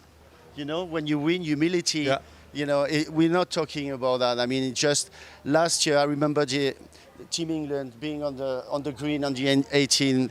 They were celebrating, and we were like looking at the scoreboard, and they say, "Wow!" And so this year it's not like a revenge. Well, listen, there could be some more points on the board because Gareth Bale is on the fairway. He's looking dangerous. He's been a super sub. Let's see what he's up to. Gareth Bale now, can he do what no other player has managed and find this green in 2? He's got the power. That's a high ball flight as well, Claude. Well, that was a good shot. He's definitely got the power to reach. Partner already laid up. So he's on the putt for eagle. That's a pivotal match. Now, can Jimmy Bullard pull off something special here? He loves these situations, Robbie. He's defending his home hole here against Dwight York and Shevchenko, and Jimmy's on a roll here with his iron play. Another really good-looking iron shot. Solid. Right at the flag. He's feeling it right now. He's got the swagger back. Dwight York was all talk in the morning and pretty much the entire week, in fact. He was very confident. Now's the time to back it up. Oh, he likes it. Oh, what a good shot. Well, I was looking forward to this match between, it's a mini match, Bullard versus York, because these are the 2 most confident men, I think, on the property, and they're throwing darts at each other right now, Claude. There we go then. Team World fighting back. 2-2 on the leaderboard. Plenty of golf still to come this morning.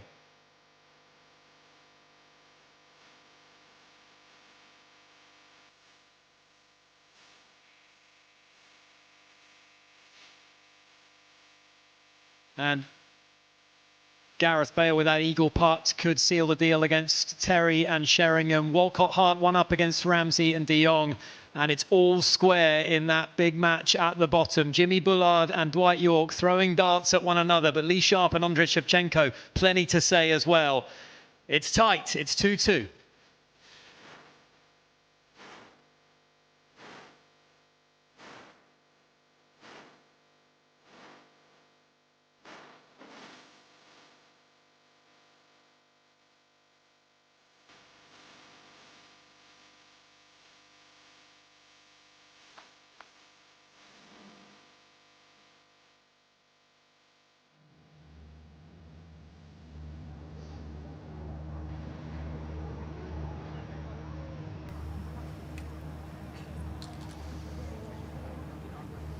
back on this 10th hole, which has posed more than 1 or 2 problems for the players so far. It will actually play as a par 3 when we introduce the $10 million swing in this afternoon's greensome session. But for now, it's a par 5, and we're yet to see a birdie. Is Gareth Bale going to pull Thomas Bjorn out of the hat at any point, I wonder? Let's go find out. He's ready.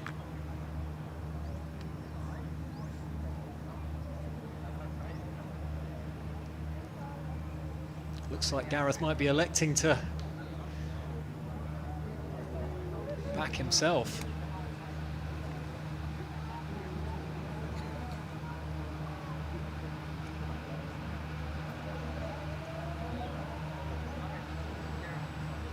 We've got a pair of eagle putts here. Teddy Sheringham came up a little short.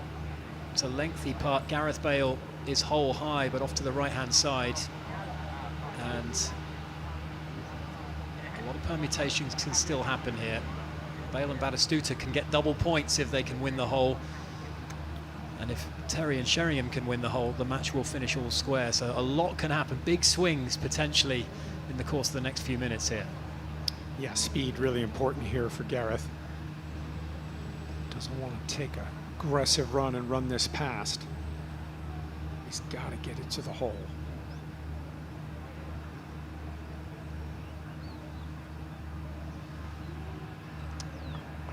It's a tough one to judge that. It's not a terrible effort, that. He'll have a 6-footer for birdie.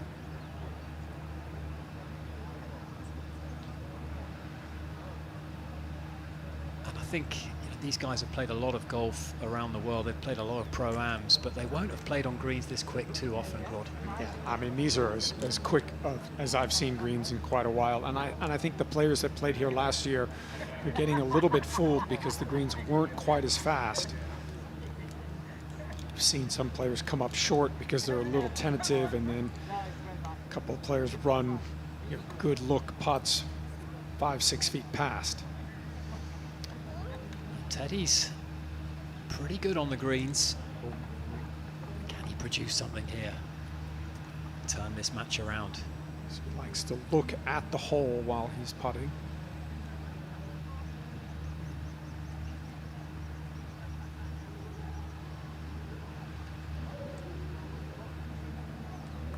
Oh, that's a good effort. What a putt that is from Teddy Sheringham. Lovely effort. Every inch the Tour Pro putt there from the Englishman. And a reminder, a win for Team England would cut that deficit and produce a half point.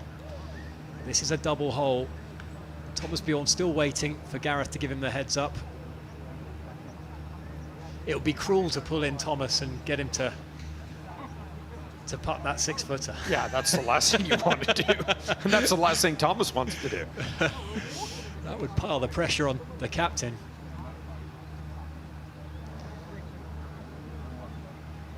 Batistuta might pick that one up with Gareth eyeing up his birdie putt. These are the type of putts for Gareth Bale that you want to have, right? You want to have a 6-footer, chance to bury it, make birdie on the last hole. With Teddy in close though, there's pressure on this one. They've led the entire way. They've been front running from the off. And Gareth with that really impressive birdie on the second hole.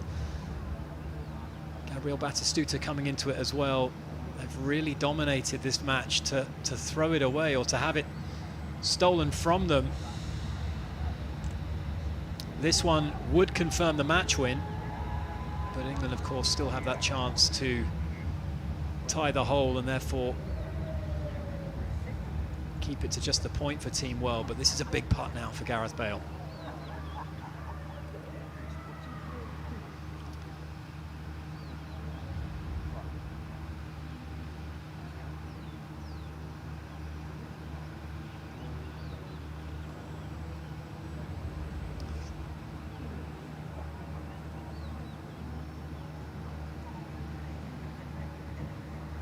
What an effort, clutch performance from the Welshman. Didn't need the captain in the end. Thomas took the morning off in the end. What a putt that was under pressure, Claude. Well, that's what he wanted to do, right? He's used to pressure situations, but not on this stage, and he will be really, really happy with that. That confirms the point with, I think, Team England still to tidy up, I think.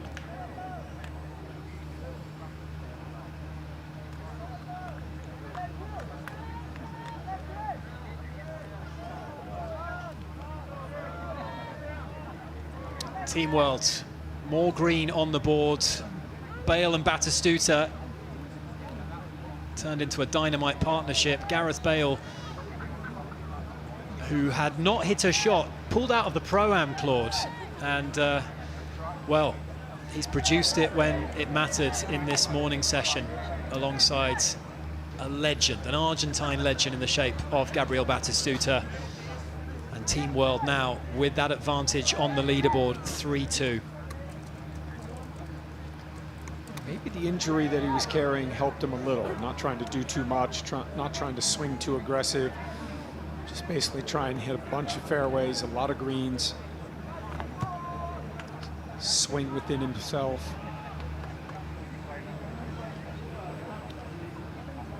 What an addition he is to this Team World lineup. As we mentioned, 7 changes to it as we head over to the studio. More points on the board for Team World. Batty and Bell, the 2Bs. Come sit down over here, take your seat on the winner's seat. Congratulations, brother. You'll sit down here, you sit down here. We call this the winner's chair. Listen, a nervy putt to ice the game there, Gareth. Yeah, I have missed about 3 of those today, and I was due one, to be fair, so I was always going to give Teddy the putt, but I was like, I'll just let him stew on it. But knowing that I had to make it so I could be a bit more firmer, yeah, there's nothing worse than coming down the last when you know they can tie it, and they probably don't deserve it maybe, but it was a great game, we had a great time, and yeah, buzzing with the win. Batty, you were leading almost all the way. And you've spoken about those pressure holes, defending your hole and the obviously the away hole, of course, and then coming into 10, knowing that it could switch. How'd you deal with that pressure? It looked like you boys made a great team. I was feeling so bad because we could close the match two holes before, and we arrived till here, and we had his putter to win. He didn't hold any putter today, but he hold the one who that matters. The one who my putting stats took a hit today, I think. Don't worry, we won't dig into those in the studio. Okay. Don't you worry about that. But how nice, Batty, was it to beat JT after all of that chat? Beating JT is for me is like a, how do you say when you stay with a woman and do everything? Beating him is something like that. There we go. And Gareth, listen, you had the chance to call the captain. There's a few moments you came into this game with a bit of a niggle, not feeling 100%. A bit more than a bit of a niggle, but the confidence, you had back spasms, but you didn't call the captain. You were that confident in your game and in your ability. Yeah, Thomas probably doesn't want to hit a shot, to be honest, but no, I feel like that's kind of where I want to get my game. I want the pressure. I want to try and get better under pressure, and yeah, there's no kind of more pressure on television when we're playing golf, which is out of our comfort zone, coming down the last, having to at least half the hole, but having a putt to win the game. Yeah, it's nice to have those feelings to try and get used to them. Do you get nervous, boys? You know, you've played in front of, 60, 70, 80,000 people in finals, in World Cup. Like, talk to me. Do you still get nervous? Yeah, because I don't know always where my golf ball's going. I know where the football's going, that's for sure. But the golf ball, yeah, on another day I can easily miss that. So yeah, it's nice to just get into that rhythm and that mindset that I guess we all are accustomed to in football, but we have to try and use a little bit in golf. And yeah, me and Batty played great together today. No doubt. Now, talking of winners, Dwight York for the win right now. Go on. Big putt this. This is for double points. Dwight York. Oh, my word. Oh, he thought he made it. He thought he made that one. Just snuck by at the end. He's really cross with himself there, is Mr. York. That was a big chance there for the double points. And that much hanging in the balance.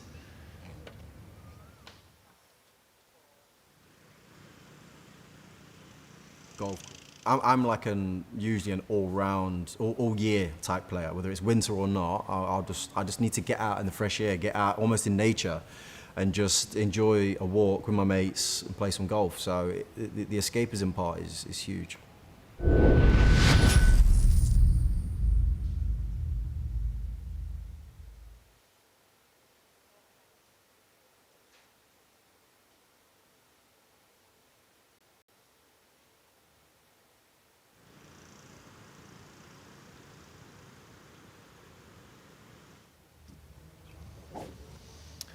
So we rejoin the action on the 10th, par 5. This match all square, and Dwight York, having just missed that opportunity for a double hole on the 9th, just needs to calm things down and get one away here, Claude. Yeah, he's going to try and start this at that tree in the middle of the fairway. A bit off balance, but that'll be fine. Dry land. Not sure if he has the firepower to get there.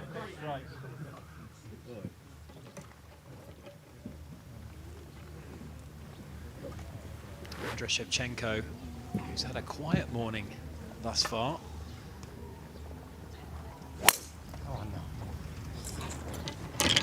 That one running off towards the bunkers. And this match hanging in the balance. That was the anti-water swing there. It was. Water all the way down the left-hand side here. Final hole. Playing partner in the middle of the fairway.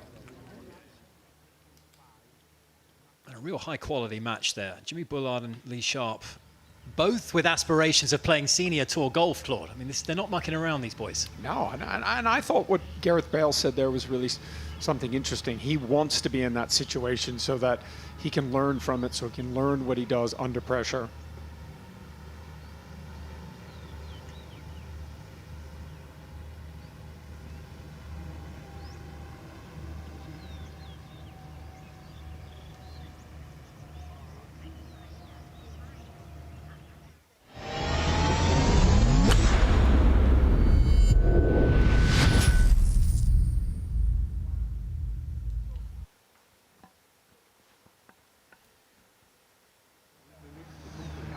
So there's been some water trouble for Theo Walcott on Team England and Joe Hart as well. They're one up, remember, and with this being a double hole, a massive opportunity has now been presented to Aaron Ramsey and Nigel de Jong on Team World to swing this one their way, and green is coming late, Claude. Yeah, if they could sneak one here, get the win, changes thing.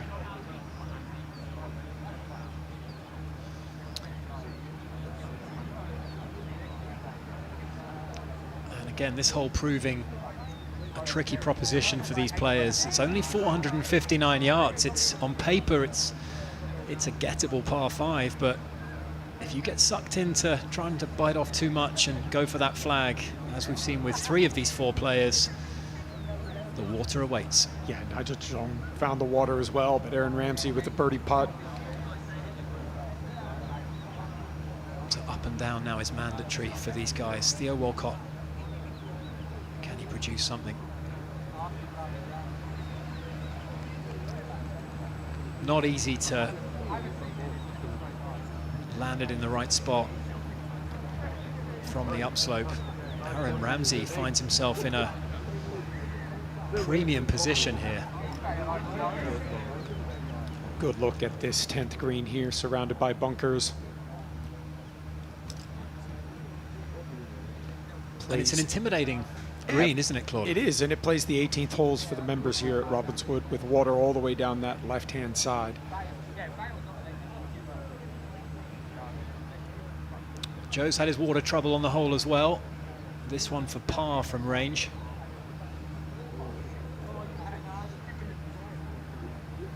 We Could see some celebrations if this one drops.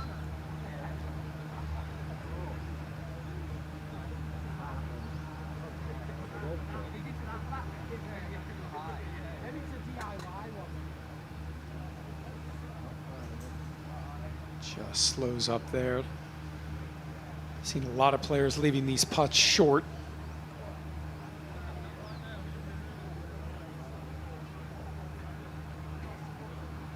Well, we were looking for a response from Team World, and that's exactly what we've got. England made that great start through Fowler and Ince, but right now this could be a 4th consecutive score for the Team World. This is to win the match, and it's, well, it's fiery.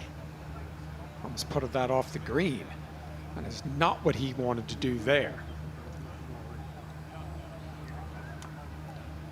Still got to putt to win the match. But, Robbie, I think this is a great example. A lot of these players have never really been in a situation like this. Yes, you've had putts with your mates and all those things, but on TV, for Team World, trying to get a win, the whole team watching, more pressure.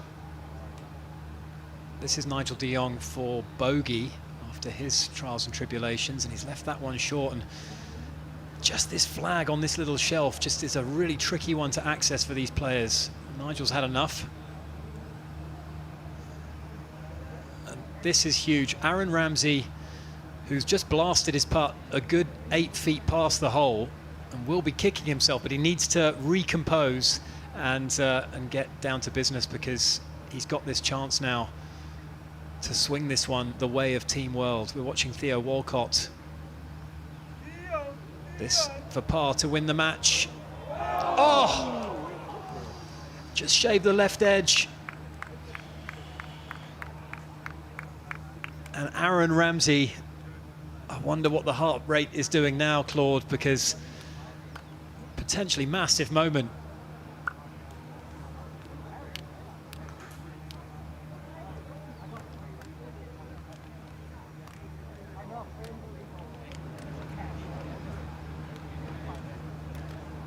Delighted to be joined back in the studio by Nick, and of course we also have the captains who have been watching out on the course. Some frustrated faces when you're looking at these putts, boys. Oh man, this is tough for them, isn't it, to putt on this? But yeah, it's good fun though. Never know what's going to happen next. Tom, I have to say, the fact that Gareth Bale had a really ugly sort of 6 or 7 footer in the last, but didn't call you in, what does it say about the confidence in the team? I'm not sure he's going to call me in on anything. Him, some of the others might, but I'm not sure he would. Some stroke he put on that. I have to say, I mean, some stroke that. It was, you know, we didn't know if he was going to play, and he went out and played that kind of golf that he did today, and put that stroke on it last. Yeah, pretty cool. Danny, it's been tough for England out there. There was a bit of fight back, unfortunately, on the 10th. It didn't look good for Theo, but the fight is definitely there in your team. You got some real fighters. Yeah, no, the boys.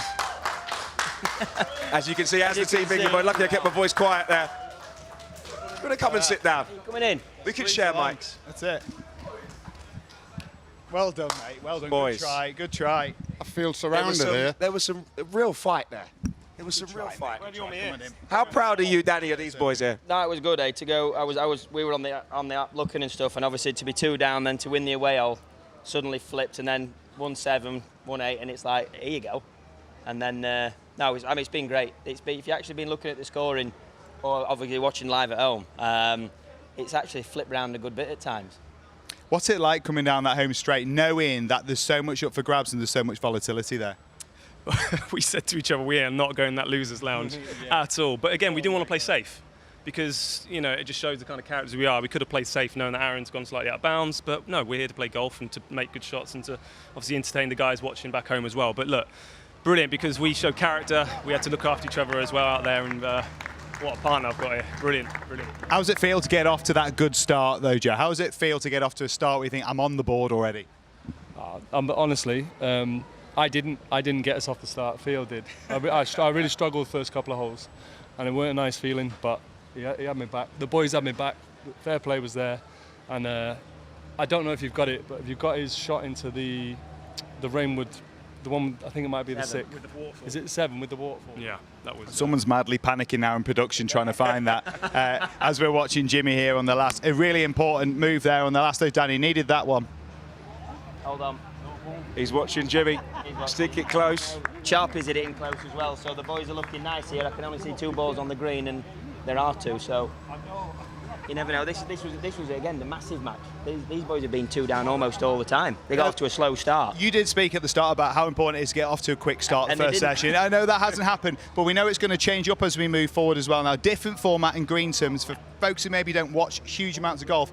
Easier, harder format. Give us an idea about what you got to do well in that. It's definitely a tougher format than 4-ball. You've obviously got 2 boys going at it all the time. Obviously, Greensomes, you both should just, as soon as the first guy's in play, second guy pull driver out, try and get a little bit more advantage, and then obviously you're flipping and playing foursomes from there. If you both hit the same place, you've got to have a little think about which shot, who would prefer like the next couple of shots if you're going to go that far forward. But it's a much trickier format than 4-balls. Thomas, you fired those boys up in that team talk. And it seemed to work. Yeah, but it was a couple of expletives that we had to blur out. But it seemed to work as you guys are coming strong today. Yeah, well, I was kind of like living in England and living in London. I was a bit worried to go back to England for a few weeks after that team talk. But no, you know, you got to get the guys going, obviously, and you got to find something that you can stand together about, as well as these guys stand together as a team as well. So, you know, they're fired up, they're in a good place, and you know, this is 1 session of 4. We're only getting started. There's a real camaraderie as you see the boys standing on the balcony. They're watching Jeff Shaker come in. They're watching Sharpie stick it close. It's really heating up. These pressure holes are really making a difference. And what's it like, that team room moment for you? Obviously, you had it with Danny Willett, a Masters champion. What's that like, getting words of wisdom from him before you went out today? It's just the calmness that Danny is given to all of us. But me personally, I can't thank him enough, because just getting an insight into the mindset of certain shots and just little tips like that, and even at times I would just step up to the ball and hit it. But I just felt like I was the quickest Premier League player. Just slow my golf down. That's exactly what I had to do. So yeah, look, it's been absolutely incredible, and I've loved every minute of it. Joe, you heard some advice there from Danny. The great thing about Greensomes, yes, there's pressure with the alternate shot format, but off the tee, someone's in play, you can wail away with the driver. That's a bit of you, isn't it, mate? That is massively a bit of me. It wasn't to start with, but like I say, Thee's rock solid. I don't want to put that pressure on him like I did this morning. I don't think I'm going to, so we can both have some fun out there. Second bite of the cherry wasn't bad, though. Yeah. Second bite of the cherry wasn't bad. The second shot always flies business. Tom, what do you think of the response is going to be this afternoon from England? Do you think they're going to be bouncing back? Yeah, definitely. You know what it's like in these things. You know, if you're behind, if you go out and you'll always look to improve. So it'll go like this until we get till tomorrow afternoon. It's up and down, and you know, I expect. You know, these are competitive guys, and they're going to go out and give it everything they have. Calm, Dan. It's never something I heard about you. I am calm. Never heard about you. Not when I'm playing myself.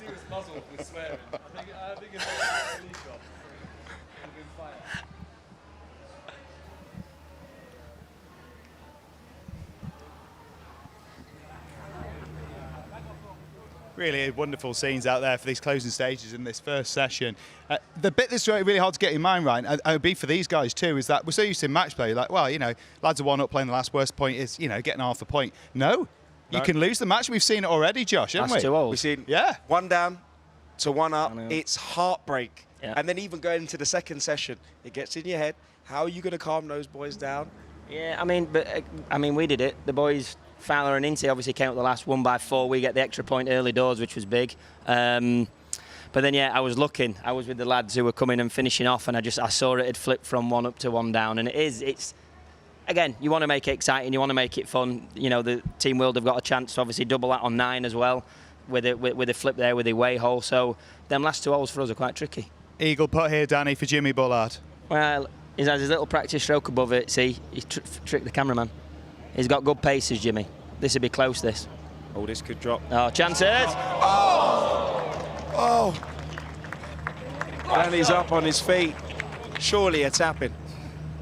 Well, yeah, I don't know. They've not been kind with the gimmies. No, They've not been kind. Need this.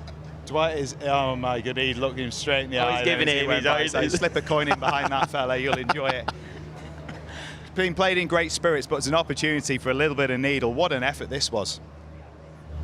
He's a great player. He was a bit struggled the first couple of holes, so he would have loved that as well, wouldn't he? No, the first couple of holes he struggled, and then he really got into his rhythm. He was a bit quiet the first couple, and then he started chirping. I think when he went 2 down, he started chirping. Actually, I think it brings him back up a level. It's hard to chirp when you're losing, isn't it, Tom? Well, exactly, but... Nah, you gotta get stuck into your opponent all the time, you know. If you can't win them with the golf clubs, you might win against them with the mouth a little bit, so that's all right. Well, as we're poised here as well, it feels like every match is important, of course, across a week of match play like this. 4-3 the scoreline to England at the moment. Pivotal moments to end the session. Tail in the air going into the second session for someone here. You got to go and play golf. Like, there's no really thing here, like, you know, you're behind or you're ahead. You know, just played one session. There's so many matches to be played, and those singles are always going to be the important ones. You just got to keep playing your golf and be there for tomorrow afternoon. Not much. It's not much you can say. I mean, they hit great shots in there, these two. I still can't believe Jimmy Bullard is here.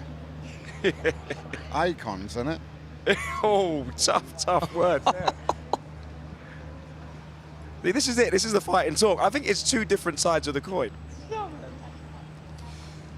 So it could be tied up going into the greensomes or trailing by a couple as they are. And in it goes. What a moment. Sheva. Just gone quiet, boys. You were standing up before.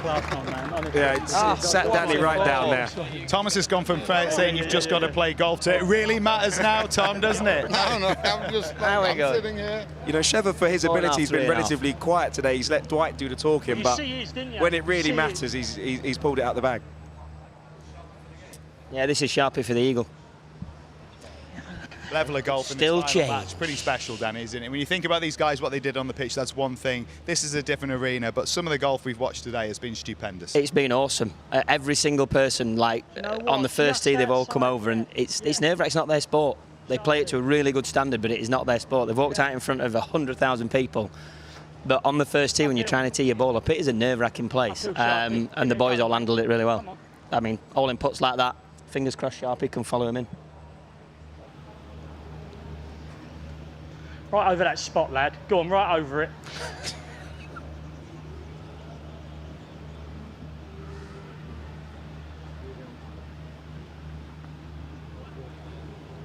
Short. Unlucky. Unlucky. Not short. Right. What a way to finish. Scary. What a Scary, way to mate. finish. Good scary. Well done, you enjoyed it. Pretty good. That is, well done. Lovely. An honourable half in the end in the bottom game, and to be fair, between it was hard to separate the talent in a golfing sense between those four icons in that bottom match. And as it is, Josh, well, it threatened to be a bit of a landslide for Team Wells. It's pretty tight still going into the second session. There was a lot of green on that board. It looked like momentum was well and truly with Team World. All of them have come and sat in here, and they've sounded pretty confident. They've looked pretty confident.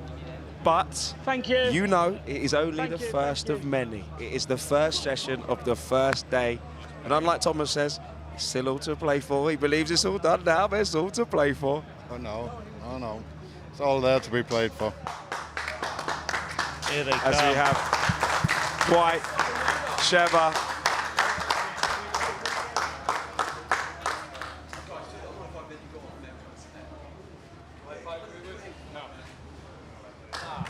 Brilliant golf.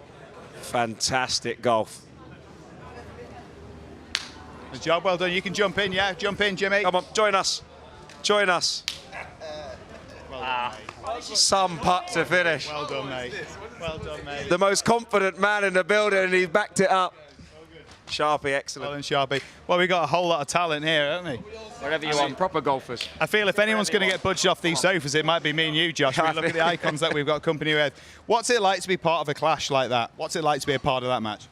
I mean, it's incredible. Be honest with you, it's high standard golf.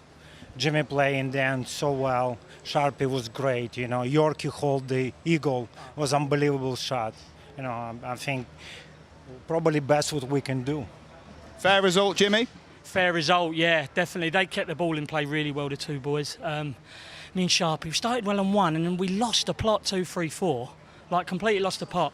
He's boxed it from the furniture. I'm like, oh, wow, what's happening? And then it was to and fro all the way round. It was epic. It was blinded. Just before we come to you, Josh, I do have one more for you. Did you miss a ball today, Jimmy? Did I miss a ball? Did you actually miss a ball? Sorry, Dan. So sorry. I'm sorry, I've not heard about this. As in, no, yeah, yes, you have. I was just in flow state. And I know how hard it is for the skips. They've not hit a shot. And while I'm on, I back myself, Nick. You know what I mean? So, yeah, it would have been real tough for me to give up a shot for Dan. I know he's mustard, but, you know, that's what I'm here to do. It's shots, mate, and I love it. It's belief, Jimmy. It's belief. Yorkie, as Jimmy described it, you hit one from the furniture, back up against a tree, leg in a bush. Talk me through that shot. Yeah, listen, I've par 5, not sure what hole it was, but good recovery shot from where we were. And kind of didn't realize that tree really came into play. There was just this one little tree down the left-hand side. Anyway, we just had enough. I could get my clubs behind it. And I just trust it. You know, I just trying to get up and down, obviously, because it's par 5. Jimmy knocked it in close. Lee is somehow making a remarkable recovery as well. And so I needed to stay in play, but I didn't expect it to come out like it did, and it was brilliant. It was brilliant. Sharpie, I mean, some quality of golf. You feel the pressure there because, you know, we look at Team England and some of the standout players, but the Team World boys really did come to play. No, the standard was unbelievable. I mean, we went down, I think, their par 3. Yorkie had a putt for birdie for the win. And then we got onto the 18th, we're like, right, this is what it's all about, down the last. And then to see Yorkie surprisingly pull his into the water, sort of give us a little bit of leeway, and then what a putt from Sheva. I did not see that coming, to be fair, but I think me and Jimmy have probably got away with one today. Yeah, I think it's a fair result. Yeah. I think it's a real fair. Oh, you think? We've got away Okay. with That's more like it, boys. Yeah, look, it was just brilliant. What a putt as well. What a putt, indeed. We'll nick this, but what a putt. Because he said, just trust your feeling, you know, and then don't look for the line, just trust your feeling, then go for. I get the feeling he's had one of the best moments of his golfing life. Right here. What a moment. Let's watch it. You get to relive it.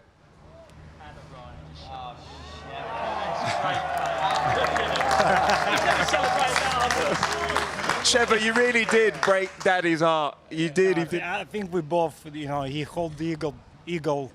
I hold some great putt today. It's fair enough that it's complimentary again for our opponent. Well done, Jimmy. Well done, Sharpie. You play very well.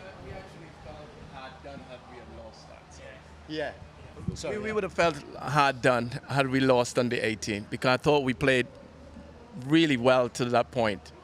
I had a putt really to kind of make sure we got that little. Raised the edge as well, didn't he? I'm thinking, I see. Yeah, He didn't trust his caddy. He actually read it right himself. Gone with his caddy's read, and he's like, I told you not to trust him. Lads, we could stay. This is proper golfers chat. This, I mean, this happens all over the world after a round. I'm remembering it better than it really was. But actually, to be fair, that was as good as it gets. You could say it was one of the moments of a career, perhaps in a golfing sense.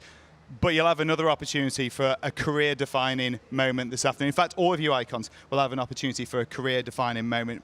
Part of our afternoon session, yes, it's the green slippage. Yes, it's really close in this matchup, but it's also the $10 million swing. All of the icons, one shot at glory, and $10 million split between charity, of course, for them, and for 3 lucky viewers at home. We'll be all part of that, and we'll look forward to bringing it to you. $10 million swing. You won't want to miss it.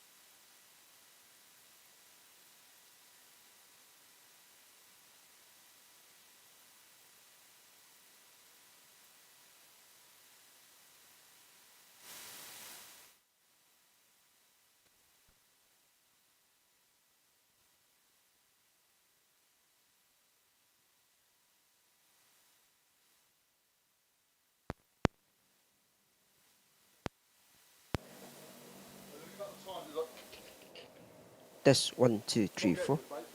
Check 1, 2, 3, 4. Okay. Test 1, 2, 3, 4. Okay, I wiggle the cable, yeah?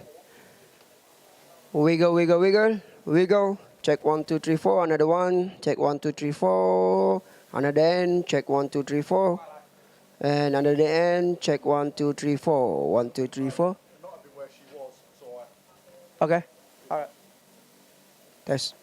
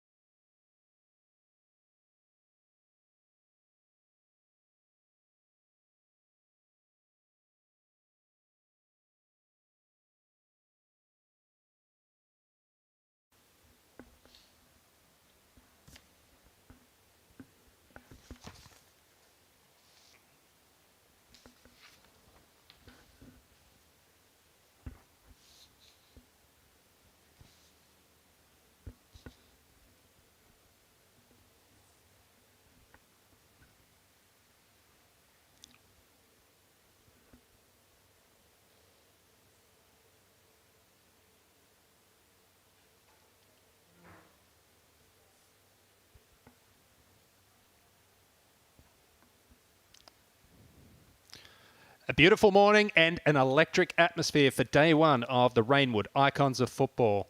The format was 4-ball and 6 entertaining matches took to the course. The first match out featuring Robbie Fowler for Team England. This was a birdie putt for the win at the 8th hole. And in it goes, rock solid.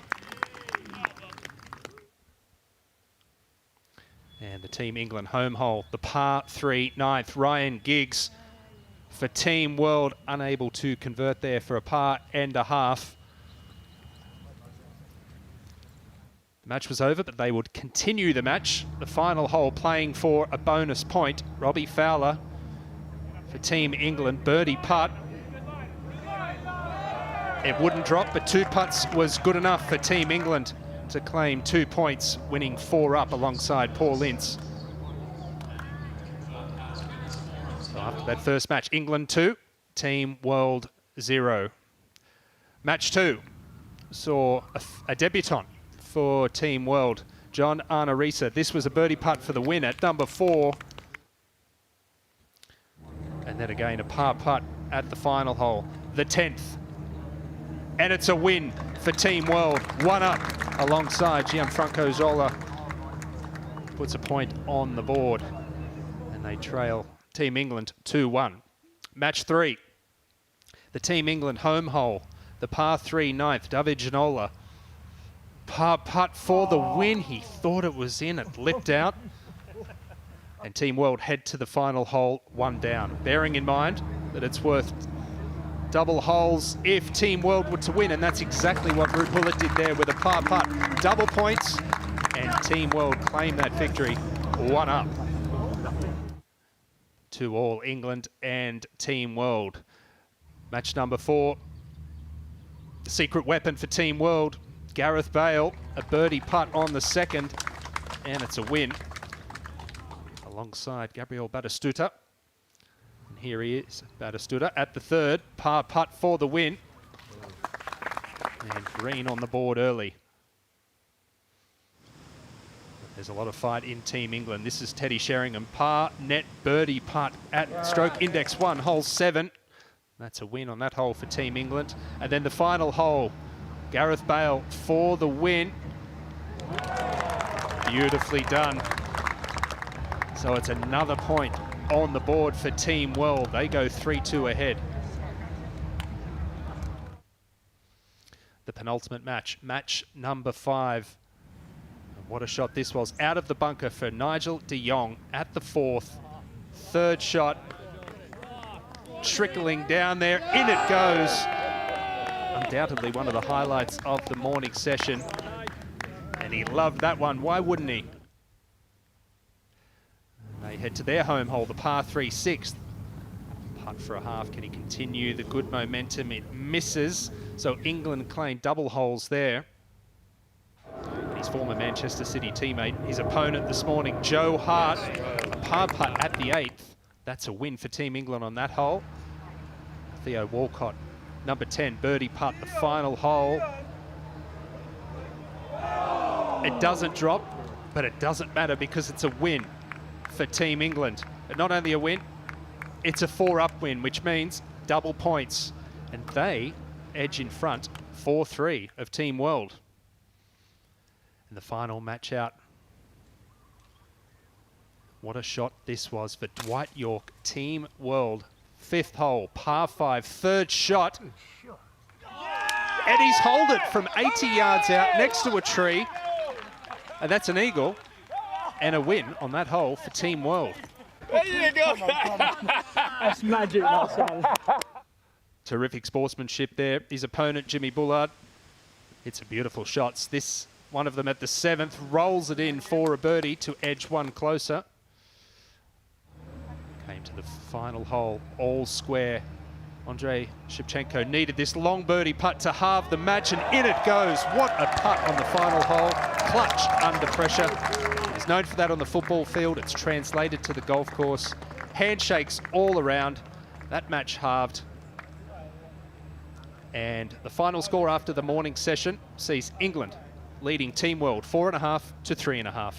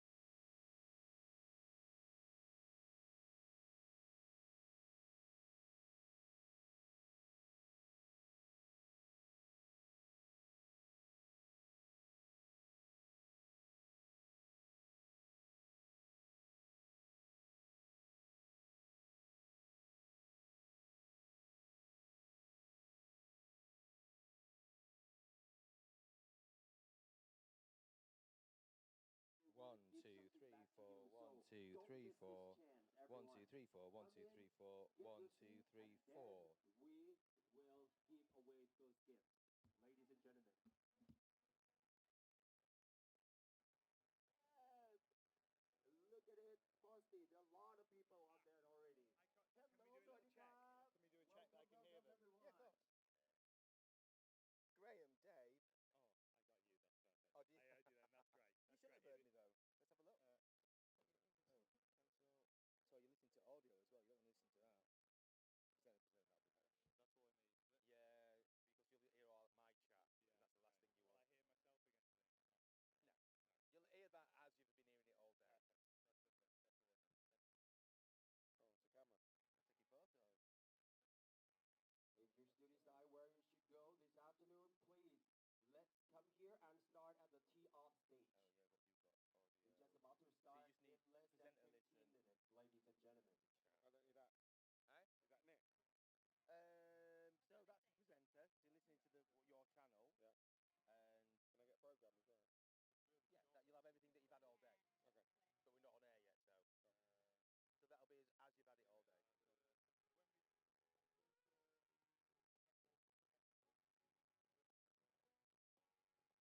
I've got a little bit of a roving headset, so I just want to make sure that anybody's hearing me.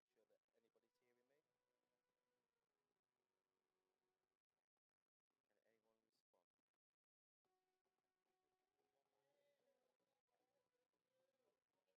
Come on, Colin Orton. Come in, Orton.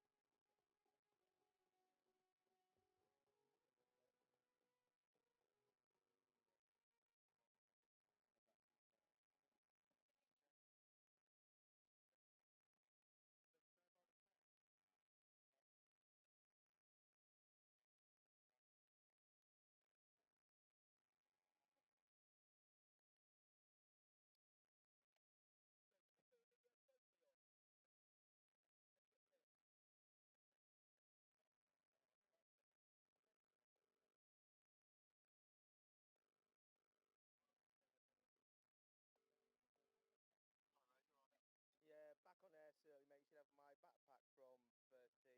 I tried calling in, but my headset might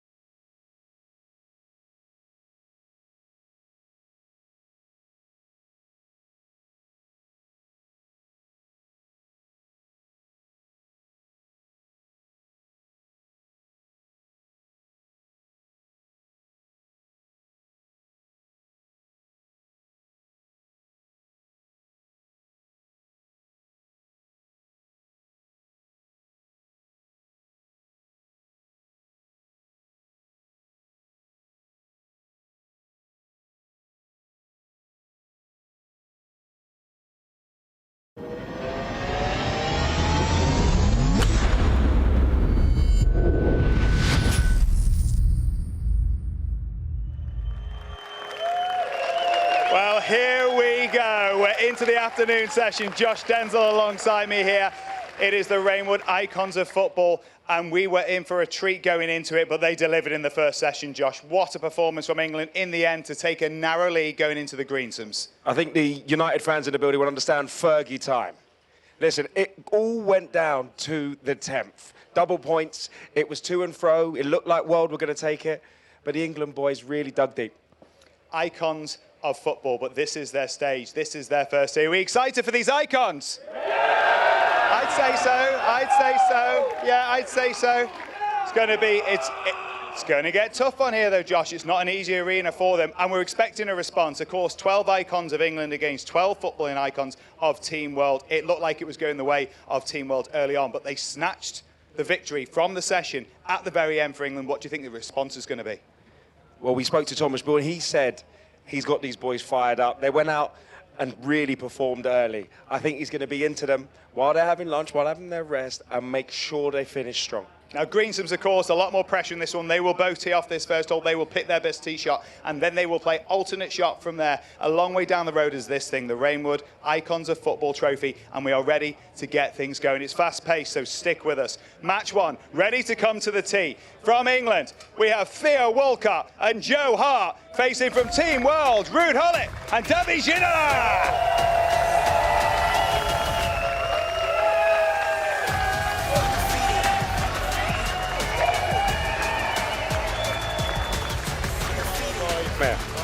Come here. Here we go, here we go, here we go. First match out. Let's talk about the morning very briefly before we look ahead to the future. You snatched a victory from nowhere on the last, and this man... Nowhere. Well, it looked like you might be down and out. I think we were, in contention, and then all of a sudden we had a couple of 3 putts, and they took advantage of it.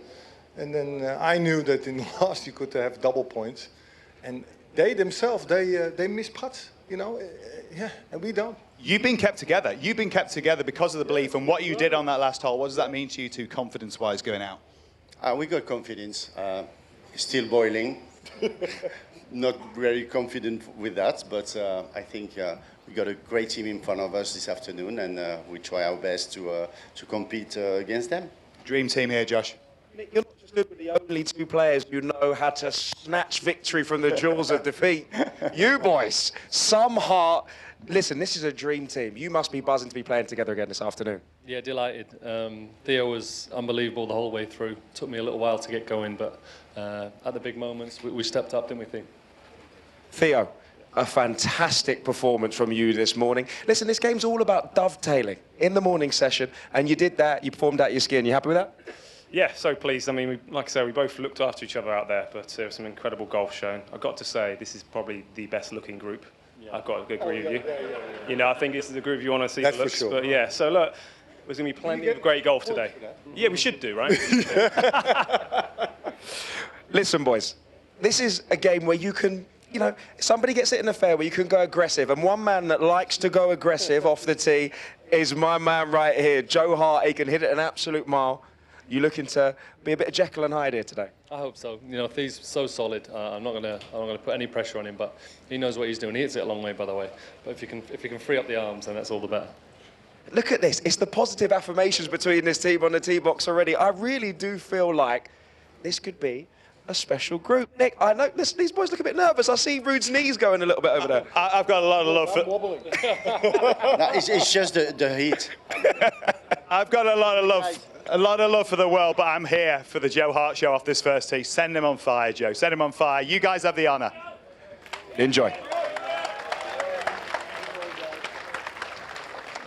30, John, 30 seconds.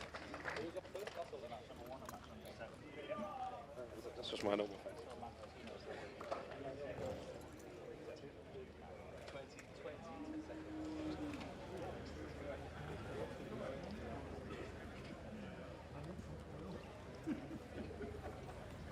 This is match number 1. On the tee for Team England, Phil Walcott.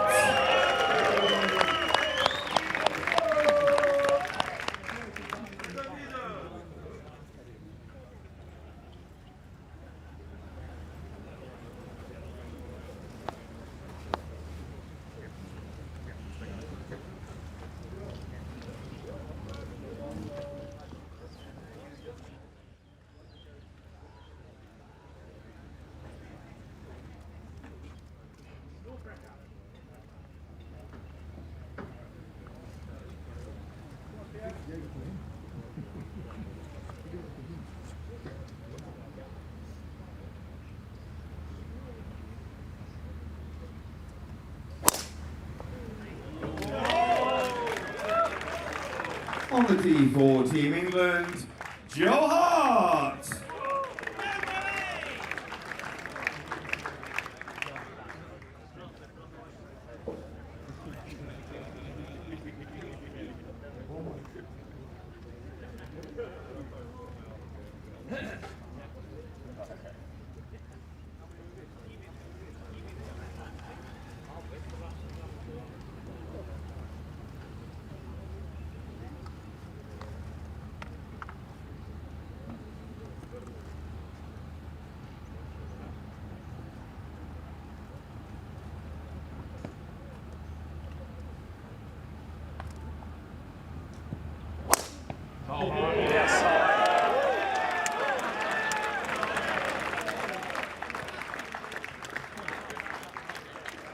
On the tee for Team World, from the Netherlands, Ruud Gullit.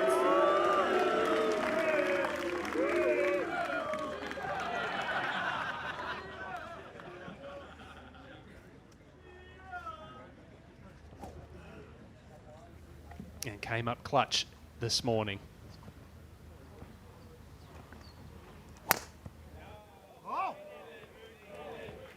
All right, not the fastest, not the furthest, but may have just caught that bunker. On the tee for Team World, from France, David Ginola.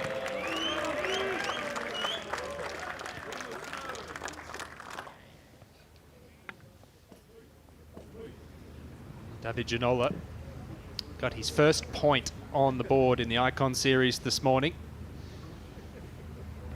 Take that confidence into this afternoon.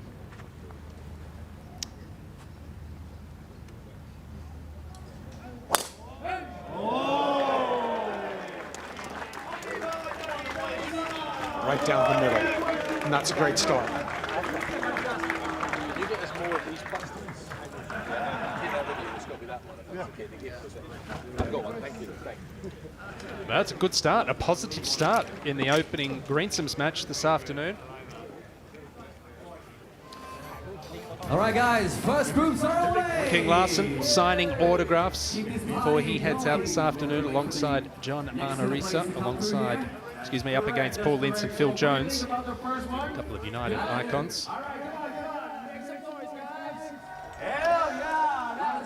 Last out will be Teddy Sheringham. There he is in the locker room. Great having these cameras this inside, isn't it, Claude? 1, 2, 3, 4. 1, 2, 3, 4. No, I think it's just goes to show you the scale of the event, really trying to make it very much like a Ryder Cup team format. Don't forget, you can join our interaction hub now by scanning that QR code down the bottom right of your screen. All right, I don't know which team's going to be the winner, so do you think Team England? So the call the captains was on offer this morning, up again this afternoon. It'll be Batistuta for Team World, who can call the captain. We got the spirit. That's good. That's good. That's good. And John Terry for Team England will have the call the captain option. They're in match 2. A little surprised no one used to call the captain this morning. Now, over there, those are the icon clubs, you know. They got some great scene over I was a little surprised this morning that you had Jimmy Bullard and Gareth Bale as the two players who could call the captain. I'm surprised they didn't go with a Joe Hart, for example, or an Aaron Ramsey. And there's a look at the matches this afternoon, the matchups, some pretty strong ones, Claude. Yeah, no, I really want to see what Batistuta and Gianfranco Zola do. I think that's going to be a good pairing. Like the pairing of Paul Ince, Phil Jones, and then Sheringham and Sharp against Sheva and Dwight York. I think we're in for a good one there too. A lot of clutch moments this morning. And a lot of highlights as well. Dwight York, Nigel de Jong, both holding some incredible shots from off the green. And the Welsh teammates, and Aaron Ramsey and Gareth Bale. We'll see how Gareth Bale's back holds up. I know he's been a little bit sore. I wonder if he got any treatment in the lunch break, but he played some really good golf, and I know he wants to contribute to this world team. Yeah, 3 birdies on the scorecard on his own ball this morning for Gareth Bale. Remember, these are 10-hole matches. Perhaps lower expectations. Yeah, I mean, I think he would have gone out with not a lot of expectations, having never seen the golf course, didn't play a practice round, and the body wasn't feeling great. So, as I said this morning, I think he was just thinking, okay, let me get the golf ball and play off the tee, try and put it in the middle of the greens. And then I think as the round went on, he started to get a little bit more confident, started to feel how much he could push the body. And I think that was a big putt at the end to make that putt on that stage. You know, these great athletes, they've done so many amazing things in their lives. They've played for such enormous crowds. But when do you ever get an opportunity to do something like that on television, hold a 6-footer that means something for your team? It's been fun to watch. It'll be fun to watch this afternoon once again. Ruud Gullit with his second at the par 5 first hole, heading left. And that's a bad miss there. I think sometimes he's got that step move, which I kind of like, but sometimes it seems like he just forgets to finish the backswing, so he's already going forward as he's starting down. And the timing just gets a little off. And after that, you can move and follow your icons there. Yes, indeed. Yes, indeed. Good, good, good. We do have a lot of VIPs here. Back down to Theo Walcott in the first fairway. Missed the fairway to the right. Taking Joe Hart's tee shot. Remember, if you're just tuning in, the format explained this afternoon. Greensomes, all players tee off. You select the best tee shot and then you'll play alternate shot or foursomes from there. So Team England taking Joe Hart's tee shot here, which means Theo Walcott now hitting the second.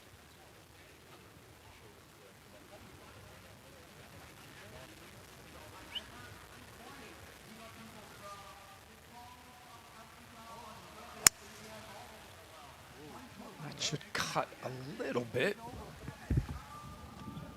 Oh no. Just stayed straight on him. He was trying to hit a big cut. And that's going to leave his partner with a very difficult shot. There's a lot of responsibility in this format, isn't there? Well, I do, and I think, this format, you'll figure out Denmark. All right. Yeah, who's going to hit first. good, I think that's really important. All right, well, thank you so much. Don't forget to show some love when all the icons entering in. Make some noise for the boys when they come in. All right, next turn, let's go. Thank you.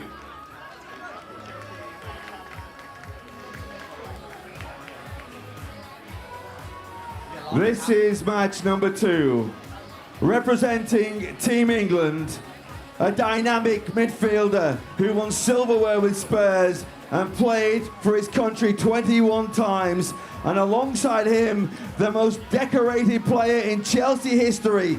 5 Premier League titles, 5 FA Cups, a Champions League winner across 19 seasons, a captain of his country as well. Please welcome Jermaine Genius and John Terry.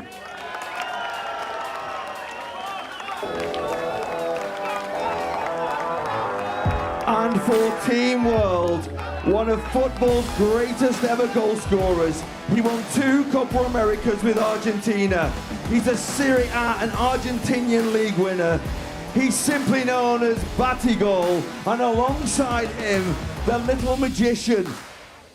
A talent that has won leagues all over the world. He is quite simply one of the most dynamic strikers we've ever seen in the history of the game. Please welcome for Team World, from Italy, Gianfranco Zola, and from Argentina, Gabriel Batistuta.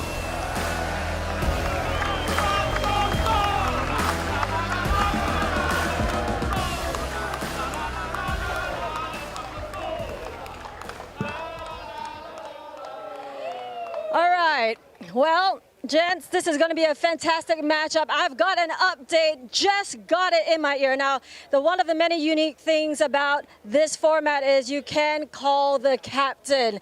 And so happens, both calls are in this group. John Terry, you're going to get the call from England. You're going to get Danny Willett to help you out. I know you just got the news, but on the top of your head, how would you use that, and how would you use that, and which shot in the top of your head? I'm thinking par 3, but I'm not sure that's allowed. But to be fair, I'm just delighted to have Danny taking any one of my shots. I love it, I love it. Now, and on Team World, it's going to be Batty. Batty, you're going to get Thomas Bjorn anytime that you want during the day. Well, how do you think you're going to use him, you think? Right now. Where are you, Thomas Bjorn? Where are you? He's sitting. So I will call him later. All right, fantastic. Well played. Good luck, guys. Have fun. We'll see you out there.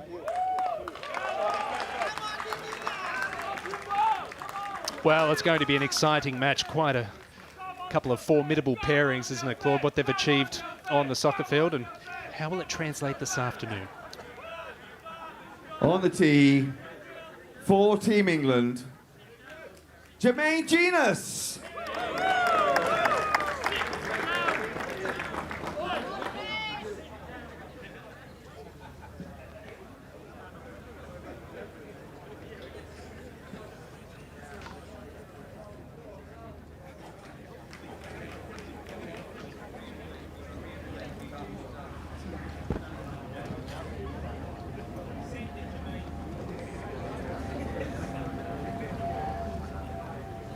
Well, he's got the firepower here, Genus, to take it over the corner, potentially get near the green in 2. He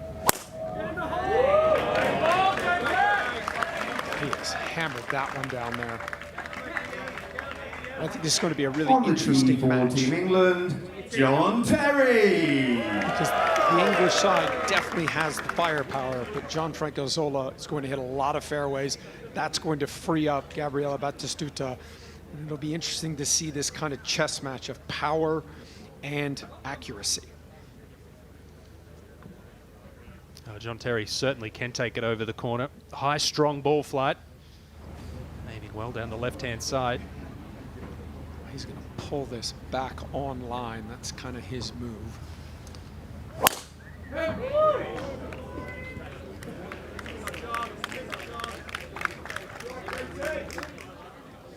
So both these players right in that 160 ball speed range. From Italy, Gianfranco Zola.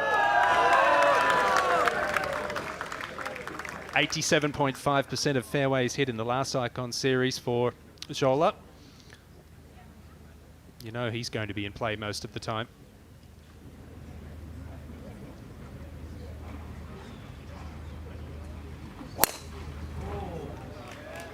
Yeah, and there's a good example of that difference in the ball speed. On the tee for Team World from Argentina, Gabriele Batistuta.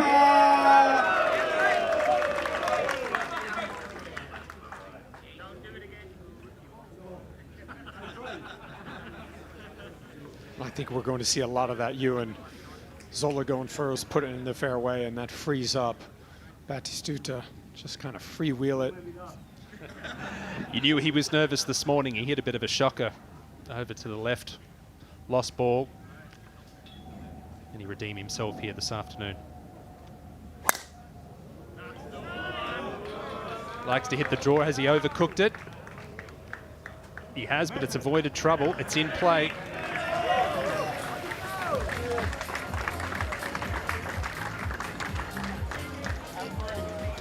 So our second match is underway. It was 4 balls this morning. This afternoon, it's Greensomes.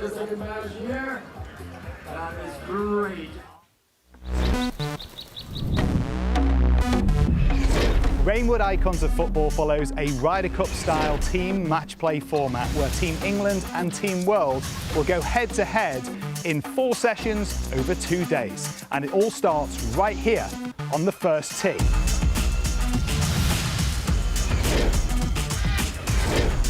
And then here, 10 holes later on our 10th green, which is right next to our TV studio. Handy that. Session 1 is 4 balls, where each two-man team will pick their best score between them to go up against their opposition. Sessions 2 and 3 are greensums. Both players tee off, you take the best drive, it's alternate shot from there until the ball's in the hole. Simple, really. And we finish with Session 4, the all-important head-to-heads, the singles matches. Just like in the Ryder Cup, if you win your match, it's a point for your team. And if you tie your match, the points are halved. However, here at Reignwood Icons of Football, we like to keep things juicy. If your team wins by 4 up or more, you win an extra bonus point for your team. Not to mention, they add a sprinkle of humiliation. To rack up points and turn a match in your favour, we have 3 pressure holes, where a win on that hole could be worth double. Let's break down how it all works. Suan, Radar, take it away.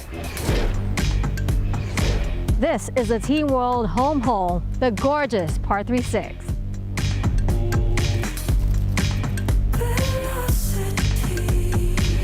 And this is Team England's home hole, the stunningly beautiful 9th. Win your own home hole and you win the hole as normal. And you win away on the opponent's home hole. Look out. Turn this thing on its head. It's a double up.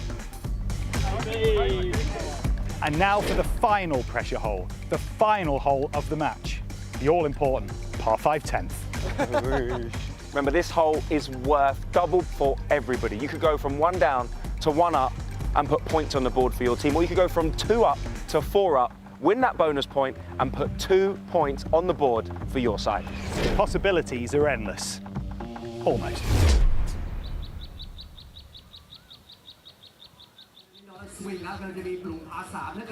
Well, it's all smiles around that first tee as they wait to go. Phil Jagielka of Everton, working hard with, well, a Liverpool man, one of the greats in Robbie Fowler. That'll be a partnership there today for us in these greens and up ahead at the first in the top match.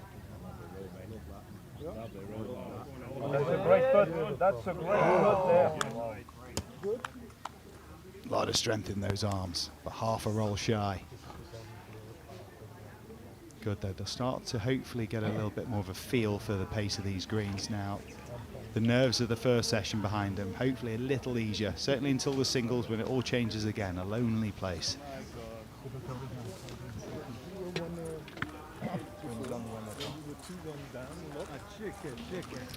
So honours even at the first hole. Excellent scoring in the morning, 4 ball. It will be tougher this afternoon. Yes, they get to pick their best tee shot and greensons. But after that is alternate shots, so the pressure is on, the responsibility to your playing partner ever present.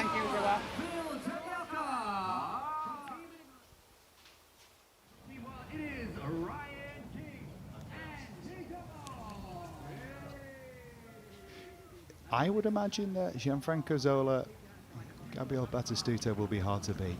He nudges it round to perfection. A good golfing brain and a good footballing one. Not long, but precise.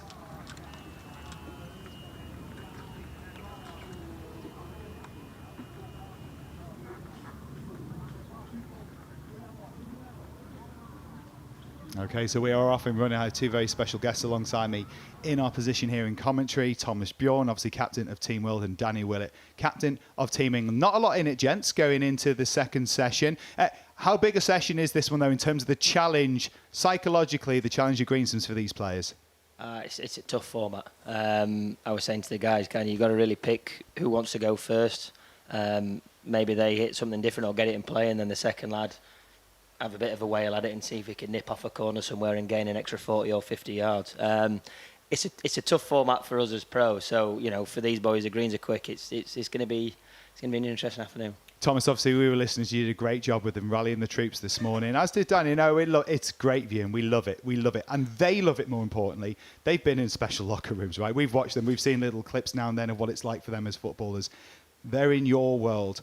What's it been like for you to have that responsibility with these icons of football to try and give them a little something that gives them the edge? Yeah, I think when you see the list of names, you kind of pinch yourself a little bit. Growing up in the 90s and watching them play football was obviously an amazing thing to do, and then all of a sudden standing in front of them and trying to say something to them that's going to get the juices going. I mean, this bunch of guys are very, they know themselves so well. They are really up for it. They wouldn't be here if they weren't up for it. They love coming and participating in something like this. But it's, there's a nice little thing going on in there. And Danny said something earlier today that's kind of like all of these guys, they didn't particularly like each other when they played football, and now they're all of a sudden in a team together and have to make that work together. So there's a lot of little things going on in that locker room that's quite interesting to deal with. Oh, there's definitely dynamics going on out there as we get you back to the first. Here we go again.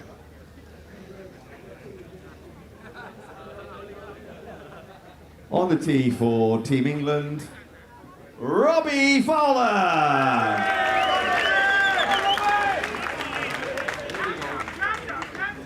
Gritty golfer. And one of your favourites in everything as a Liverpool fan? Yeah, hard for me, this one. To be against him this week, I loved him all my life.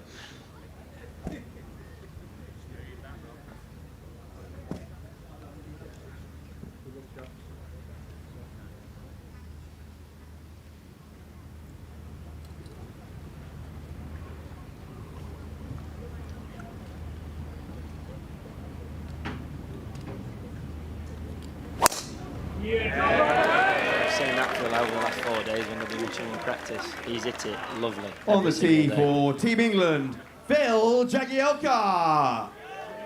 Okay, he's put one right down the middle for his playing partner. What does that give him permission for now? You can see the smile on his face. This means that Jags is... I'm hoping you're going to see him aiming a hell of a long way left here.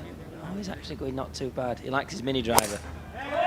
The little hitch up of the grass, I mean, Dame Laura Davies style, I mean, what does that, I mean, that takes guts, doesn't it, in this arena? It does on the first tee. We said this morning it was a bit, it's a good Nigel de Jong.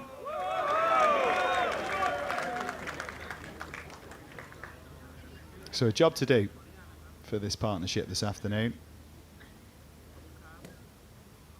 I suppose a little bit of pressure, Thomas, on the first player to try and open up the opportunity for the other to swing freely. Oh, absolutely. Get it in the fairway, right down the middle, and then it gives an opportunity to the other guy.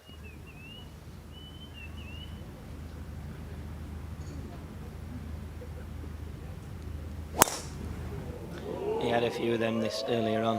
Stay dry. On the tee for Team World, from Wales, Ryan Giggs.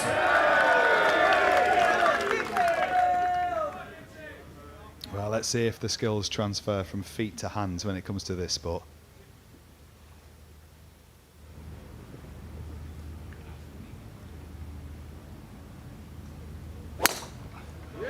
He's been hitting that shot all week, and he said to me, I want to straighten it out, I want to straighten it out. I said, Ryan, you're never going to straighten it out. You might as well embrace it and keep hitting it and just take it on. Aim down the left and keep fading it away.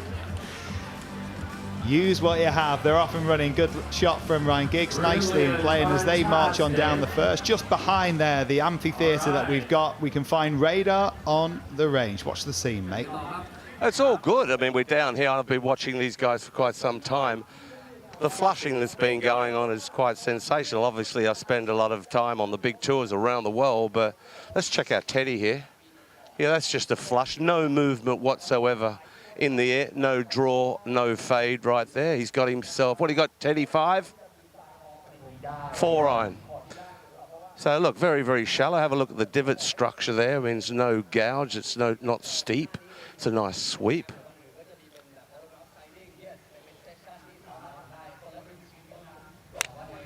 Really good. He's a picker. Action. And let's go over here and see Jimmy. And Jimmy's just been flushing it. He likes to hit these nice soft fade. Oh, yeah, baby. Yeah, baby. Don't do that to us, Jimmy. Don't do that to us. What's your go-to shape, Jimmy? Lift to right, drop him right. Just a little leaker. Yeah, a little lemonade.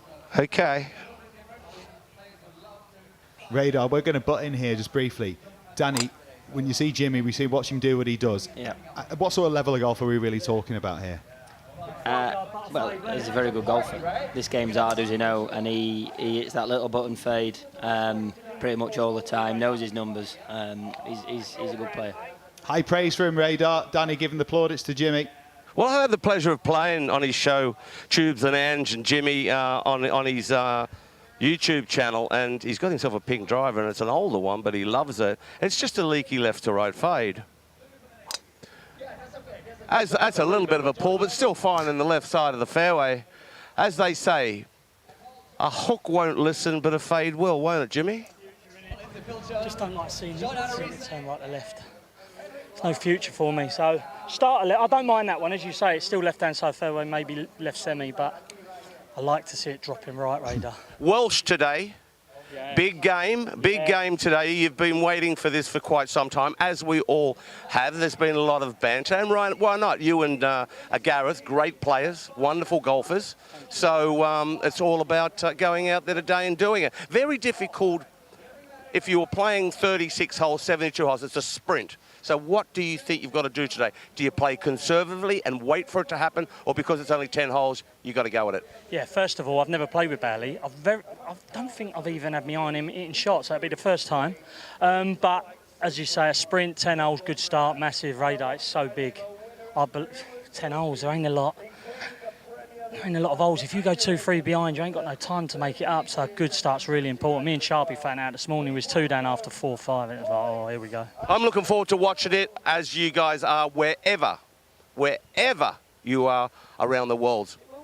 Get with the program. Icons of football.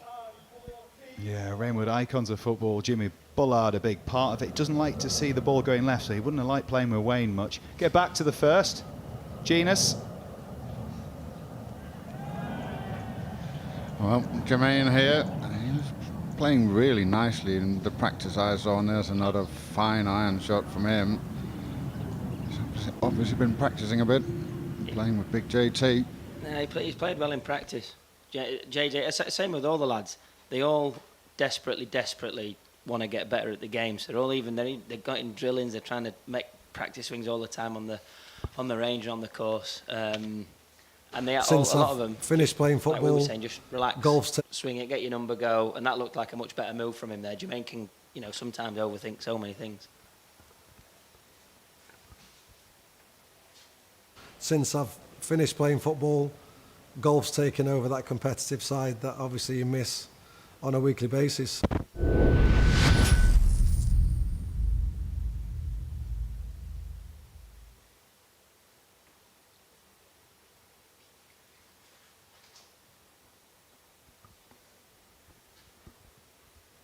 There is that scene, that first tee, set up against that clubhouse. That is, you might recognise it. It's a little larger than life here, but very similar sort of vibes to the one we see at Wentworth Club, where the flagship event, the DP World Tour, is. Nicely tidied away on the first. They're going to be a good partnership. John Terry was fired up on that first tee this morning, wasn't he? He was a bit, wasn't he? He gave it a big one, bless him. Unfortunately, I think he went on and lost the first hole, so it didn't really work. What is the blend, Thomas, of the getting excited versus like staying in your groove and trying to keep it on an even keel? Yeah, you got to have some sort of balance in it, because sometimes when you get too excited, you get too emotional, and that goes straight into your hands, and then it becomes difficult to execute what you have to execute out on the golf course. So, yeah, you got to keep a little balance of it, but it works a little bit easier when you're in a pair. One of you can kind of go off. In the singles, you probably got to keep it a little bit more low and just concentrate on your stuff. You want these guys to get right stuck into each other, though, don't you? Oh, of course we do. On the tee for Team England, points! You can see the governor's here. He loves the game now. It's that little power fade, little low bullet. We're at Reignwood Park, but this, of course, is Robinswood Golf Club. And it can stretch back to just about 8,000 yards from the tips. So not quite playing at that full tilt for these players.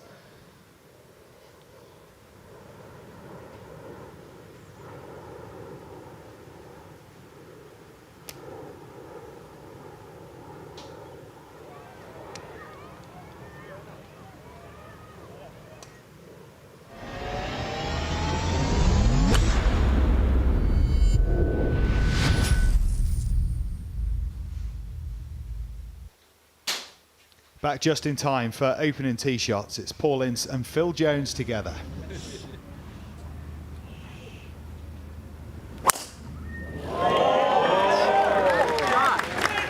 Absolutely loves watching Phil play this week. He loves the game, just wants to get better, and he's such a nice guy. Such a nice guy. On the tee for Team World from Sweden, Henrik Larsson. Imagine that his son played for FC Copenhagen at the Camp Nou in the middle of the week, and he flew down there, watched the game, watched him play, and then flew over here to play in this. It's a pretty special week for Henrik Larsson. The King of Kings at Celtic all those years. And of course, Premier League trophy at Manchester United as well, later on in his career. Right down on the tee for Team World from Norway, John Arnerisa. Quite a large man. Oh, he's full into this. Honestly, he asks more questions than anyone I've ever met, I think, about what do I do here, what can I do, and how can I do it better. Well, and then he just absolutely smashes it. Don't go straight very often, but when they do... Looks tight left, is it? Or is he happy?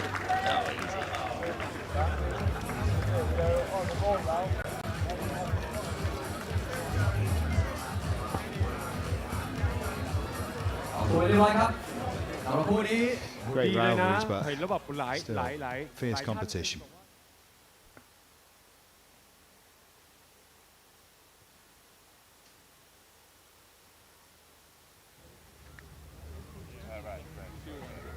A healthy respect amongst all of these players here, and loving the energy that it has, being in the thick of it again.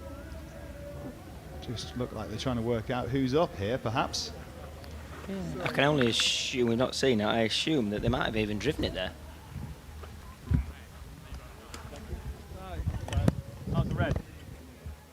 It's a very optimistic way of looking at it, but it could be I think true. it's a drivable Could part. be. Yeah, Joe's got plenty of power. I'm just trying to work out who's the look thinking about it is. I don't know if Theo could, but Joe could. Still thinking pump. Yeah, I love that. Great. I love it. Give it a decent pump. If it goes past, it goes past. So some of this chip's not easy. That goes over great.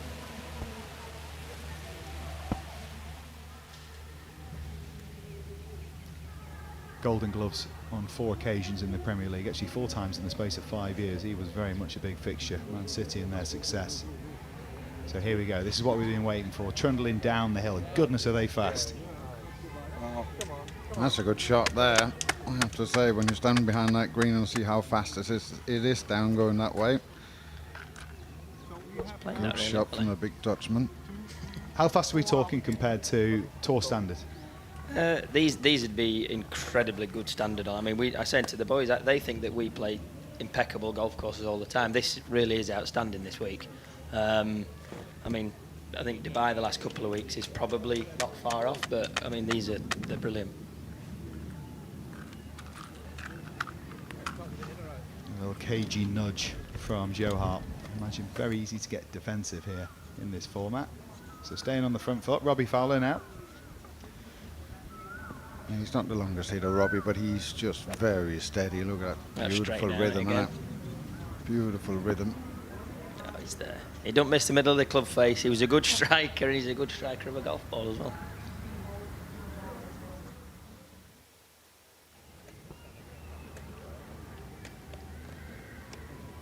Is cool in the team room as he appears to be on the screen.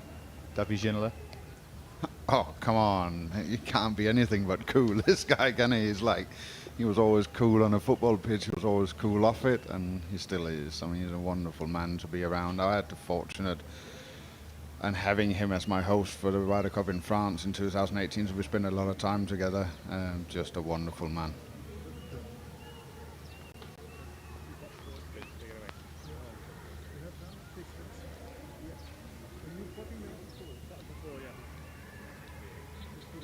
So it slides by, opportunity still available here. Have a look at what, inside left from Theo, uphill.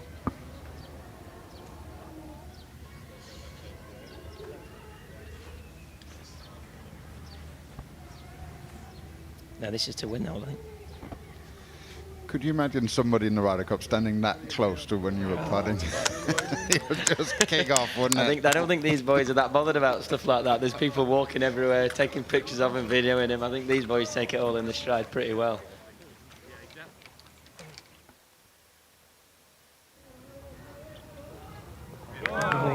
Jack sneaks it in on the high side. This is a promising start after this morning. Well, that one did, though, swing the other way in the end after Team World got off to a flyer. It's been the opposite so far in this afternoon wave. It's a good job, then, eh? You had to make it. Good ball, guys. So up in the top 3 matches now, very shortly to update. Jagiel Kampala off to a flyer. Back in the fairway. Good tee shot. Because yours is on there. With me, I just got some clear ball. No, it's fine. It's just like watching Adam Scott play, isn't it? The archetypal golf swing that everyone wants to try and copy. You're very brave saying that in here, lads. I doubt you said that to him, have you? It's all right. He'll not. Hopefully, he won't hear the replay. He'll be fine. Here it is. JT, come on. Big rope around the corner. Yeah, he's got to be careful. Because Jermaine just hit it in the water. Oh, I'm surprised he's taking beautiful. a driver out. That's just fine. Yeah, if your playing partner hits a good drive, great. You swing for the fence, but if they hit a bad one, I mean, that's the tough spot. What a tee shot. The fact that he's kept driver out there, I like it. It shows his intentions on this afternoon's games. This is the man, I know he's not on my team, but this is the man that you would have going first all day long. Yeah, he's the one that sticks it in the fairway, and just like his good friend Francesco Molinari, just stick it in the fairway, and then you can follow along afterwards.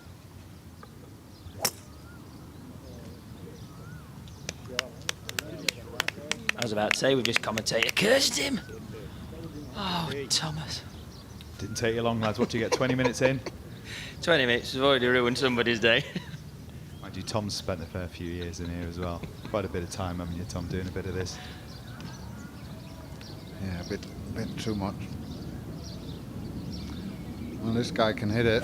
He really can. Yeah. Lovely.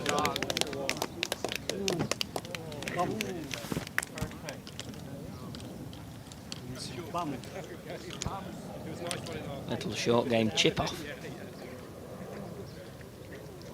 Well, of course, all of this matters. It's the afternoon session of the first day, but we're all moving towards something very special. One swing, one opportunity, with the biggest prize in golf at the end of it. It's the $10 million swing, and it's coming soon.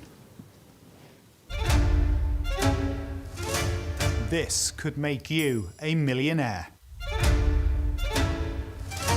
The richest hole in golf is back. 24 footballing icons take on the Icon Series $10 million swing. One hole, one shot. 10 million, let's go. Oh yeah! A hole in one wins $10 million. Shared between the player, their chosen charities, and you. To win a cut of the $10 million, all you've got to do is vote for the player who you think can do it. Then it's up to them to deliver. Simple. So, who are you going to choose?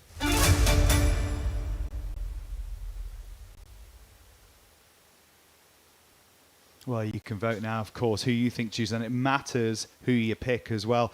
Gents, there's one swing, one opportunity. First of all, how many holes in one? 12.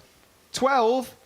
You should be out there doing it. One of them is par 4 I and got all. him there with 16. 16? Oh, no. My goodness, okay. I Well, know I it should does have happen. gone It first. does happen, but it's the opportunity for the icons today. And the reason you want to get on there, get on that QR code that we showed you and vote for who you think is going to do it. Because if the $10 million is won from a hole-in-one from one of our icons, that is split between charity, Motor Neuron Disease Association being one of the beneficiaries there. The player, of course, gets his little piece of the action, but you at home as well. $1 million going the way of 3 of you from that 10. Incredible opportunity for doing nothing. And if these guys can do it, then maybe with the inspiration from them, one of these can too. Back to Bullard. Oh, he's took it on a good line, 63. Should cover that trap easily. On the tee, 14 world. Yeah, you see he was a bit chirpier on there. He was a bit quiet this morning. That is a bomb down there. Serious ball speed on this player, and he can nudge over 120 clubhead speed as well. It's significant, Danny. Yeah, I mean, you saw then Bullard's what, 163, I think, by the looks of it. I think Ramsey can get it out there 175, 178, which is fast. If he is, he needs to be aiming further left than that. A little draft into the player's face right here. Long par 5 you can reach into. Well, Gareth can. That'll be a layup right there. That's fine. It's a clean line. World. From Wales, Gareth Bale. Moving a little gingerly. A back spasm early in the week. He wasn't even sure if he'd be able to swing well enough to be able to get out there and play. But he has. Both sessions. And we've got that job. Yes, they have partners, but it's Bale against Bullard right up. Yeah, with that back, he's just got to guard against that left shot, or will he steer it into play? That was Jimmy's best, but I think Gareth can give Jimmy, what, 20 off the tee. He's a big lump of a lad, this Gareth Bale. Oh, the back. It's a little. He rubbed it and he was stretching. I think Bullard might be in his head already. Go on, I know you've got loyalties, guys, but if you had to put a little wager on who's going to take who in that one, if you had to bet between them, Bale, Bullard, who's the better golfer, do you think? Or is it really close? It's very, very close. No, it's not close at all. Bale by a mile. Really? Yeah, we'll see. We'll see. It's almost as equal as the worst footballer between them. Oh, it's teed up to perfection. Well, time will tell. Certainly carrying a little niggle there. He's not allowed to be at full tilt, and as we saw, just a perler from Jimmy Bullard, striding away. He's got a bit of polter about him, you'd have to say. It's going to be a cracker, this one. Love it. The sunshine.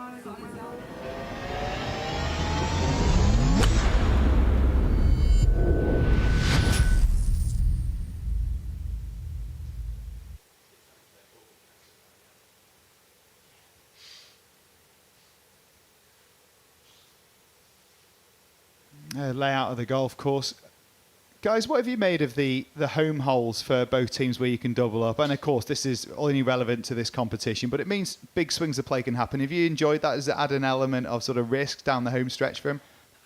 It's been good fun, obviously, with how they've done it.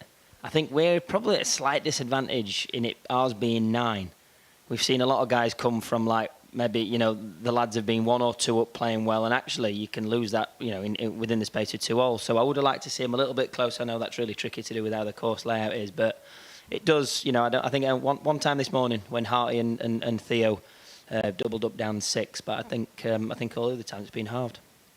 And then we could see as well the shortened hole that we're going to get to watch, which is the par 5 10th. It's the final hole of our layout. It's going to be the $10 million hole. Odds that we might see it. You know, can lightning strike in here? I mean, is it possible? And if it does, and it's Jimmy Bullard, what might happen? Might he just self-combust? Oh, he'll definitely do that, and I think the rest of us will go home. We don't want to watch anymore. But he's, obviously it can happen. I mean, they're good golfers, these guys, so somebody's going to go fairly close. I mean, it's, you know what it's like, the chance of it dropping. I mean, Seve never had a hole in one, so, you know, it doesn't happen to everyone. But you've had 16. I mean, it's a lot. And of course, you've hit a lot of shots, Thomas. Of course you have. But do you remember your best one? Best one you ever had? What's your favourite? Well, I had one in the final of the World Match Play at Wentworth against Ernie Adams. So there you go. That's a pretty nice one.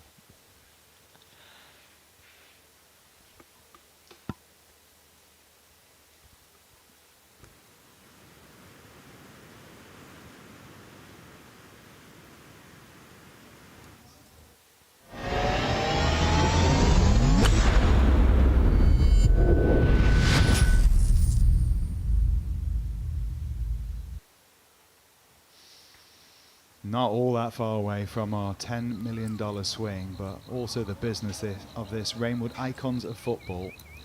And back to that opening green. So far, it's been happy hunting here for Team England.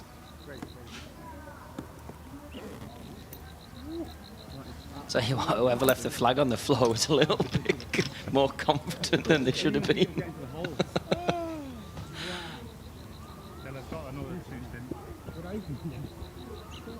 They were what? I mean, they're just so fast, these greens for these guys. I mean, they don't ever play on anything like this, and it's just very difficult to come to terms with. You know, you get into a completely different mindset when you play on something that's... As Matsusa goes close for birdie there, but it's just such a different mindset of not being able to be aggressive. Pace is the first thing you think of when greens are fast. And I think these guys are always thinking of line more than pace. And of course, the line is only relevant to that pace, so getting it dialed in is key. It's a chance to win. And he's a little shy on that pace. But you can understand, nudged up, why wouldn't you when you're playing partners who are in a bit of bother? JT. Oh, nice to win. Again, like we saw earlier, should be what? Right edge, left edge from our angle. Nice.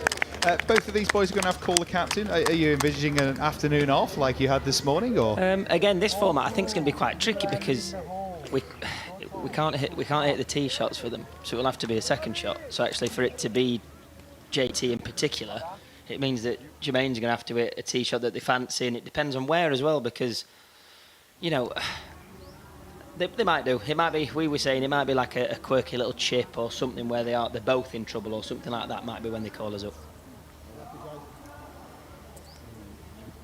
Costly, 3 jiggles, and again, more joy for England on that opener.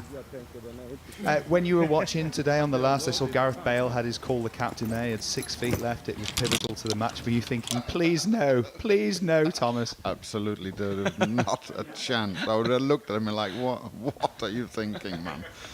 No, I think I can see it on a tricky shot, you know, where it's like, where you could see us being able to do something a bit smarter than they probably do, but no, I kind of like them doing it themselves unless it's really a need for them. Both players laid up here on this first hole. It's a par 5. In spite of those great tee shots we're hearing, they've just bunted it down the fairway, doing the work with the wedge. Do we think that Gareth will have ever been spoken to so much in 10 holes of golf than what's about to happen over the next 2.5 hours? It might be like when Lee Trevino was told he didn't. I don't want to talk during the round. He says, you don't have to talk, you can just listen. The striker with a smile, he was the smiling assassin with 3 Premier League titles and a Champions League winner. Alongside him, a Ballon d'Or winner, a Champions League winner, one of the world's greatest ever strikers. Please welcome Dwight York and Andrei Shevchenko.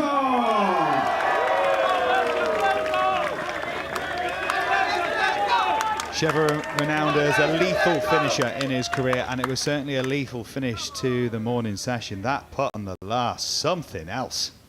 It was heartbreaking is what it was. You can't have everything, Dan. You can't have everything. I know, but JB had just slipped out, Sheva, and then Sharp is just... I mean, it could have been... That would have been a real big turnaround for the boys because they weren't really ever in that match this morning. These are all good golfers playing here, particularly strong ones in this bottom game, though. Yeah, very. Teddy, watched him over the last few days. Lovely golf. He's been leaning up against a golf cart there, hasn't he, bless him?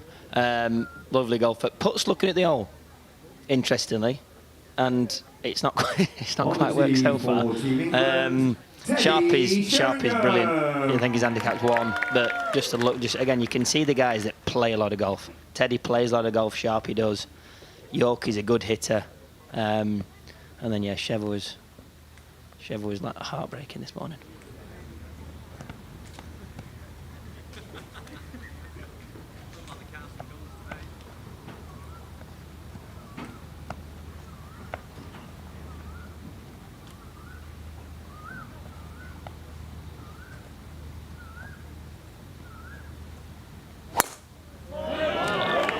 He needs to go a bit, maybe.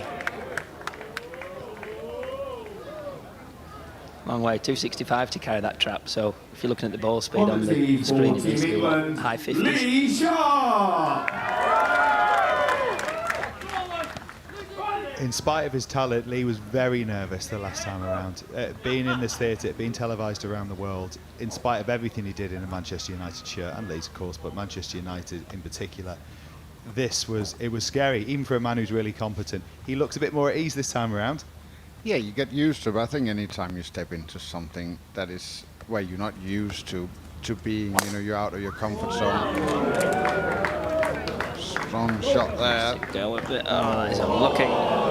Just misses carrying that bunker. They're just out of their comfort zone sometimes, and it's difficult for them. I genuinely think, I think you said it in the shoot-up earlier, genuinely think that was one of the best moments he's ever had on a golf course, ever. I doubt he's thinking that he made the wrong career choice, mind you. He was really rather good, wasn't he? Crane's finest. Trying a little peeler here around the edge of that bunker line. Perfect for them boys, because then Yorkie's got a bit of speed, so now if he can do that all day, Yorkie can then aim and try and take that corner on. He does not lack confidence. No, he doesn't. But I'll tell you one thing he does. He works hard, obviously, off the golf course, as you can tell. But he works hard on his golf game. He played in the Dubai Invitational as an amateur the other day, and he was the first man on the range and the last man off it. You know, he loves hitting golf balls, this man. I watched him practice. He was a flusher. He's taking a very tight line here. That is tight. Oh, it's fine. That'll be not much in from there. Sat up as well on the upslope. That's fine, Yorkie, it's fine. The final pairing is away, guys. Before you leave your seats, Good part of his game, this. Does a lot of stuff with his numbers. He likes it.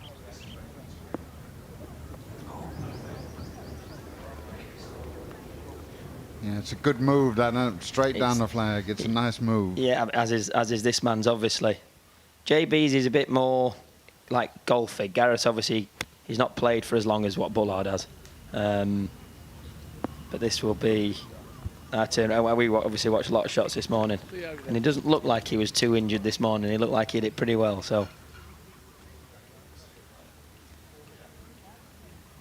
We'll let them march on up to the green, and of course that's where you guys want to be. I know we love having you in here, and everyone at home loves getting to hear your thoughts about it all. But where you really want to be is with your teams. Just before we go, are you confident that you are going to stop England bringing it home for a second successive time, Thomas? Hey, and you're supposed to be on my side this week, you said. I don't pick sides. I don't pick sides, Thomas. Oh, you're slowly moving over there, aren't you? You're slowly moving over there. He goes where the results go. He's shifting. I'm confident, but I don't particularly like this start this afternoon, I have to say. If he keeps going in this direction for another half an hour, then we're in big trouble. Guys, we'd love to have you with us. We look forward to speaking as we go through the week. Get out there with your teams and enjoy it, gents. Masters champion Danny Willett, and of course a Ryder Cup sensation across the years, and Thomas Bjorn. Well done. Thanks, Nick. Thanks, lads.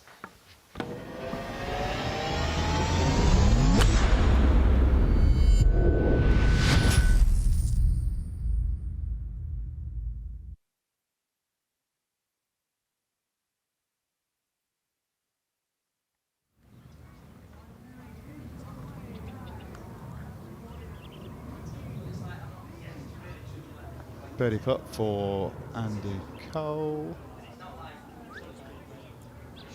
Oh, it just rolls on that extra few inches. That means that Jimmy's going to have to slip a little coin in behind that one. Yeah, there's going to be a lot of that as we go through. But to win the hole. Not a good start for him, but remember, these are fighters. They turned it around on the very last hole in the morning wave. He has a wealth of experience, not just on the pitch, but in golfing terms. He knows how to make the most of it. It'll be tough to beat.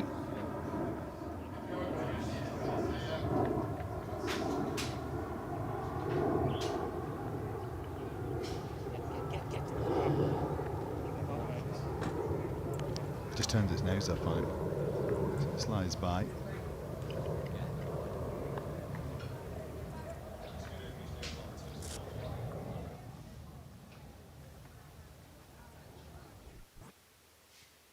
It is a picture-perfect day, beautiful sunshine, but fairly toasty. And it's been a hot start for Team England to the afternoon after they turned it around late on to squeeze the session in the morning by winning the 4 balls.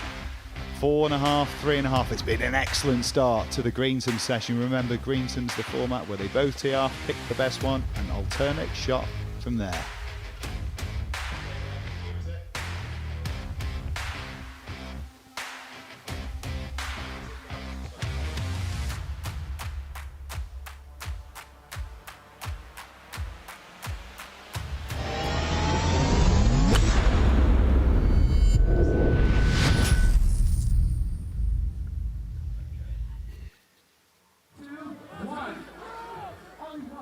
Well, this is how we stand here. Reignwood icons of football. 4.5, 3.5 was the end result in the morning. Drama late on to mean that England squeezed the session and the defending champions with a narrow lead. However, it's been an electric start to the afternoon play. It is Greensome's where both players will tee off. They pick the best tee shot and then the other player hits next. It's alternate shot through to the end of the hole. More pressure in this one, but it has suited the English. Look at that, up in the first 4. Tied in that huge game at last. Jimmy Bullard, he has been calling the name of Gareth Bale. He got his wish. They are going toe-to-toe with partners today. All right, let's leave here for a moment and go and find Josh in the studio.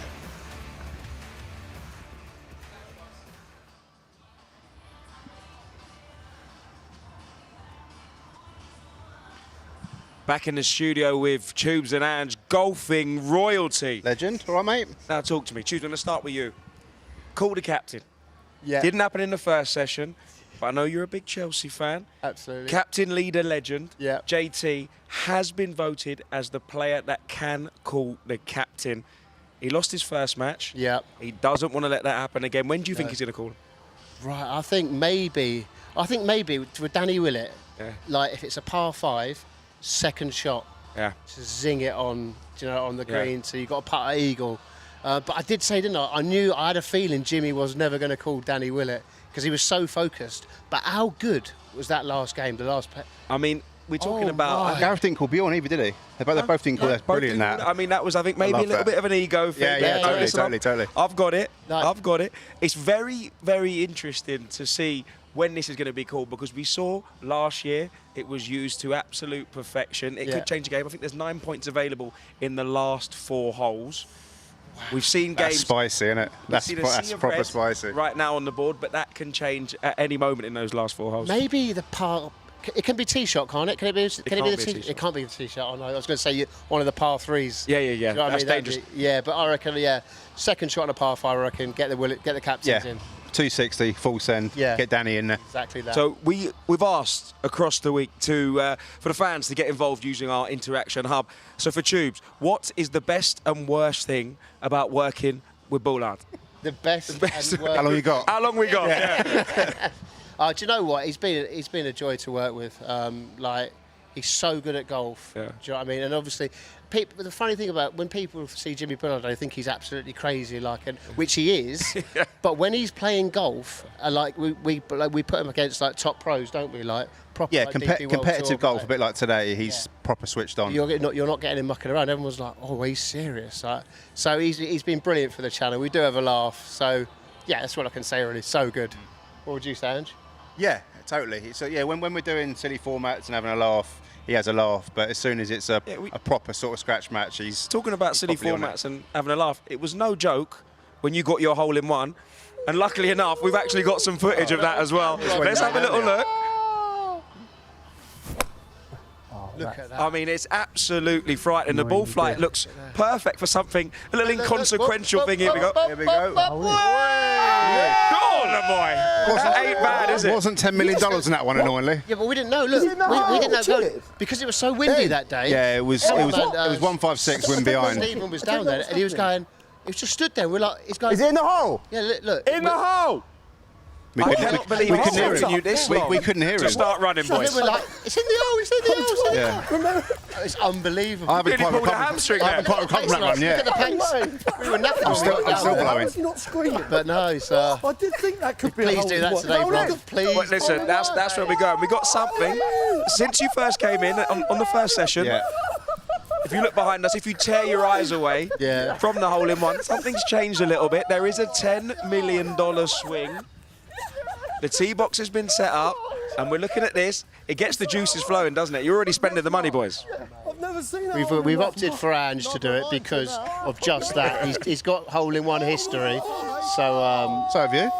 You've not swung in it. Yeah, You've not I swung know, in but Florida. Mine was so lucky. Mine was like a worm burner. Daisy cut, Went straight yeah. along the floor, trickled onto the green and rolled in. It's when I didn't even play golf. It was like I just started. We were on holiday with Dad, so it was years and years and years ago. But I have got a hole-in-one.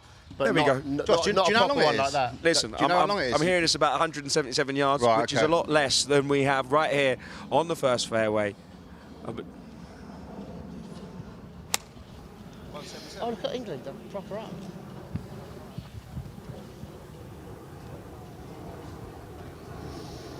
Gobbled up by that front bunker. Good to hear the thoughts of the lads there. It feels like everyone's made a hole in one when you listen to it. I've got now Ewan Porter, Claude Harmon third alongside me. I mean, how many guys? How many? 0. Oh no, I'm sorry, Claude. I'm a bad golfer, so I didn't that's know not that. surprising. I was always proud to say 5, but pales in comparison to Willett and 8. Bjorn. No one asked you, Radar. Dwight has made 5. Radar chirping in with his 8. It's quite good as well, isn't it? 16 for Bjorn. How about that?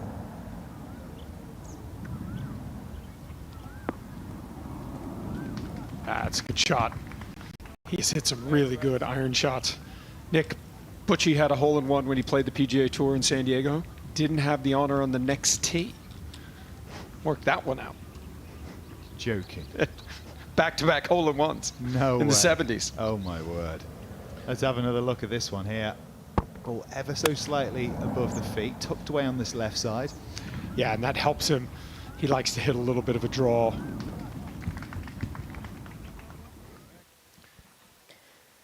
Tricky pitch here for Jermaine. Downhill, down green, and downwind as well. That was going to be tough to stop.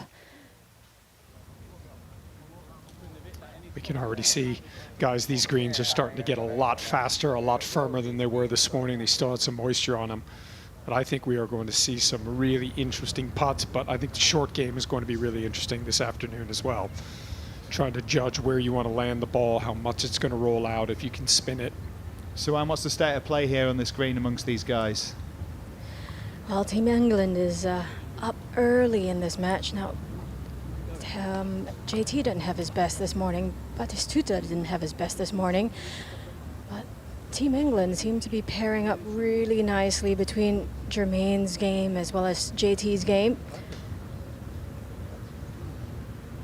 It's going to be very different between these two pairings, style of play. But they are both putting for a par at the moment.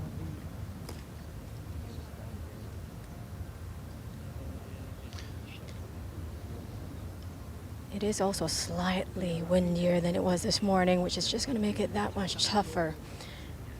And as Claude said, it will firm up the greens and make them even quicker than they were this morning.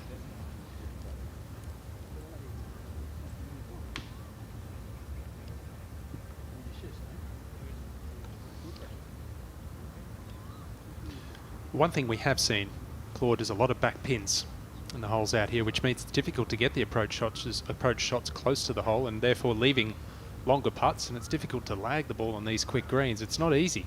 Yeah, and I think that's what's happening right now. The players know the greens are quick and fast. They're trying to go flag hunting. Pins are at the back.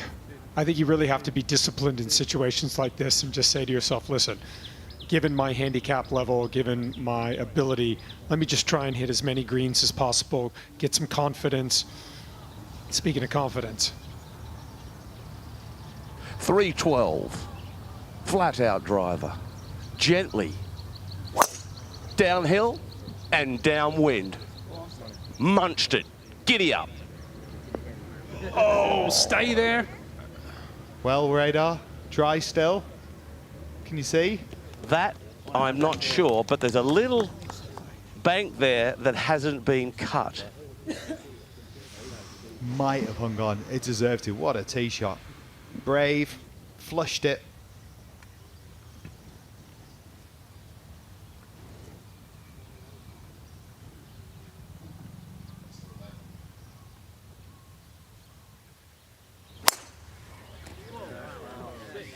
Whoopsie daisy, don't cut too much.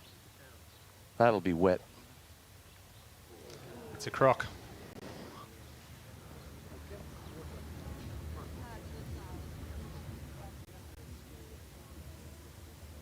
The difference out here between Jimmy Bullard and Gareth Bale is Gareth Bale plays a modern game like we see on tour week in, week out, where Jimmy Bullard plays an old-fashioned game. He could play in a 20-mile-an-hour wind and weave magic. He doesn't bully golf courses and create a score. Well, this guy can reach the green, as I said, 312. It's just switched the wind. It was down, now it's in 2. Hope he can feel it.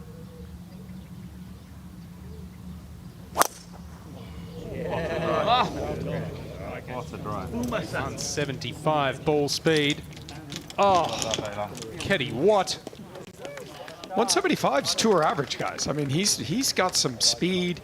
What a good shot that is. And he's a beast. The balance as well, Claude, that's the back. He doesn't swing like that normally. He's got that speed without falling over normally. No, but I mean, he's got a fantastic setup. He does a lot of really good things when he swings the golf club.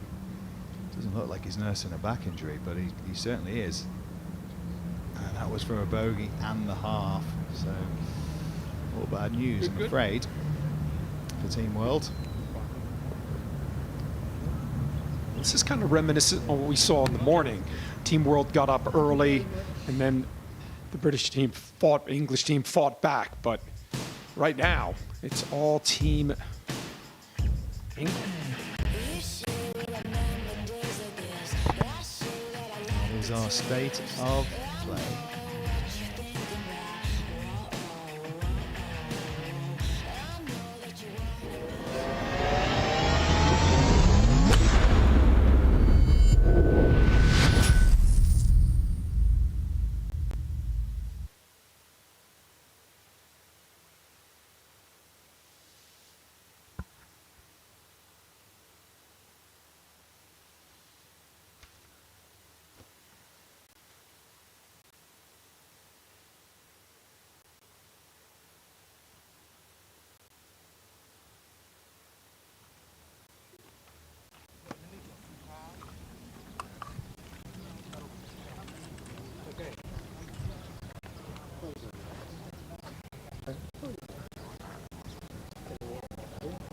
Shot now at that second tee. Yeah, a lot of that going on. A lot of having ahead of those. A lot of time. This part of the world, obviously, live in and be used to these sort of conditions. What a tee shot though from Gareth Bale. He has that in a blocker, and after a really good effort, Jimmy Bullard constantly trying to put a good response. Yeah, I mean, he kept